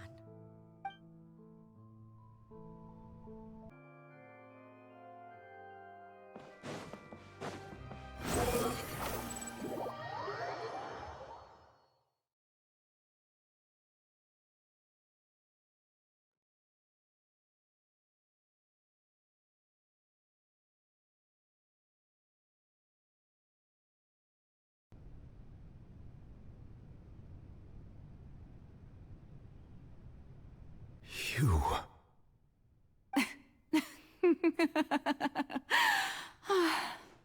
Sorry. That shocked expression on your face is just too amusing. I couldn't help myself. You are not Farina.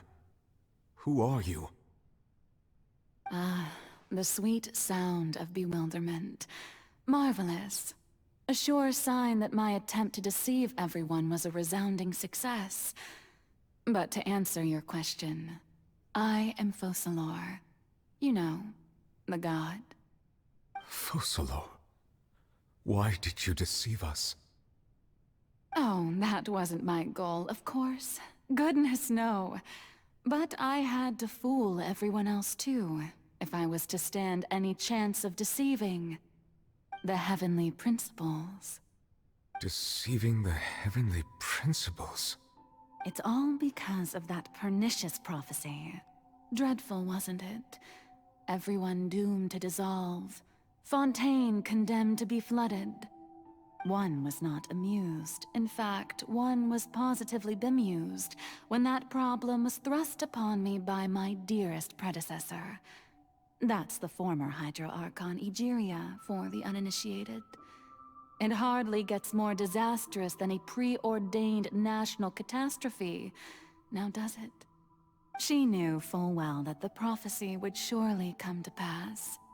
And as one of the seven, she also knew full well that one defies the heavenly principles at one's peril.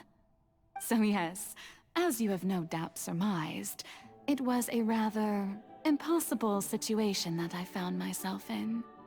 I spent a terribly long time mulling it over, alone on the ocean floor.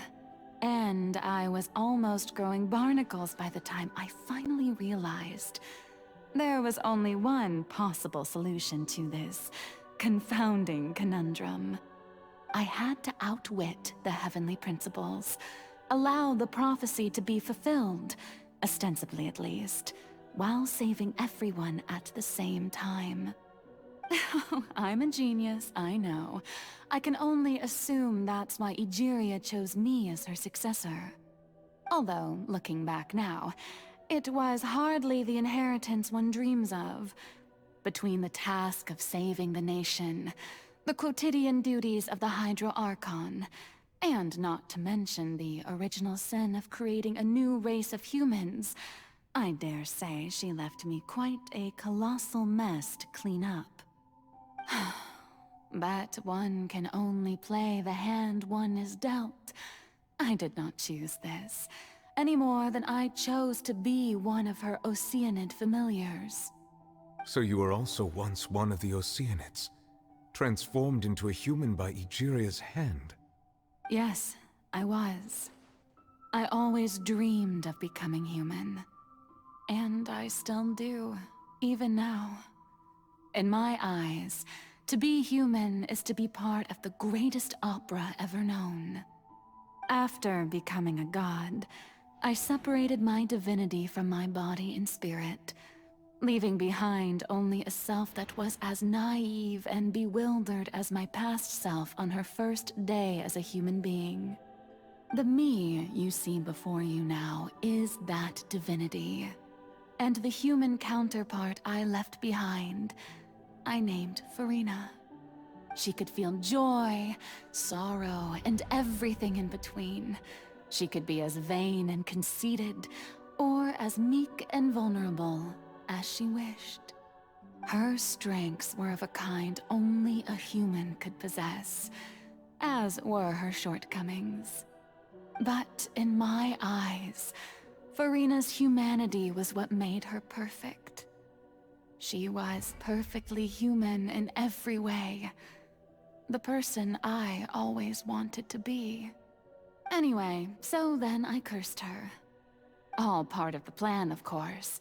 The plan to deceive the heavenly principles. Do you still remember the final scene of the prophecy? The Hydra Archon alone, weeping on her throne. In order that the prophecy might appear fulfilled, I invited Farina to be an actress, to play the part of the Hydro Archon in the prophecy. Under the curse I placed on her, so long as I, Focalor's divinity, continued to exist, she could not die. But nor was she free to live her life in the pursuit of happiness. Instead, she was forced to take the stage in the opera house, to embrace the role of leading lady, to forever play the part of the god from the prophecy, all to create a deceitful appearance of that prophecy coming to pass. I suppose now you probably understand why your court is called the Opera Epiclese. But Farina is only human, isn't she? Even though she has had a long life, her mind is no stronger than that of any other ordinary human being. I cannot begin to fathom what she has had to endure. It must have been torture for her. It has indeed. And although she is, in a sense, me in human form, I most definitely owe her an apology for it. It's been 500 years, and all along, she's been playing her part in the most unimaginably long, unbearably lonely, and agonizingly painful opera of all time.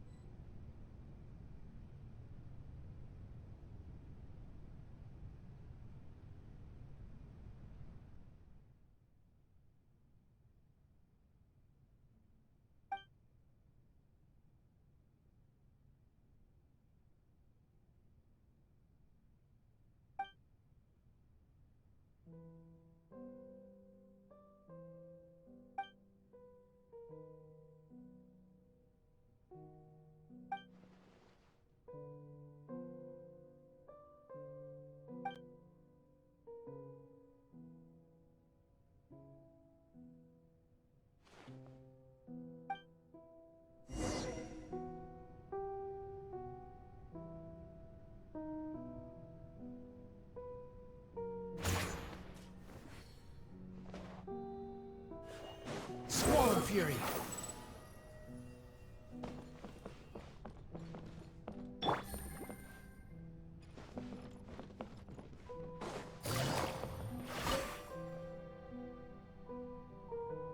Oh? Who permitted you to come onto the stage? No, all right. It is not my intent to reprimand you. There is no need to state your name. Just be off with you. Do not distract me from my performance.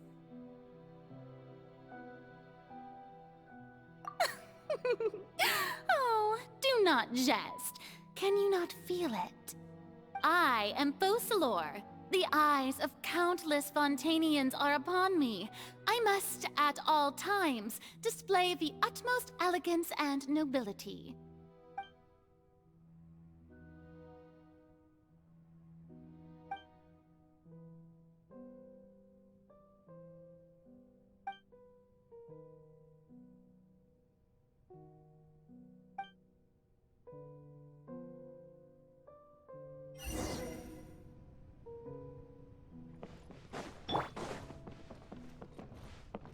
Dear audience, the performance is experiencing a technical difficulty, but worry not. The guards shall resolve it soon enough.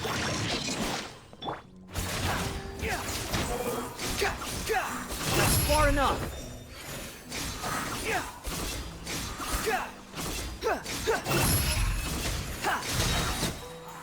No, my sword! Body and mind. Hey, what gives? The audience is still watching me, you know. Guards? Wait, where are the guards? Guards! Busted. Things are about to get dicey. Cry louder! Behold!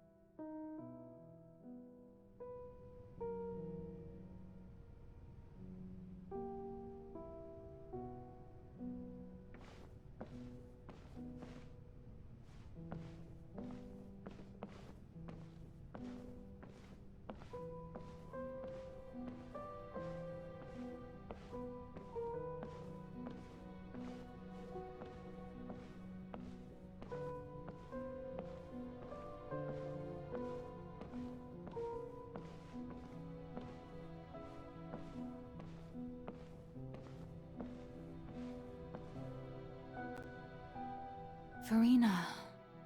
Farina. Huh? Who's that?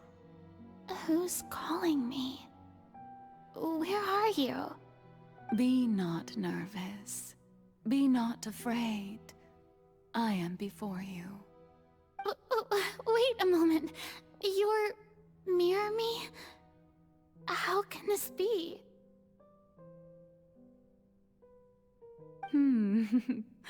Mirror you, huh? You know what? That's not bad. Let's go with that. Mirror me? What do you wish to say? The prophecy. Have you heard of it? What prophecy? Wait. I know. I think. I don't know why, but it's in my head somehow. The people will all be dissolved into the waters, and only the Hydro Archon will remain, weeping on her throne. Only then will the sins of the people of Fontaine be washed away. Oh, very good. You know it well. What's going on? I can't seem to remember anything clearly. The only thing I know for sure is this prophecy. Will it really come to pass? Yes, it will. And that is why I've come to you.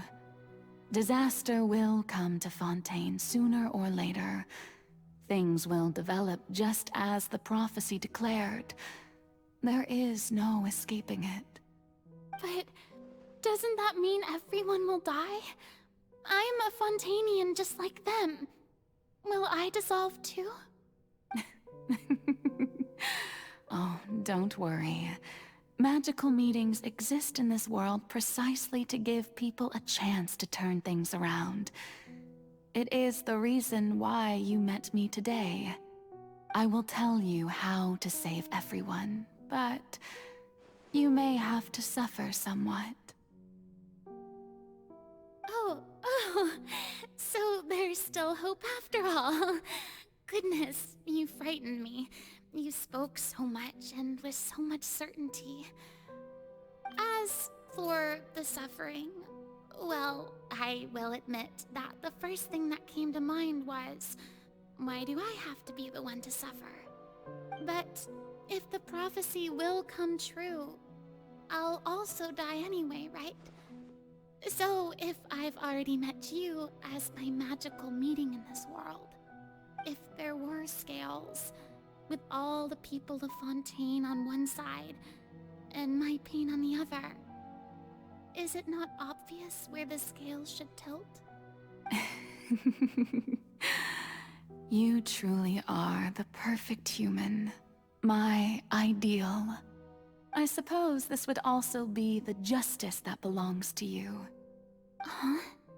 Don't worry, it's nothing. Listen well. Fontaine has just lost its Hydro Archon. I need you to play a role. That of the new Archon.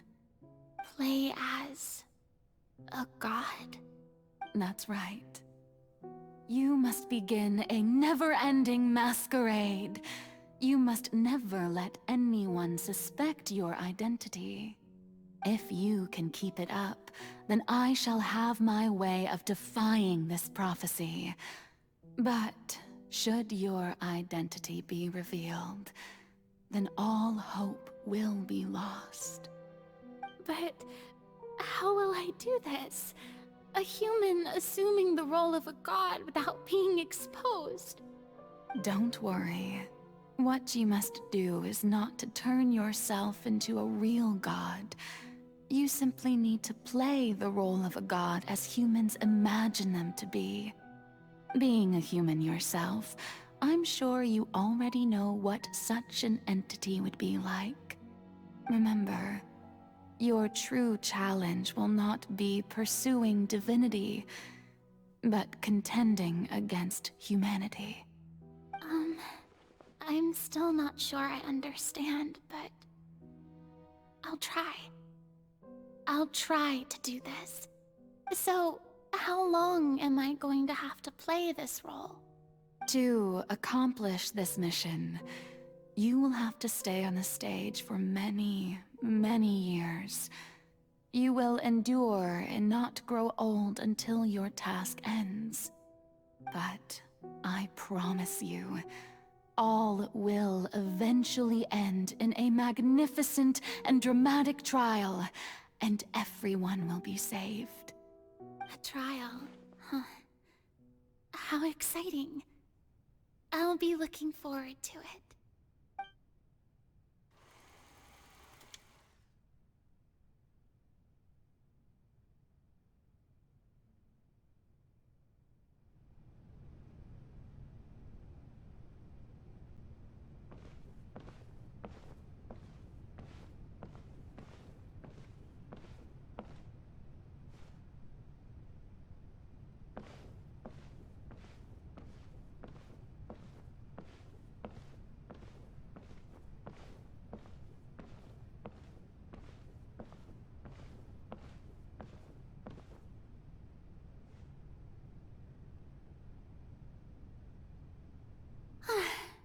The Maison Cardinalis has announced my accession, but this is my first time facing the people. What should I say to most appear like a god?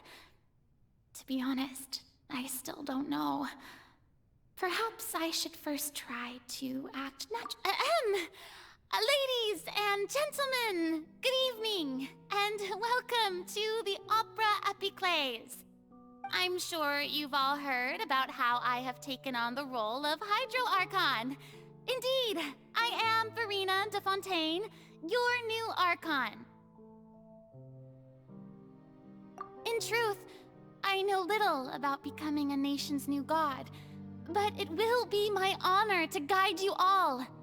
As the god Focalor, the god of justice, I shall do all within my power to lead you into an age of fairness and justice. Once again, thank you all for coming. If you should have any questions or suggestions, please send them to the Maison Cardinalis. The future of Fontaine will require us to work together, after all. This should do it. I thought I might stammer, but thankfully, I was able to convey my thoughts just fine. Okay, and next. That's the new Hydro Archon.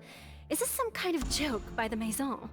I would have thought that a being that surpasses humanity would be a bit more assertive. Hey, did you hear that? She even told us to send her suggestions there at the end. Shouldn't gods be all-powerful? She's being so modest. What's the difference between her and an ordinary person, then? If you ask me, perhaps the succession didn't actually happen. She might just be a Maison-back puppet. Wait, what's going on? Why is everyone suspecting me of being a fake? This is bad. If I get exposed here, there'll be no saving the people from the prophecy. Right. Myrmi said that I just need to play the role of a god as humans imagine them to be. Calm down, Farina. Think. What do the people want? How would they imagine a god to speak and act? Assertive, with a strong sense of presence. One who can dispel all doubt. That is the character I'm fated to play.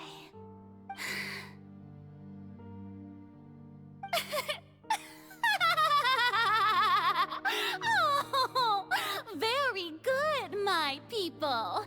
Only ones such as you are deserving of my rule. Now, I was wondering, if some weak puppet were to one day come onto the stage and claim ownership of this opera house, would the children of Fontaine follow them? Well, it seems that you would all see right through them. Having passed my test, you are qualified to witness wondrous trials alongside my august self, here in this opera house. You may consider my previous act a door gift of sorts. I thought it was a debut that suited the atmosphere. Now then, let us be reintroduced. Ah, so that was just a performance. How could I have forgotten that we were inside an opera house? Her personality. It's quite shocking, to be honest, but I suppose it's a better look than before. Such a fascinating and bold deity. How wonderful! Our future may yet be bright after all. It seems I've turned them around. Best follow this flow and restart my accession speech.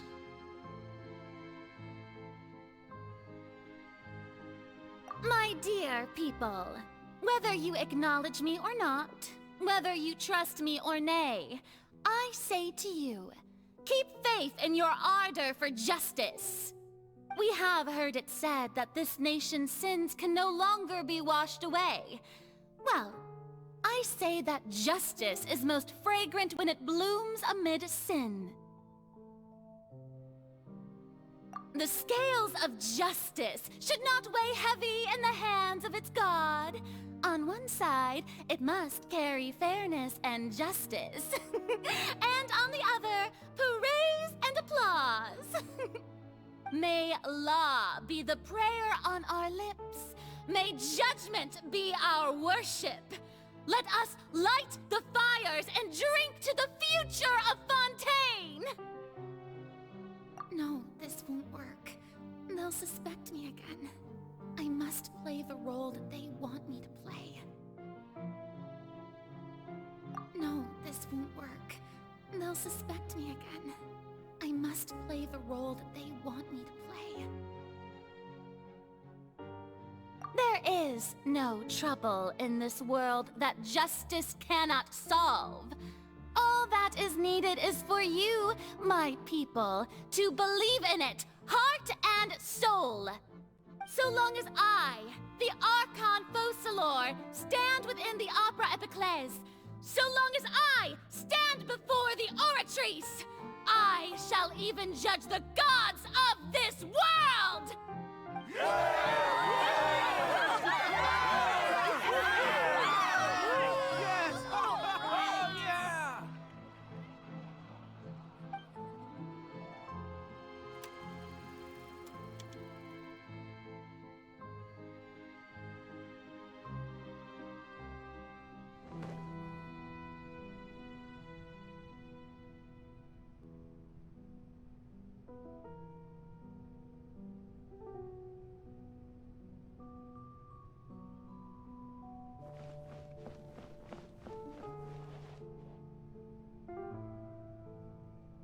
Lady Farina, here are today's case reports, as well as a summary of the follow-up for your perusal. Come now, was I not just at the Opera House in person? Leave these kinds of things to Neuvillette. Besides, none of these trials were the one that I'm looking forward to the most. If I may be so impertinent, what kind of trial are you truly looking forward to?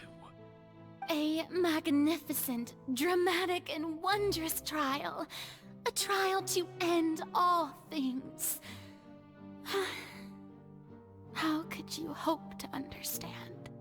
That's true. I fear I lack the ability to grasp your divine thought, Lady Archon. No need for fright, and do not take what I said before too seriously. Go now, do your duties. The trial I await.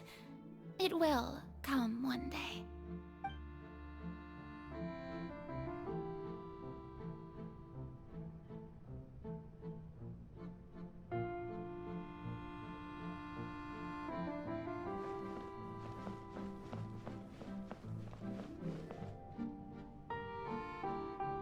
Lady Farina, I don't know what to say.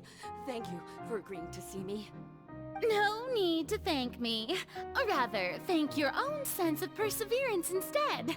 Long have you stood in line to meet me, have you not? Oh, I'm afraid that's just an inevitable consequence of my divine charm. All right, Deoteria, is it? How is your son's illness? You remembered me, and you knew of my family, too. He is doing much better now. In fact, he is far more of an ardent believer than I. He was the one who forced me to seek an audience with you, and to bring your words back to him. Oh, good. Very good. If this should happen again in the future, please do not hesitate to come and tell me. Going down to citizens' homes every so often, while not usual practice, should serve as a fine change of pace. You're such a gentle and wise god. Thank you once again, on behalf of my son.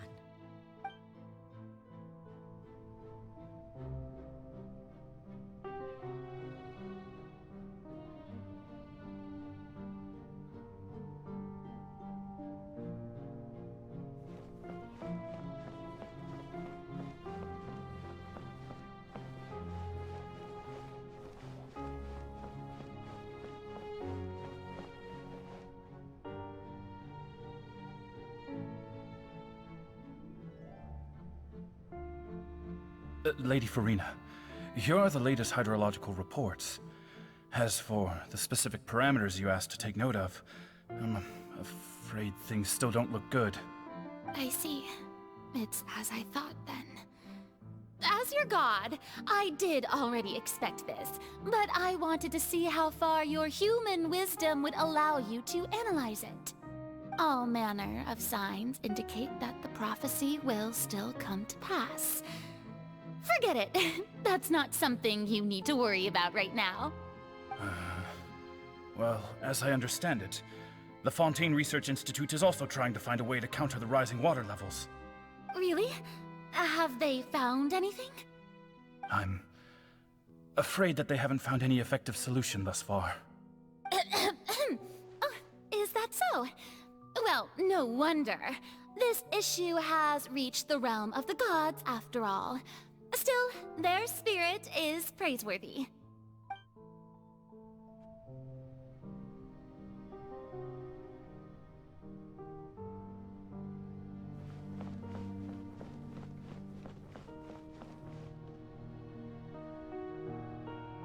The day is finally over. I haven't had a moment to breathe this whole time. But it's good to see that everything's getting on track. There are no longer any voices of suspicion. Maybe this is fine. I just need to keep going, and everyone will be saved. All right, Farina, don't think too hard about this. You need rest. Tomorrow's a new day.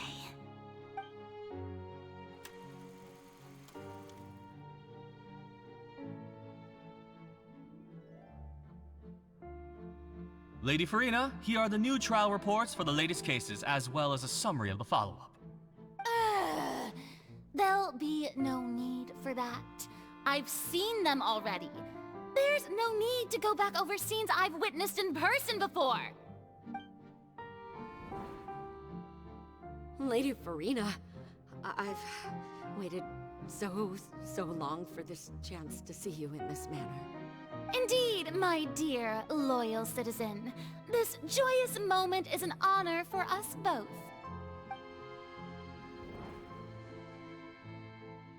Lady Farina, we're detecting significant hydrological anomalies near Poisson.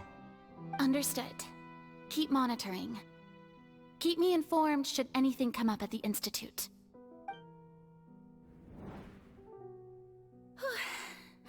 I don't think I let anything slip today. I must show the people that there is nothing to worry about. I just don't know when these days will end.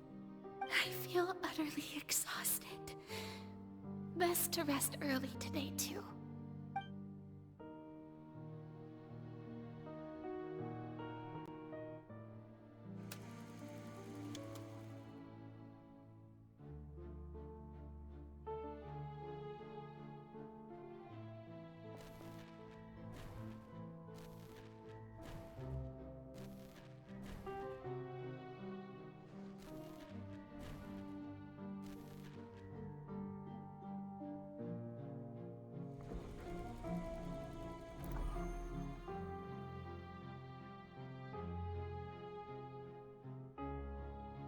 Lady Farina, it's like a dream being able to speak with you up close like this.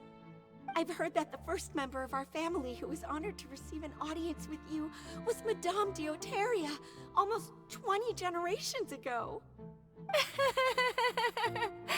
And what a fine family yours is indeed. It brings me great joy to meet such a faithful believer. A descendant of a line most ardent. Surely you exaggerate, Lady Farina.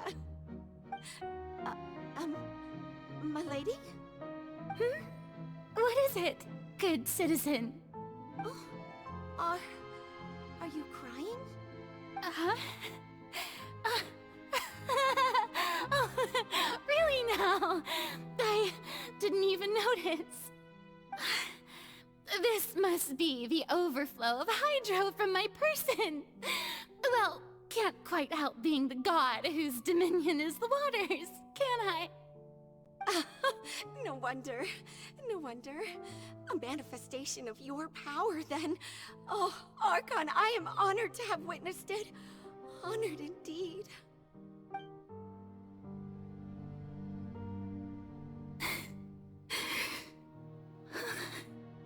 So interminable. So lonely.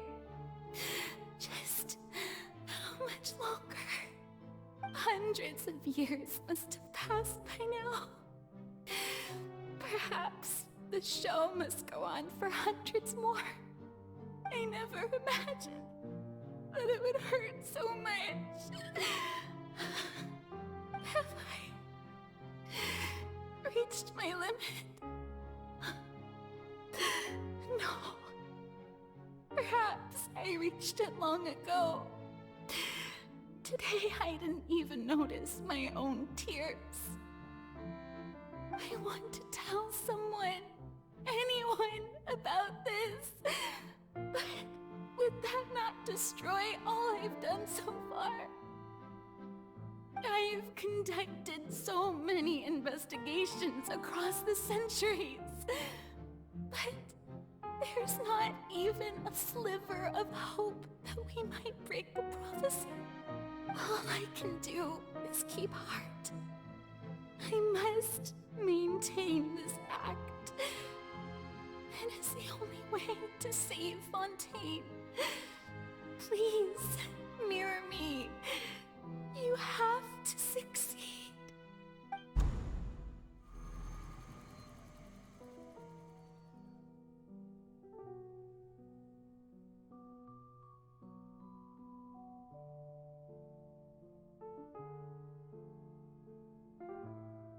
Farina, you don't have to shoulder this burden alone.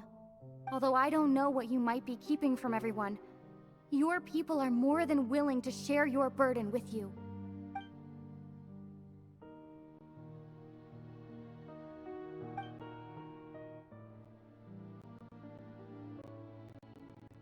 Share my burden.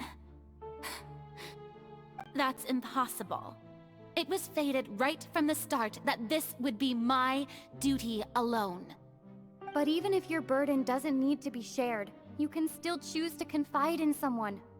Just share it with me. I'm what you'd call a witness. A witness? Yes, I've heard that you came to Tevat from beyond the stars, yes? In other words, you never belonged here. And if Tevat is, in its entirety, a show on a stage, then you're just a spectator, aren't you? If that's the case...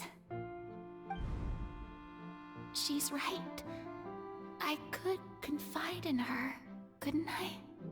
But if things don't play out as expected, the people of Fontaine will be the ones to pay the price. No, Farina, you shouldn't be selfish.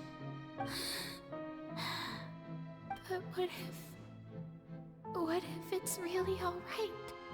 Farina, you've worked so hard for so long. Surely it would be okay to put yourself first for once. Just this once. Is it such an outrageous thing to do anyway? To find someone in whom you can confide your frustrations and sorrows? Surely it could not hurt. If you let this opportunity slip through your fingers, it might never come by again. Think about it long and hard.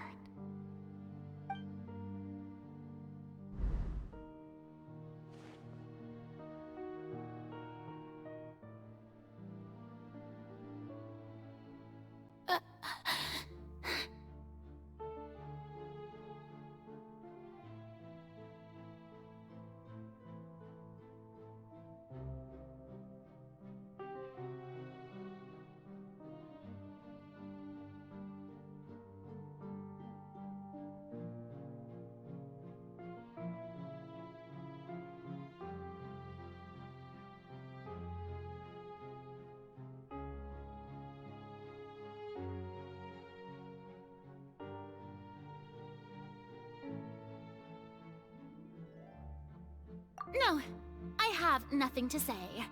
I am Farina, the Archon of Fontaine. Everything will surely get better. All you need to do, dear spectator, is to witness my performance until the curtains fall.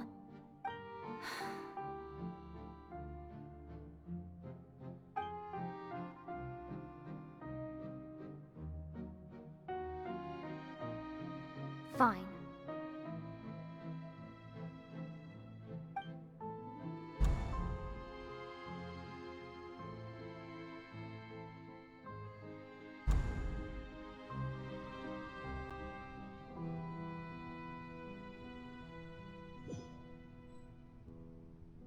So even Farina doesn't know the truth? You've never once let her in on the full plan? Yes, it had to be done. To deceive the heavenly principles, you must first deceive yourself. She did very well. If she had let her resolve falter even once in these 5 centuries, Fontaine would have been doomed to the most tragic fate. It seems that trusting humanity was the right decision after all. I believe that I understand how your deception works, but that is only half the truth, is it not? How would you build on this foundation to save the people of Fontaine? That is the most important thing. Ah, good. Of course, the Iudex of Fontaine has pinpointed the crux of the issue. I'm sure you've long sensed that the Oratrice is no simple machine, yes? I've always suspected that it had its own consciousness. And Lenny did mention that he heard a human voice within the core chamber. It now seems that that person was you, hidden within the machine all along. Am I right? And then I became one with the Oratrice, taking Fontaine's gnosis with me. Yes, it would seem so, wouldn't it? Alas, your understanding of this device still lacks sufficient depth. In truth, it is no enactor of justice. It is, in fact, a device created to kill the god of justice. I beg your pardon? Oh, you have it. And to be more precise, not only will the Oratrice take down the god of justice, it will also take down the divine throne upon which she has been placed. I mean, did you think I would be the sort to enjoy peaceful repose while Farina suffered? My work over these last 500 years has been to constantly accumulate indemnitium within the Oratrice. But really, some have already discovered that only a small fraction of the energy generated by the device was ever used to provide power to Fontaine. The vast majority had to be, accumulated to enact this death sentence. It was all a part of your plan, then? Both the trial and the sentence? Indeed. This power, accrued over 5 centuries, could have sustained Fontainians for millennia had it only been used for that purpose. Almost all of it has now been stored within the Oratrice. But only power of this magnitude could hope to destroy the Hydro Archon's divine throne, shaking the rules established by Celestia and breaking through the institution that is the Seven. So the Oratrice's call for death was for neither Farina nor Focalor, but for the Hydro Archon. The destruction of that divine throne. If I do not misunderstand your intent, you must be... Returning what's rightfully yours to you, of course. In other words, this was all done to return the authority of the Hydro Archon to the Hydro Dragon of this planet. But...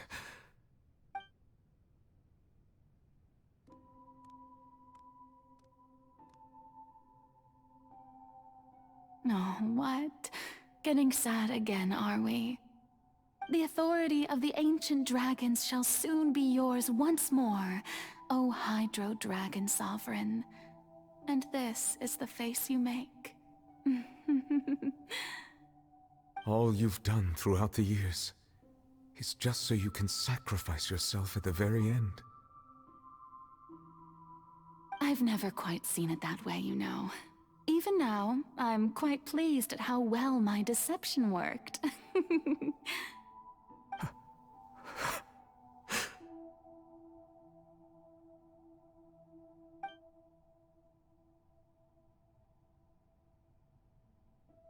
Hydro Dragon, don't cry. I must say, had it been within my rights, I would have loved to judge the heavenly principles themselves. Were they not guilty of essentially the same crime? Egeria stole the power of the primordial sea, and the heavenly principles stole the power you ancient dragons possessed. I, for my part, am the god of justice. And is it not just that your original powers should be returned to you? Speaking of justice, I have always believed that justice lies in the process of pursuing human existence itself. So, if the theft of the primordial sea's might was Fontaine's original sin, then, leaving matters of procedural right and wrong aside, the descent of the Fontainians as humans and their right to exist in this world would be Fontaine's original justice. In other words, existence was Egeria's justice, and to me, justice is the continuation of that existence.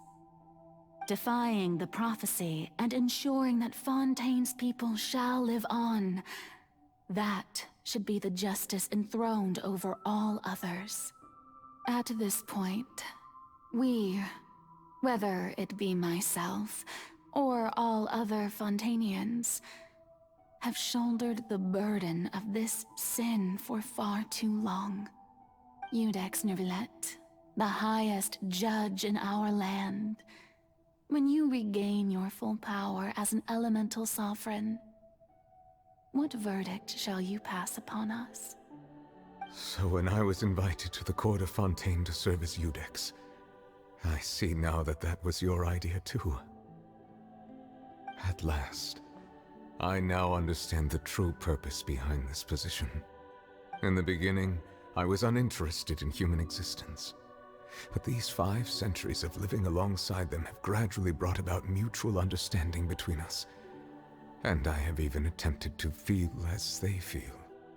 You are a devious one, Focalors. Things being as they are, surely you know that I could never declare them to be guilty.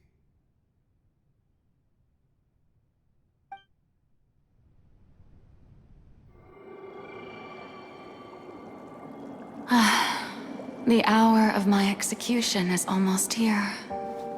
For the sinner, the curtain call has come. I know I may not sound it, but faced with death, I find myself a little afraid. Perhaps this is one thing both gods and humans have in common.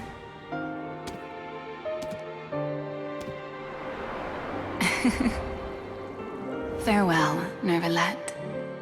I hope you've enjoyed the part you played these 500 years.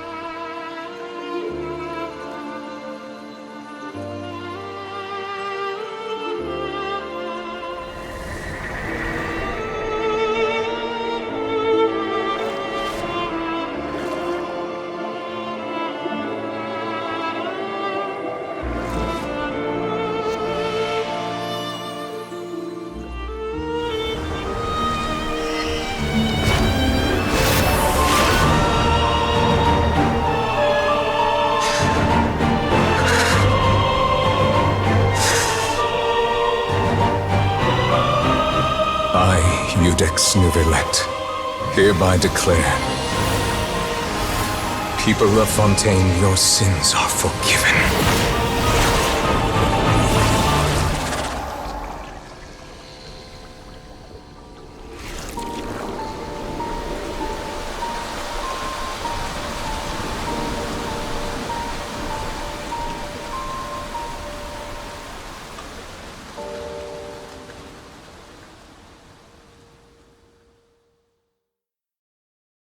You think I've got a...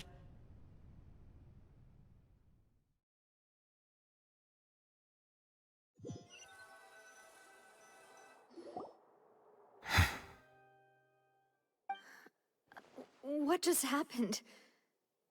Has the death sentence been carried out? Was that bright light some sort of misdirection? I have a feeling that something huge just happened. But since we're all still alive and haven't been dissolved, I assume whatever happened was good for us. It's time to end this. We must mete out punishment to that beast. But didn't you say just a moment ago that it can't be defeated? I have gained the strength sufficient to deal with it.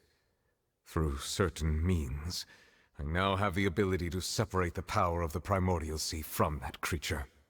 We should seize the opportunity to pursue our quarry.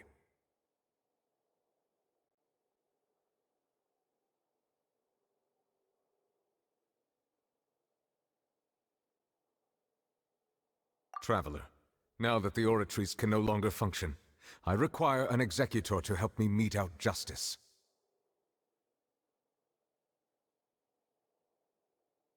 The root of the calamities befalling Fontaine, the beast that enacts the prophecy. Its name is the all-devouring narwhal. Come with me, traveler. The hour of execution has come.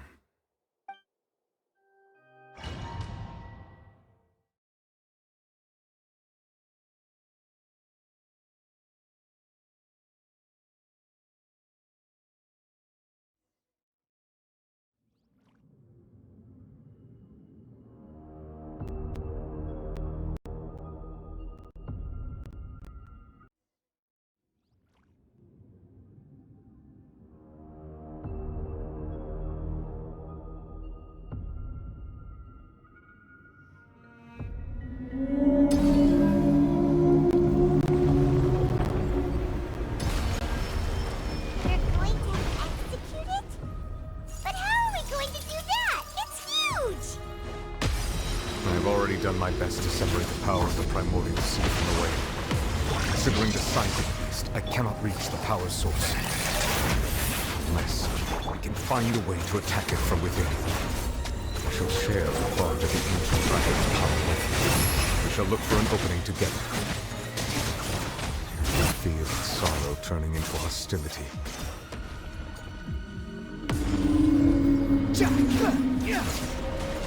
The wind rises.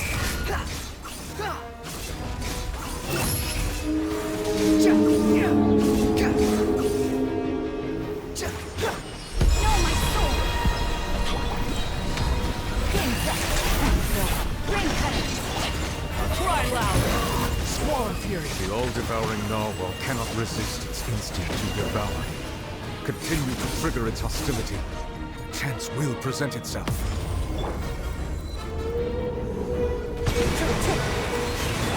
Gotcha. Witness the power. Things are about to get dicey. Too slow.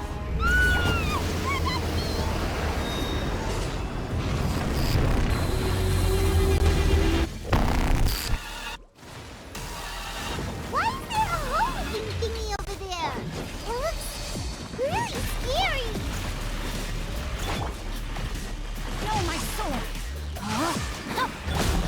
Busted! Here comes the cat! Let me leave you abreast. I have granted you my protection. Do not fear. Seize the moment and use my power to suppress its root from within.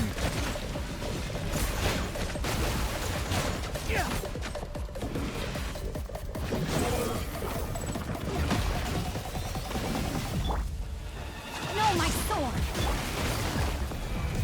Quiet now. The wind rises.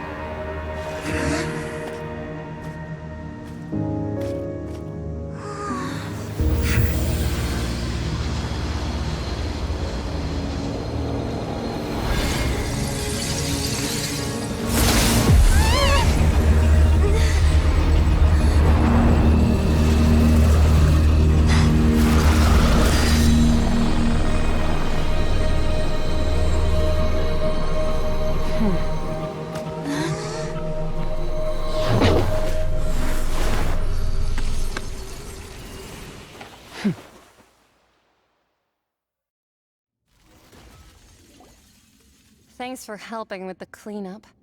It should have been my job, but... oh well. It was just supposed to be a short private training session for me. I didn't think that my disciple and my master's pet would start brawling in the meantime. Well, actually, I had a feeling that it would happen at some point, but they bumped into one another earlier than I thought. What a blunder.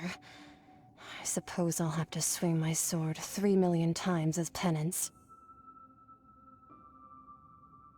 That power... Who are you exactly? Paimon has an idea. From what she said earlier, she must be Child's master. Skirk, right? It's just that he gave us the impression that she was the less talkative person. I simply did not have anything to say to the weak.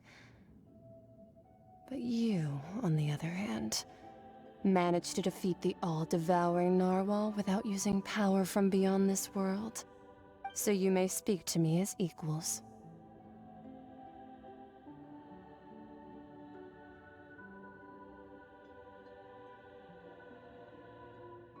I have to agree.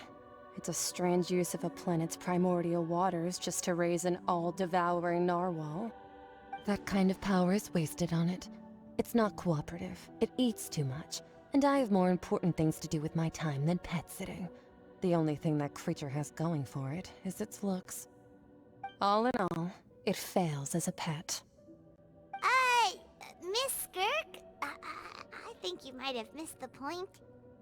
The point being? Well, being that this pet almost destroyed an entire nation. So what sort of person is your master? Well, Child's master's master. Wait, is that right? Oh, right. So you don't know him. Sorry, I assumed you did. His name is Sertologi.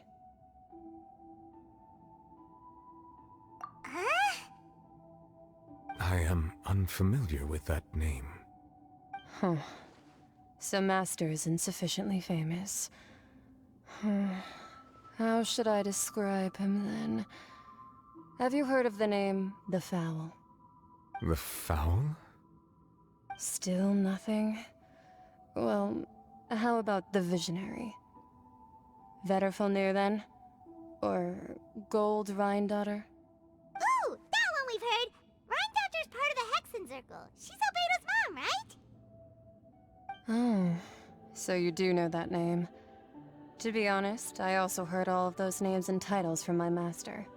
I don't actually know them either. But I suppose you understand now, yes?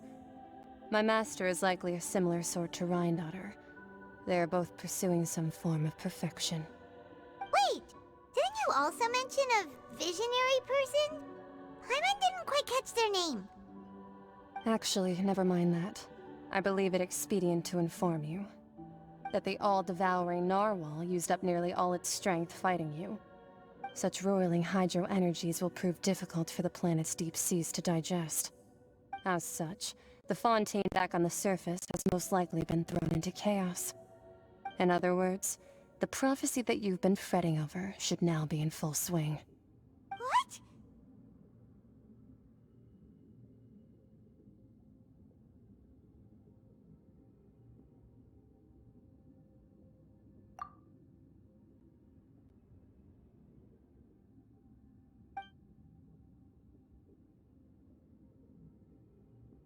Not to worry.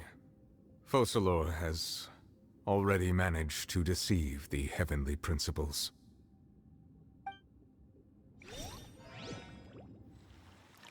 In the end, the people will all be dissolved into the waters, and only Farina will remain, weeping on her throne.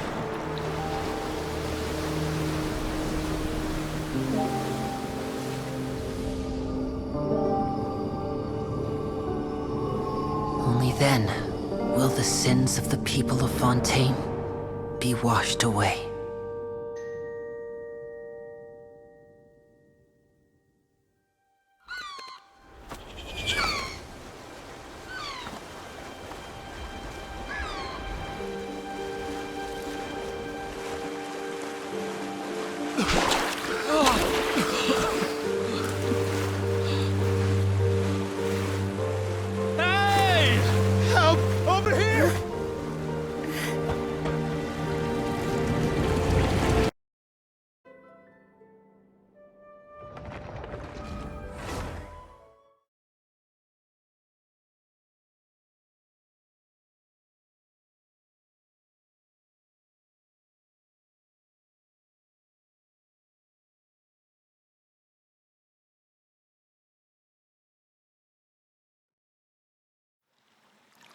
In the end, the people will all be dissolved into the waters, and only Farina will remain, weeping on her throne.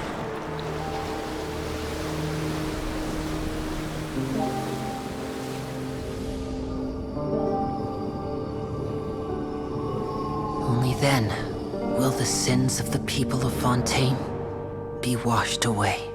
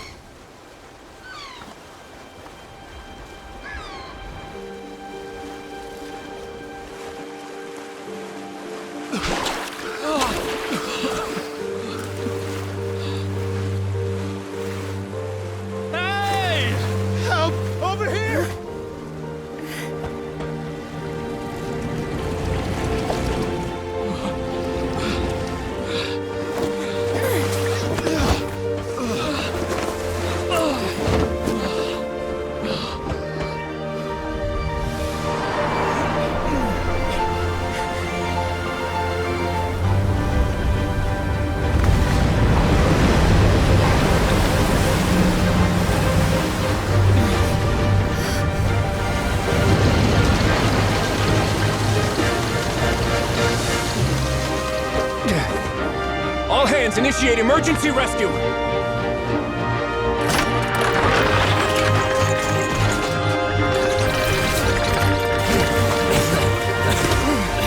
Hurry!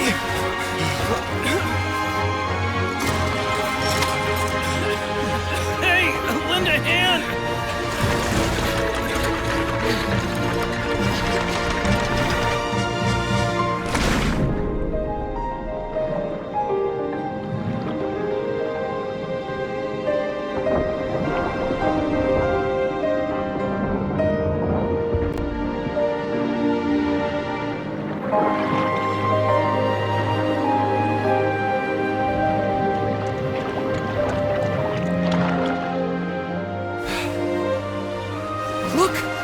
Receding!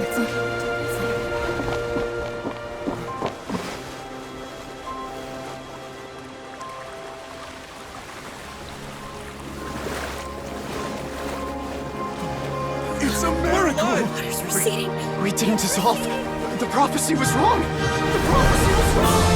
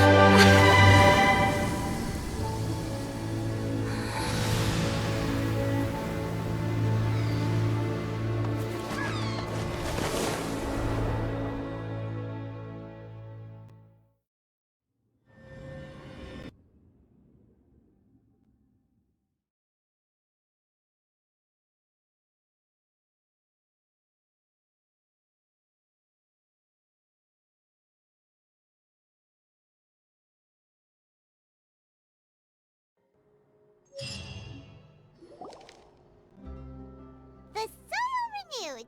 The Spina talks post-disaster rebuilding. I recently visited Poisson to meet with Miss Navia, spokesperson of the Spina, and we spoke about Poisson's present and future. Old soil can still give birth to new bloom, Miss Navia stated. Hope is like seeing a small cookie when you're starving late at night. You just need a little of it. Skyship Winglet, lunar brain of the Fontaine Research Institute. The various disputes that have arisen on account of Mr. Edwin have suddenly become a shield over the Institute, with Jurier turning out to be a once-overlooked hidden gem. People always call the first researcher mad, but few know what to call the second. And should that latter person achieve a miracle, they would find it all the harder to find a word with which to classify him and his team. Wow! Paimon barely recognizes the people in the reports. Are those really Jurier and Navia? They sound like real big shots.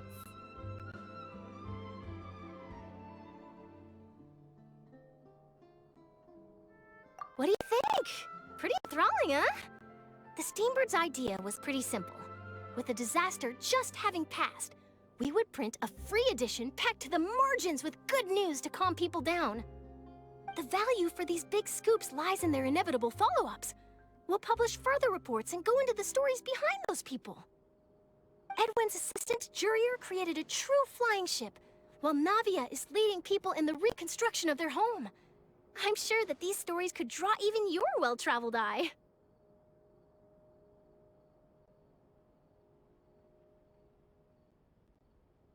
Paimon's curious too! Wait a minute. Didn't we watch everything happen from start to finish? What's there to be curious about? And that's exactly why I'd like you to come conduct interviews with me. You're the best incubators of news, if you haven't noticed. And also, with you around, I'm sure I'll get to see that Duke. Are you sure? Hasn't he turned you down several times already? Oh, this time will be different. Come on, let's head to Poisson first, and then make a trip to the fortress. There are some things you'll only know when you get there.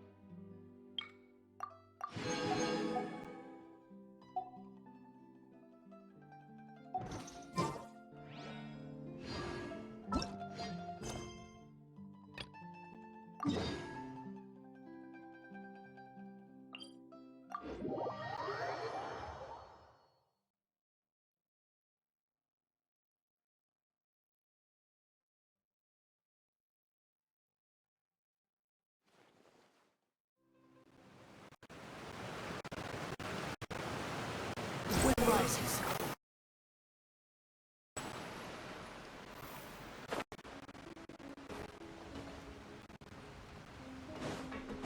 Behold!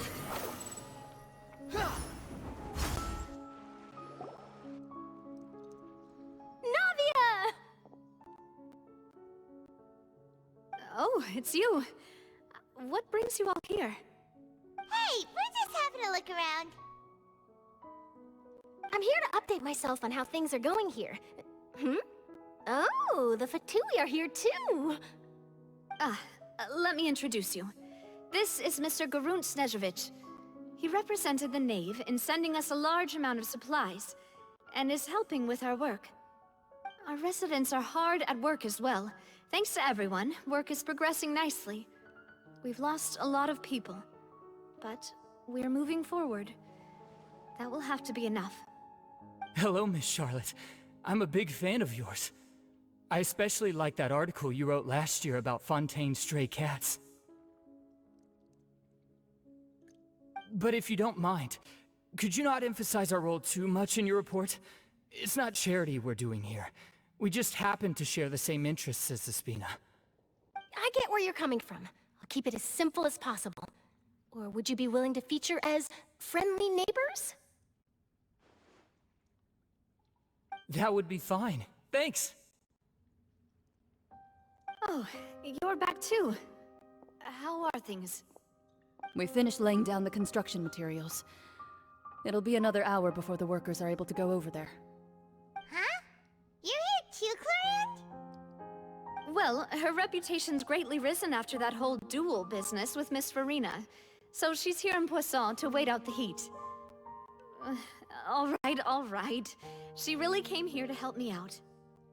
There's too much to consider in the reconstruction of Poisson. The Spina has need of more decision-makers. And, well, I do already happen to be connected to Mr. Callis. Wait just a moment. Do you mind me asking a few questions? You know, about how you felt before the duel, about what it was like facing down a god. There's lots of exciting exciting material there, I bet. Forget it. I'm sure you can find a better theme than that, Miss Charlotte. I see you're the same as always. Couldn't you do me a favor, for Navia's sake? Well, if we're talking about doing things for my sake, you might as well just take a few more photos of me. Or of the Traveler. It's better than wasting time persuading Chlorand, at any rate. Of course I will. I'm not gonna let her off that easy. All right, then everyone who wants to be in the photo, gather up. And smile.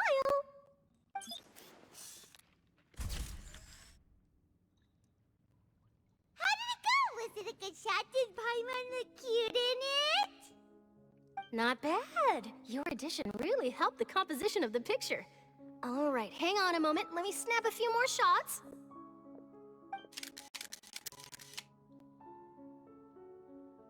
All right, that should do it. I'll be back here later anyway, so let's call it a day.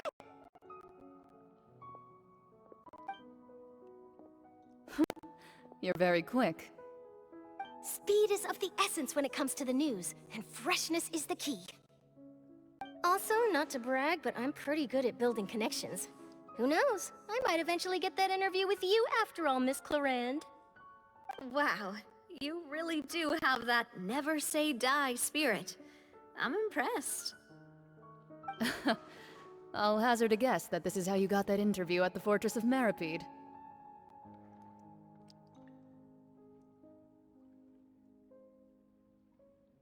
Whoa, you're well informed.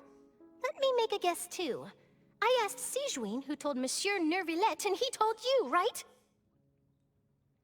That's a very complete information chain. In truth, all Monsieur Nervillette asked me was, when did the fortress become so friendly towards the media?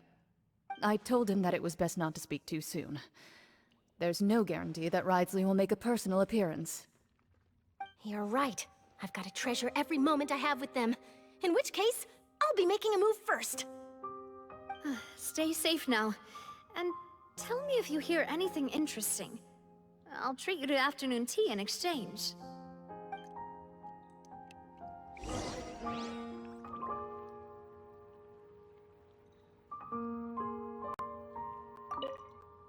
You seem curious about the fortress. Of course. That Ridesley. I still remember going down to the fortress to grill him for information on my father's case. Boy, did he take me for a ride. Without telling me anything, of course. But he did invite you to tea, didn't he? 2 large pots of it, in fact. It was good tea, though. I have to agree. The tea there is very good. Speaking of that, would you like to have some today? I mean, you've got time, right? Well, I'd be partial to some shortbread. Wow, it's like we've got a menu or something. Sure. Good. What flavor of biscuits would you like, Mr. Snezhevich? Me? I'm fine with anything. But I would prefer chocolate, should you have it. All right. Leave it to me. I'll go over the newly arrived supplies with you later, Mr. Snezhevich. We should be able to finish the preparatory work today. That works great for me. Is it just me, or did you get a new lipstick? I did. It was a gift from Sijuin. Want to give it a try? I think the color would suit you, too.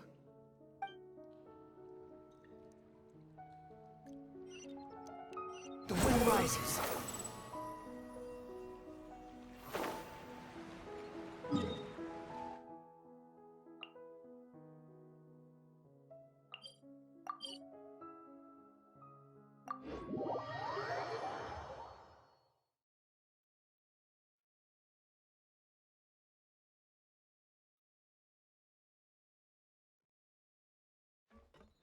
Swarm Fury!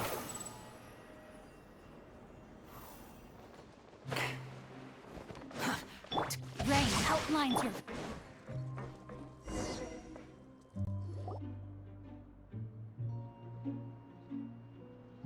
Wow, guess we're here again, huh? There's a real nostalgic feeling to this place. Looks like you've been missing us. Dude! Did you come all the way to the entrance Of course. I'm here to welcome you and our dear Miss Charlotte, whom our good head nurse recommended to me. It's an honor to finally meet the much-rumored Duke. Thank you for consenting to my visit to the fortress, sir. No need to thank me. But that said, I shouldn't be the focus of your interview. I trust you recall our agreement? Of course, of course. All right then, this way.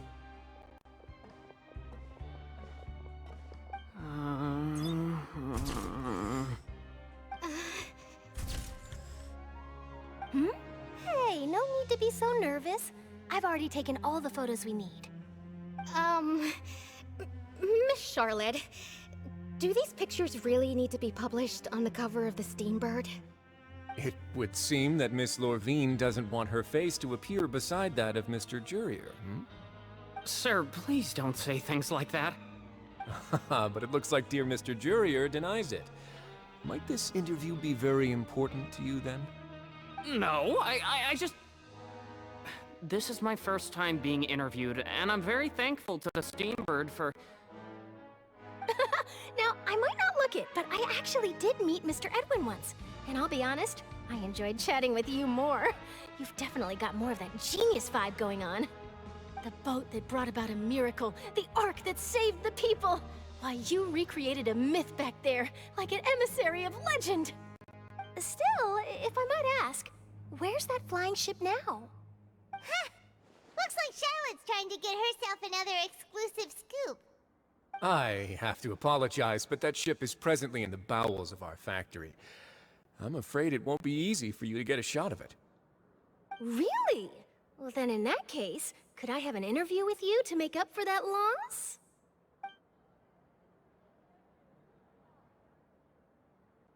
You already know my answer, I'm afraid. Best you interview our head nurse instead. Or perhaps you'd like to take another photo of this couple of researchers? Did you really have to use the word couple? Well then, 2 solo photos will do. Is my hair messed up?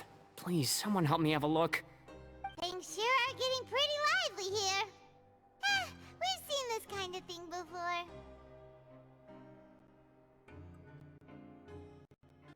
Oh, seems like everyone's here. Would any of you like to try this new drink I came up with? Ah, Siegeween. Hey, Miss Charlotte. Why don't you, take some pretty photos of our head nurse? Sure. Come on, Miss Siegeween, over this way. Let's find a brighter spot. Huh? Sure. Do I have to smile? So, how have things been at the fortress?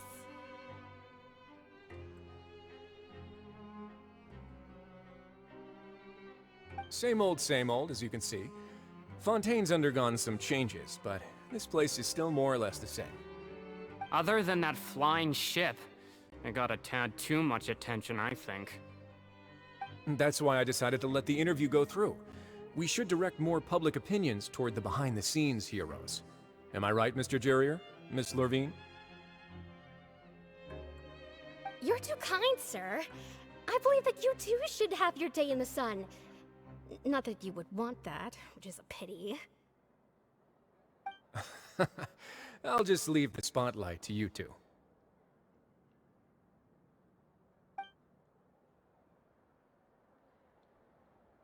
I see. Lots of things happened that day, huh? Anyway, regarding that Harbinger, I'm not sure you remember, but his 3 young followers are still waiting for his return. He sure did win them over, huh? I'll tell them that there's good news and bad news.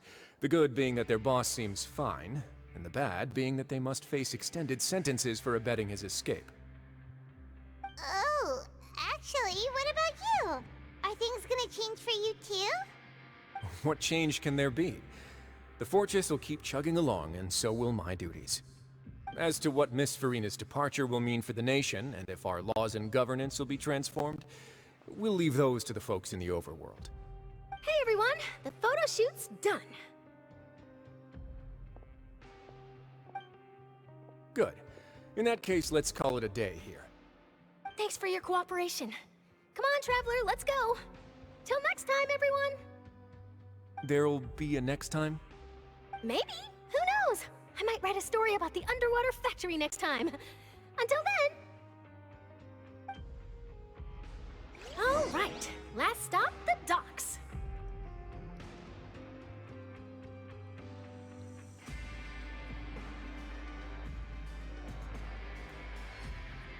There's no such thing as pure freedom in this world. Oh, you know, I'd love to see you in one of Charlotte's photo shoots one day. Is that really necessary? Our line of work doesn't really require much photographing. It's precisely because we don't need the picture that they'll have value as keepsakes.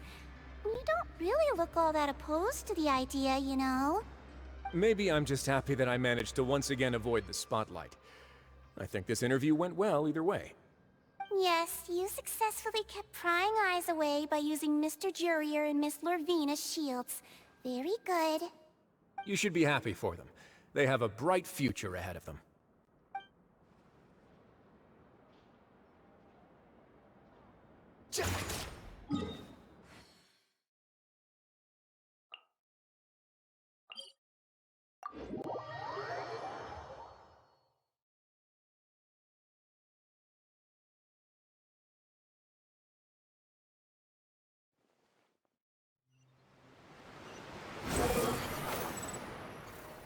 Upon the gale. Huh.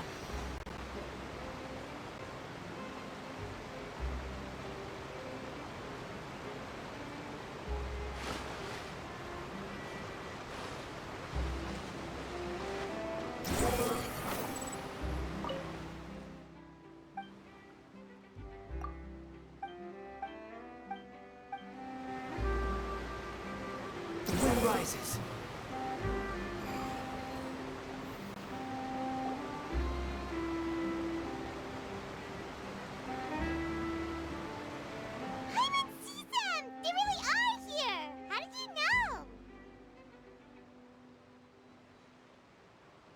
Navia mentioned that she stayed in touch with Linny and the others after working together. Apparently, they've been at the docks distributing these strange pockets the whole time since.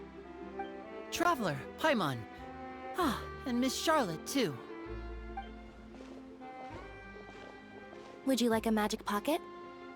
What sort of gadget is it? It's a wondrous bag that can be used to carry many things. The water level has returned to normal, but if you see any of your things floating around, you can use this to carry them. Or you could trick a friend into doing it for you. Trick a friend? I wonder which of my friends would fall for that.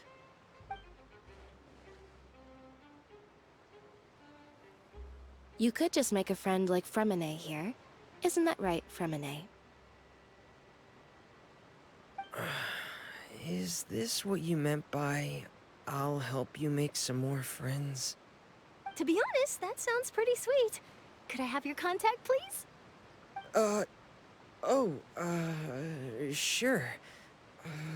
Please, write down my address. You sure are working hard to help Fremine socialize. He was the one who proposed doing this. He even wants to assist in our magic shows.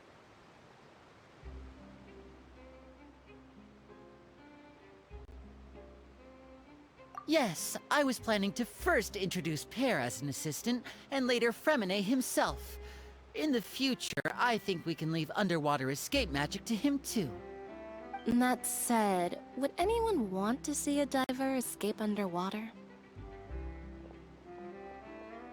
Oh, it'll work out.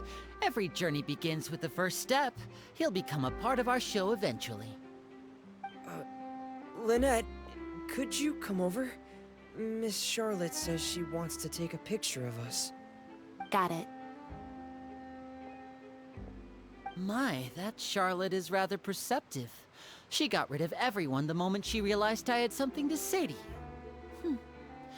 So, how have things been, Traveler? Father says that you did a great deal during the latest events. She's very grateful for your contributions to Fontaine. That's all right. We were more than happy to help. So, what's she doing now? Oh, I guess you haven't heard. Well... After Lady Farina left, Father and Monsieur Neuvillette opened negotiations, during which he gave Fontaine's gnosis to her as a diplomatic gift. A diplomatic gift? A gnosis? Yes, I was quite surprised at first myself. But when I thought it over, there were actually a number of things going for it. It could have been done as an apology for the incident with Lord Child, or as thanks for his help in tying the all-devouring narwhal down. Furthermore, Father did also lend significant aid to Fontaine and Poisson. Well, that's true, but this is a gnosis we're talking about. Doesn't this seem a bit irresponsible? I would agree, but I've also heard that it seems that Monsieur Neuvillette has had a significant change of heart regarding the matter. So there's some reason for this that only Neuvillette knows about? I suspect you'll have to ask him about that yourself. Ah, yes, speaking of which, I did see him strolling around the entrance to the Fortress of Meripede a while back. Isn't he real busy and stuff? Paimon didn't think he'd have the time for that. But back to the topic. The gnosis was given to the knave, right? What about Child? They say that he's returned to Snezhnaya to recover from his wounds. I hear that the recent disaster really did a number on his health.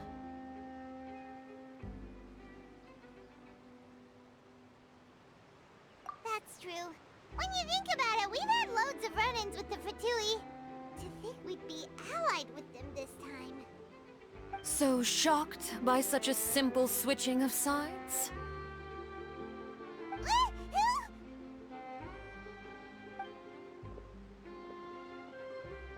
Father! Well, what do you know?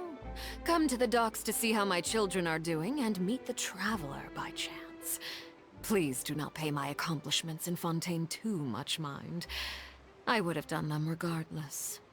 Are you going to take the gnosis back to Snezhnaya? That is our duty as harbingers, yes.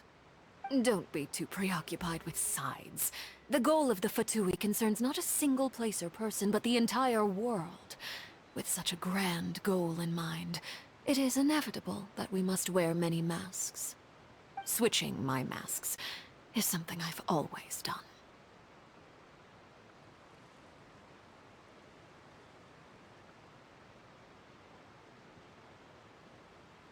Well, that depends on many things.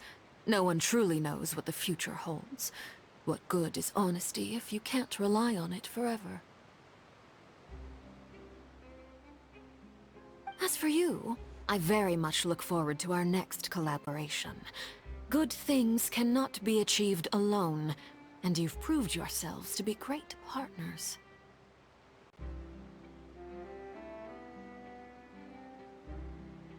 A vision? All right. I'll remember to return it. Thank you for keeping it safe for him this entire time.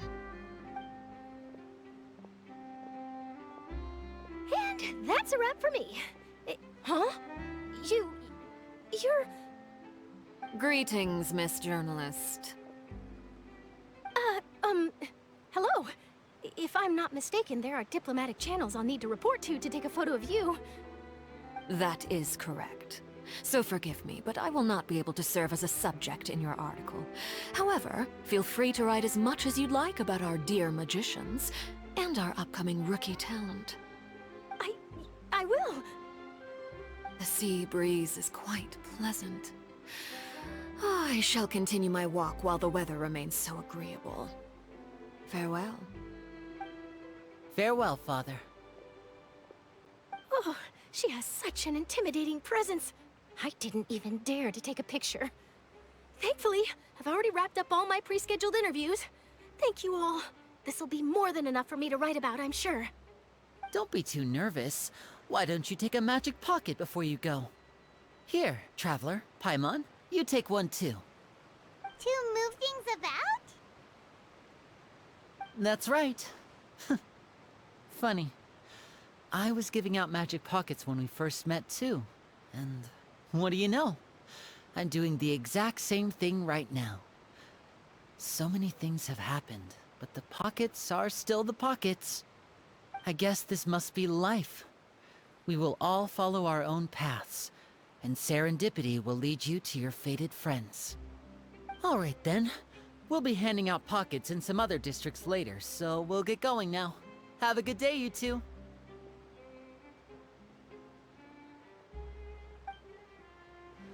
Well, guess we sent Charlotte off. Shall we go see how Neverlette's doing? As long as he's not so busy that he doesn't have time to chat anyway.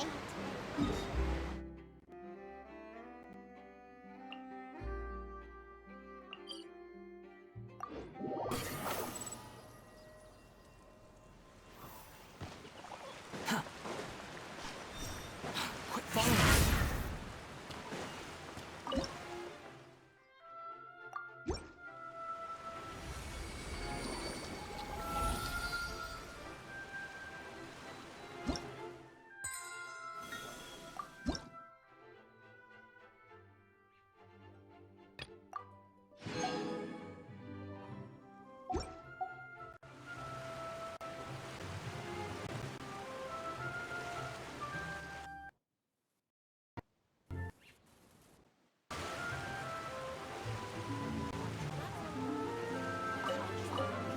The wind rises.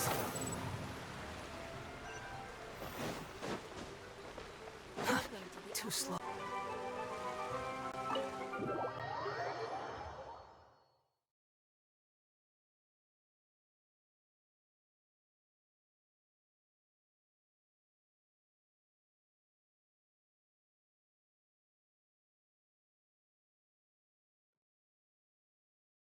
Behold!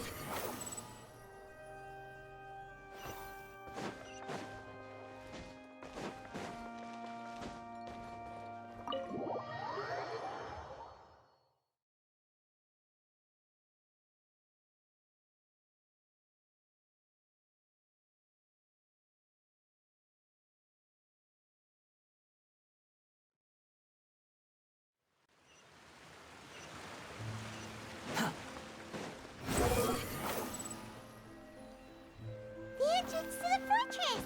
Ooh, he really is there!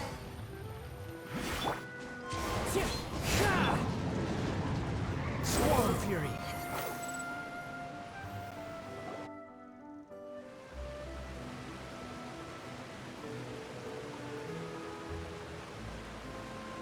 So, you really are here, Neverlette!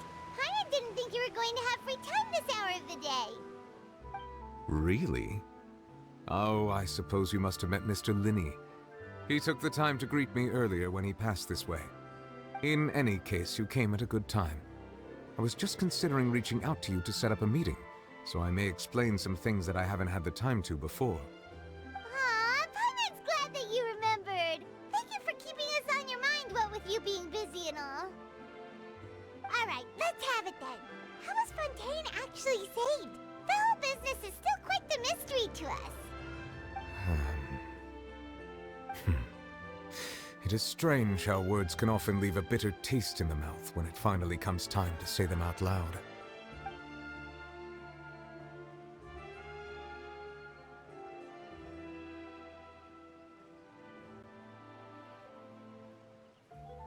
Whoa. So that's what happened?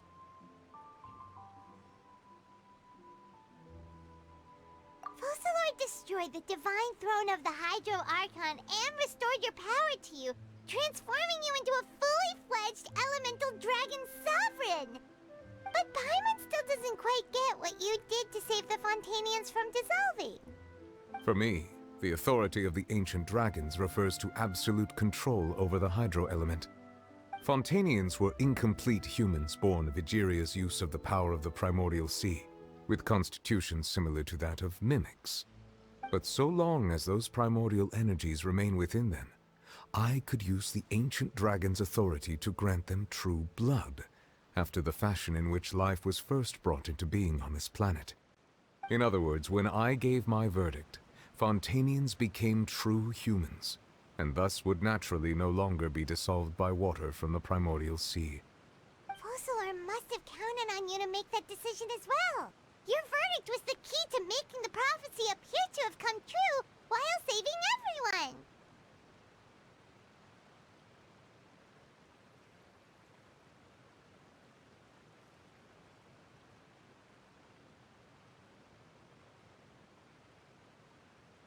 Yeah, and in a manner of speaking, Focalor finally managed to fulfill the original Hydro Archon's wish to turn Oceanids into real people too! It seems from your expressions that you still have more things you wish to ask. Ask away. I will tell you the truth as I know it.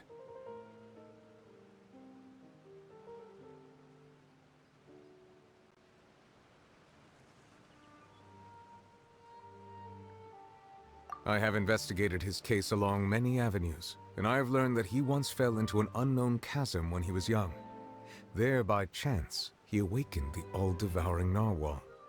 But whether it be by sentiment or reason, that should not have been enough to consider him the root cause of the disaster. At most, he would have had tangential liability. As for the judgment passed by the Oratrice during the trial, whether it was due to that liability by association, or Focalor deliberately using him to buy time for us on the assumption that he would be able to hold the creature off, I cannot say. Guess Focalor had Fontainians in mind the whole time. In the end, it was thanks to her that they finally became real humans. Hang on a second. Paimon suddenly got another question. Back when Fontainians hadn't yet become real humans, were the children they had also transformed Oceanids? Life has always flowed like water. Do you recall how Fontainians would often come to the Fountain of Lucine to pray for children? Yeah, Lynette said the fountain is where all the waters in Fontaine converge. In truth, even those couples did not know that such prayers were no mere custom, but instead a form of ritual. Those Oceanids who were blessed within the spring water would later descend as new humans in the coming months. Paimon sorta gets it now. Either way, seems like this ritual won't be of any further use, but it'll probably live on as a local custom. Ask away. I will tell you the truth as I know it.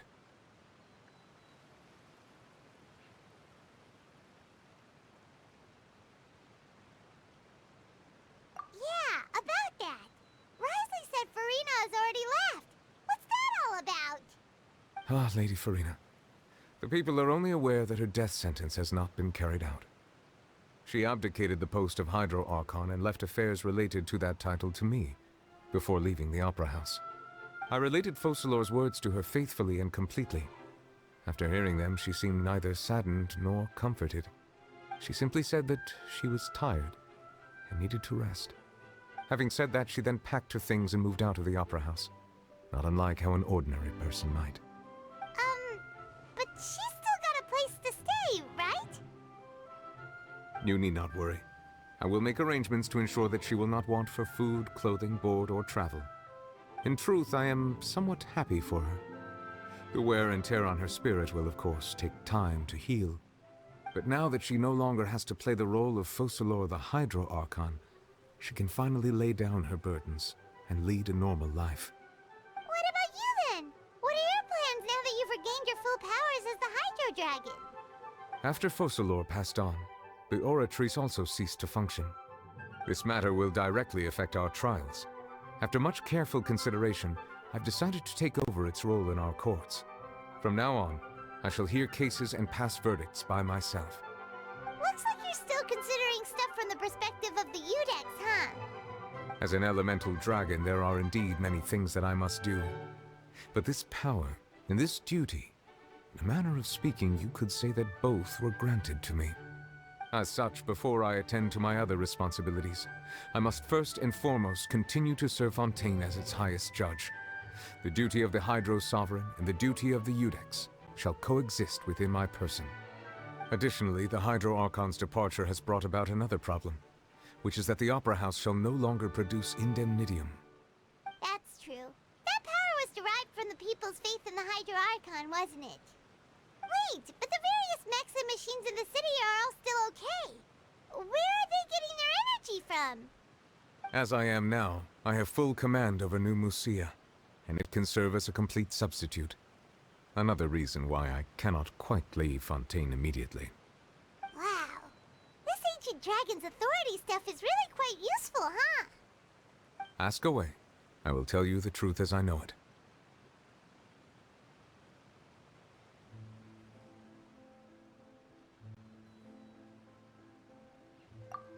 Oh, that's right! They say you've given it to the knave as a diplomatic gift or something!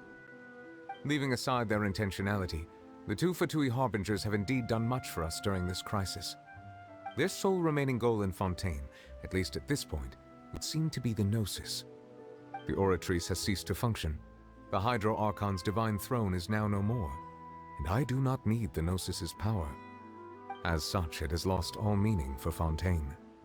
If the Fatui have impure designs, then we might as well accede to their request now, and avoid unnecessary conflict. What complicated considerations! Paimon thought you were just giving it to them out of gratitude to the knave and as an apology to Child. Ask away. I will tell you the truth as I know it.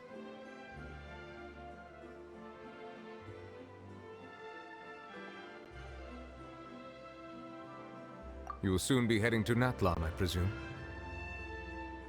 I'm afraid that I have little talent as a travel guide, so all I can do is tell you what I know about that land.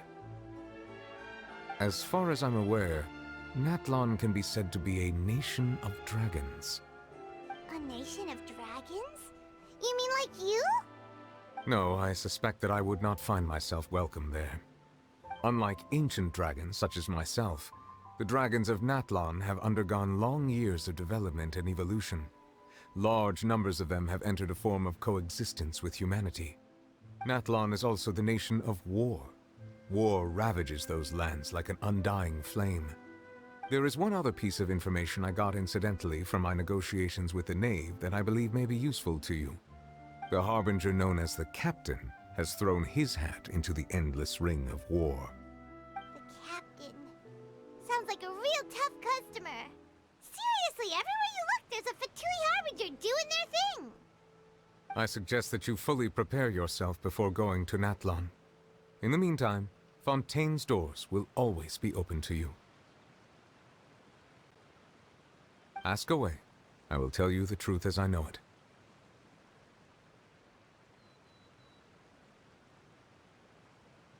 Hang on a sec. Paimon's still got a question about the Gnosis. When we spoke to Linny earlier, he mentioned that your attitude towards giving away the Gnosis had clearly changed. We guessed that there might be some reason for it that only you were aware of. No wonder the House of the Hearth is the Fatui's intelligence division. They are certainly sharp. So regarding this specific issue, I was just getting ready to share something with you. What is it? In truth, I exchanged some further words with that lady named Skirk after sending you two back to the surface. It went something like this.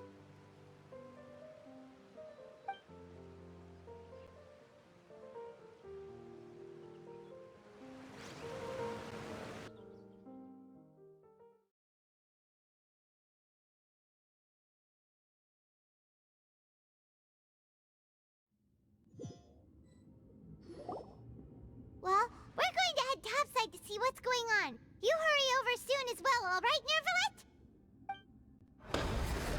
Whoa! What next? The all-devouring narwhal isn't here, so I'm no longer getting any interference. I can finally catch the scent of your power, what it's made of. It is the authority of the planet's primordial dragons, but with something very similar to a god's curse mixed in. It's quite a novel blend. I'm sure I've encountered something like this before. What was it again? I do not know what you speak of. Ah, of course. How could I forget? You should have the remains of the third descender on your person, yes? Remains? I've never heard of any such thing. Huh. According to your parlance, I believe it may be called a gnosis. Well, that much is true. After Focalor's divinity faded, she handed her gnosis to me. But I fear I have never heard of it described in the manner that you just did. I've been training with my master, the Fowl, ever since I was young, and I have never returned to the surface since. So most of the information I possess, I got from him. It is only natural for those who are greater than humanity to possess a different sort of common sense, which is why there are so many problems in our attempts to communicate with humans. Regardless, you should probably get rid of objects of misfortune to prevent any disasters from befalling you. To live in itself is a blessing. But once a person dies, the bonds he once had with this world shall all turn to curses. What do you mean by that? No need to fret. These are just my personal thoughts, and my reason for no longer wishing to return to the surface. This third descender you refer to, who are they? And when did they die? Master never mentioned them to me. Perhaps it just wasn't that important for me to know. If you're interested, though, I could ask him. I'll be sure to pass the answer on to you next time. Next time? You believe we will meet again? I do. Wait. I have a disciple of my own, don't I?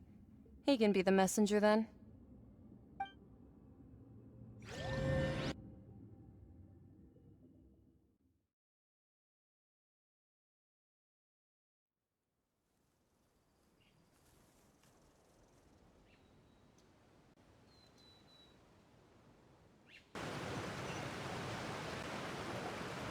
That's what she told me. Whether it would prove useful or not, I wanted to pass that information on to you. The remains of the third descender? So that's what the Gnosis actually are. Paimon just thought they looked like chess pieces. How could they be a person's remains? All the same, assuming that there was no misunderstanding or special metaphor at play, that is what she meant to say. And she said that it would bring misfortune and that you should check it, which is why you gave it to the Fatui. If she speaks the truth, then I would simply be putting Fontaine at unnecessary risk by keeping it here.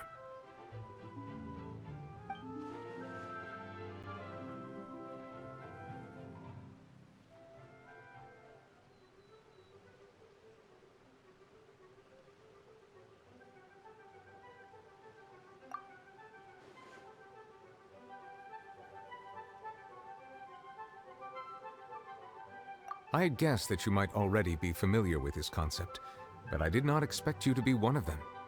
That means that the Gnosis, which are exceedingly element-compatible and can even enhance elemental abilities, do indeed come from the third descender. I wonder, does your body also possess similar properties? Like being able to use elemental powers without a vision! That does sort of count as special compatibility, right? No, let's not think about this stuff right now. It just feels creepy. Comparing the Traveler to the dead third descender and all.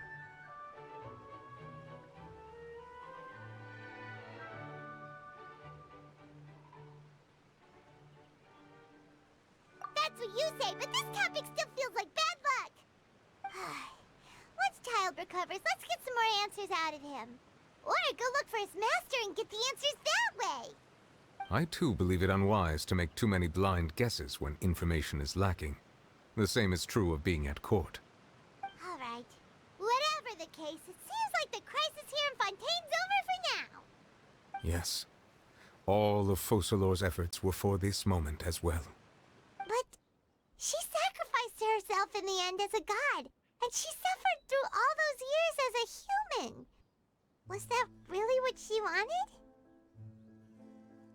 I suppose that would be the mystery of a god's will.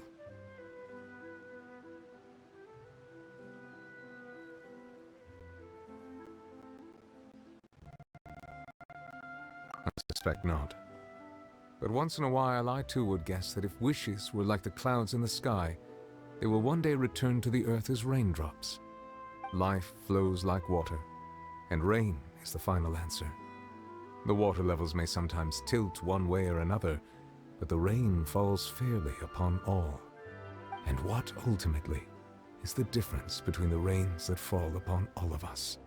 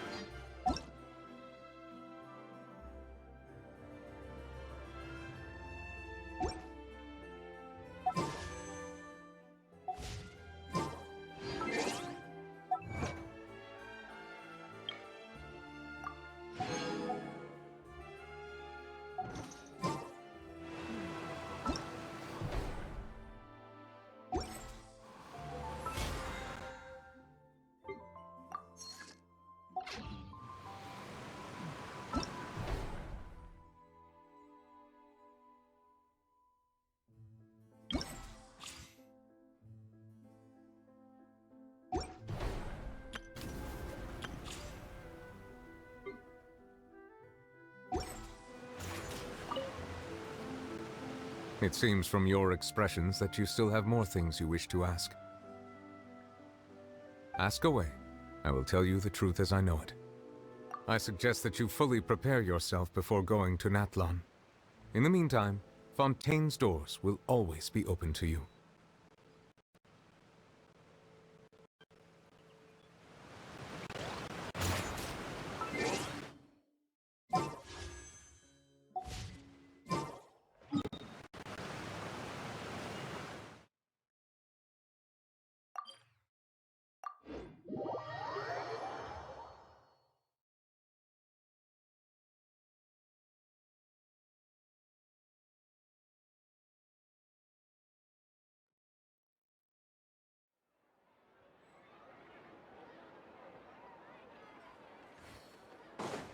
Wind rises.